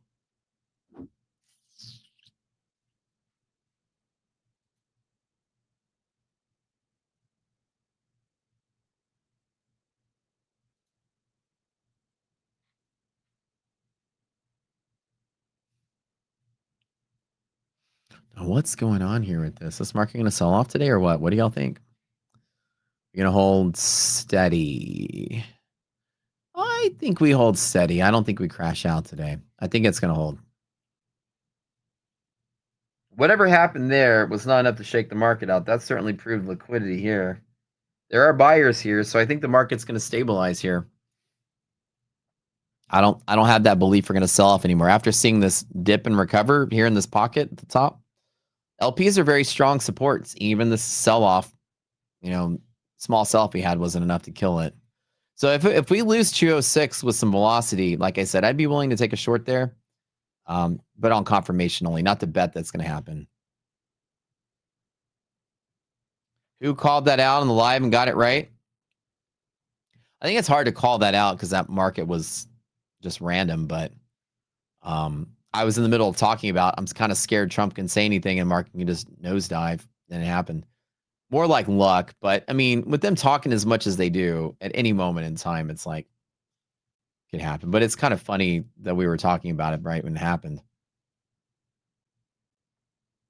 Top of bear zone and bottom of bull zone are the most important pivots. Yeah, these are the pivots. So this is the top of this 229.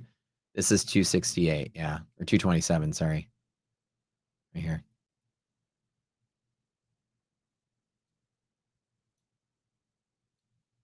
I'm going to wait and see what happens here. Would I take another long again? I don't know. I mean, it's survived some pretty solid selling attempts.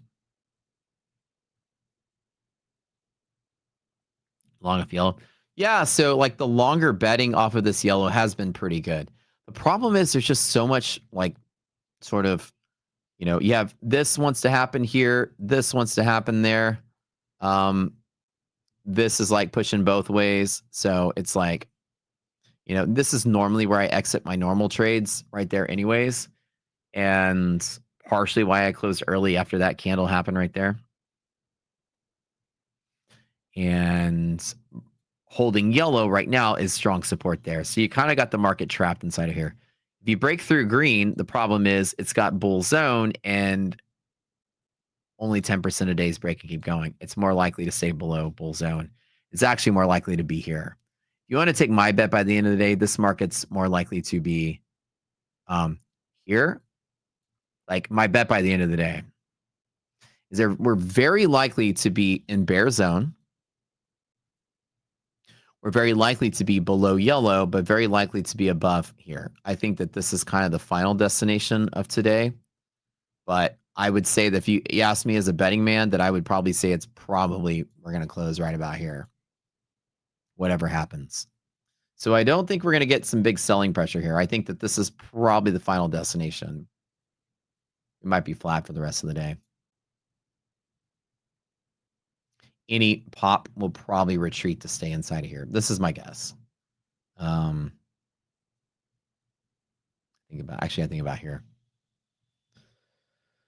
Am I done for the day? Yeah, I'm probably done for the day. I mean, I might watch it. If we drop 206 with any kind of strong selling pressure, I might jump in because the market has a really big fall from that. But I'm pretty confident that we'll probably hold 206 today, so I'm not gonna sweat on it.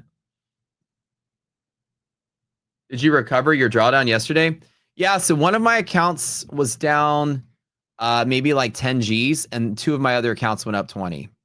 So the trade I did yesterday, let's talk about it, because I got off the stream. I had entered in I think 2 accounts, and they took a hit, but I bought the dip with everything else, and everything ran up. I ended up closing the day. After that stream, I made another 20 G's on the rest of the day to close out at 45 total. I tweeted the results. But yeah, I think it was here. Yeah, I tried to chase the bear zone consolidation here. And as it started pulling back, I started just basically trimming. I took another stab, trimmed again. Market fell to there. And then I grabbed all of these longs yesterday and sort of made profit on that on the stream to finish off. I got the longs all the way back up. So yeah, 2 of my accounts got hit pretty damn hard.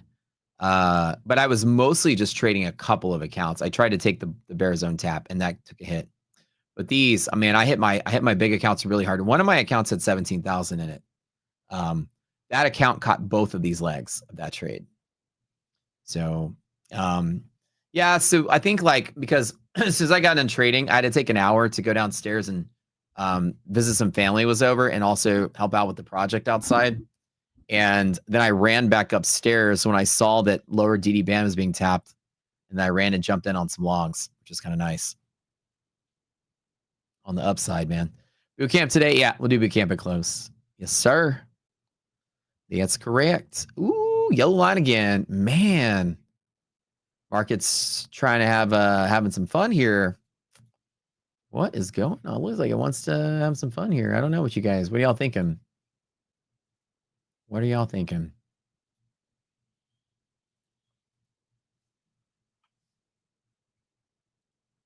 Is market dead in the water? Should I throw a short at it? It is a short trade I wanted to do.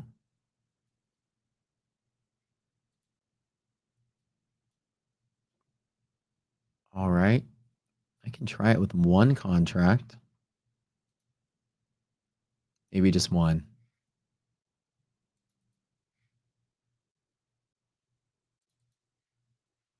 I don't normally take a short. It's not the best idea in the world. Liquidity pocket failure second time could be a sell-off signal. I'm going to keep it super light. I'm talking like super duper light. Now, my problem with this one is that, we did open today at bear zone. My thought is it's going to close bear zone, which means bear zone is here or here. Okay, so we got two options today. My belief is we're either closing here with the highest probability or we're closing down here. The only reason I'd want to chase a short would be just in case we drop 100 whatever points. Keeping it small and going to keep it light.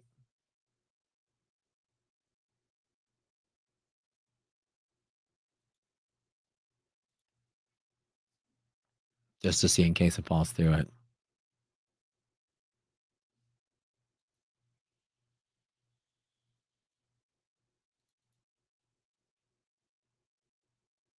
Okay.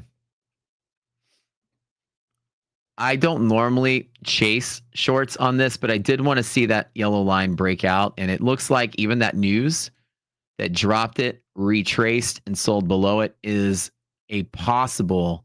Like I said, the R&R is really big on this. That's the only reason I'd be willing to touch it.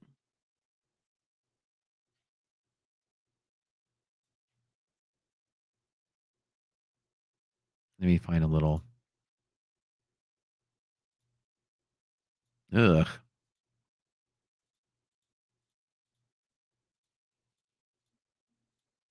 Let me measure how much that move has gone up.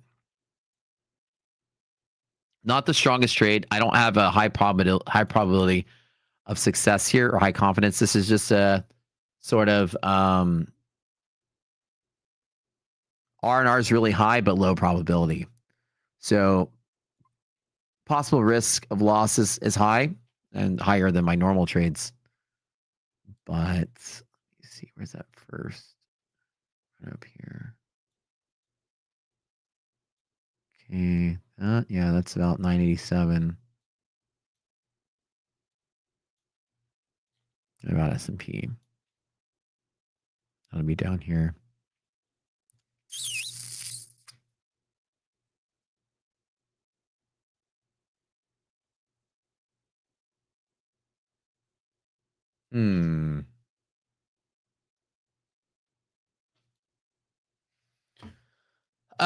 Honestly, bear zone close, right? So, I mean, S&P can close above here. I'm not calling for this, but the possibility is that we're down here, like again today. The possibility is that this is down here in the other bear zone. That is the possibility. Not the likelihood is low, but the R&R is big. Losing this line and resisting there are both really strong pivots. Remember I told you earlier, I drew something along the lines of I wanted to see it break this, tap that, lose this, and then it can fall all the way to there to sort of play in this area to close. So I consider this news that tried to drop it and retrace and then price lower to be this leg of what I drew earlier. And then I'm going to plant something set a stop loss. I'm gonna head downstairs and go do some work. On that note, I gotta go, guys. This is a low probability trade, but high R&R. Sometimes I take 1-to-1s that work 90% of the time, but sometimes I'm gonna take 4-to-1s that work half the time or less than half the time. Low probability trade, but high R&R is definitely worth it, but a small position just in case I take a loss. The loss is small, but in case it runs, it can run all day and the run is big. So my confidence is not a strong setup. We are in an IP, which is below a bear zone and above a bull zone, which means the volatility can be pretty big. I expect the VIX to be climbing up just a little bit. I haven't looked at it, but it should be. And with that being said, if it does continue to climb, it can cause one of those type of events at the end of the day up. So we'll see. Anyways, I got to go. I'm out. No stream today, but boot camp afternoon and market close. Yes, sir. And we'll see y'all tomorrow. Y'all have a wonderful day. Thank you, guys. And we'll see y'all later. Yeah. Charts scribbled like hieroglyphs, secrets in the mist. Candlesticks whisper, every wick got a twist.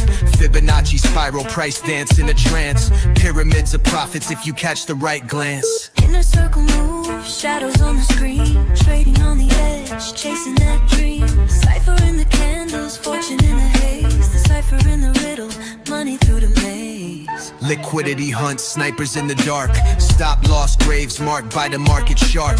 Order block sermons, preaching through the pain. Catch the ICT code, ride the profit train.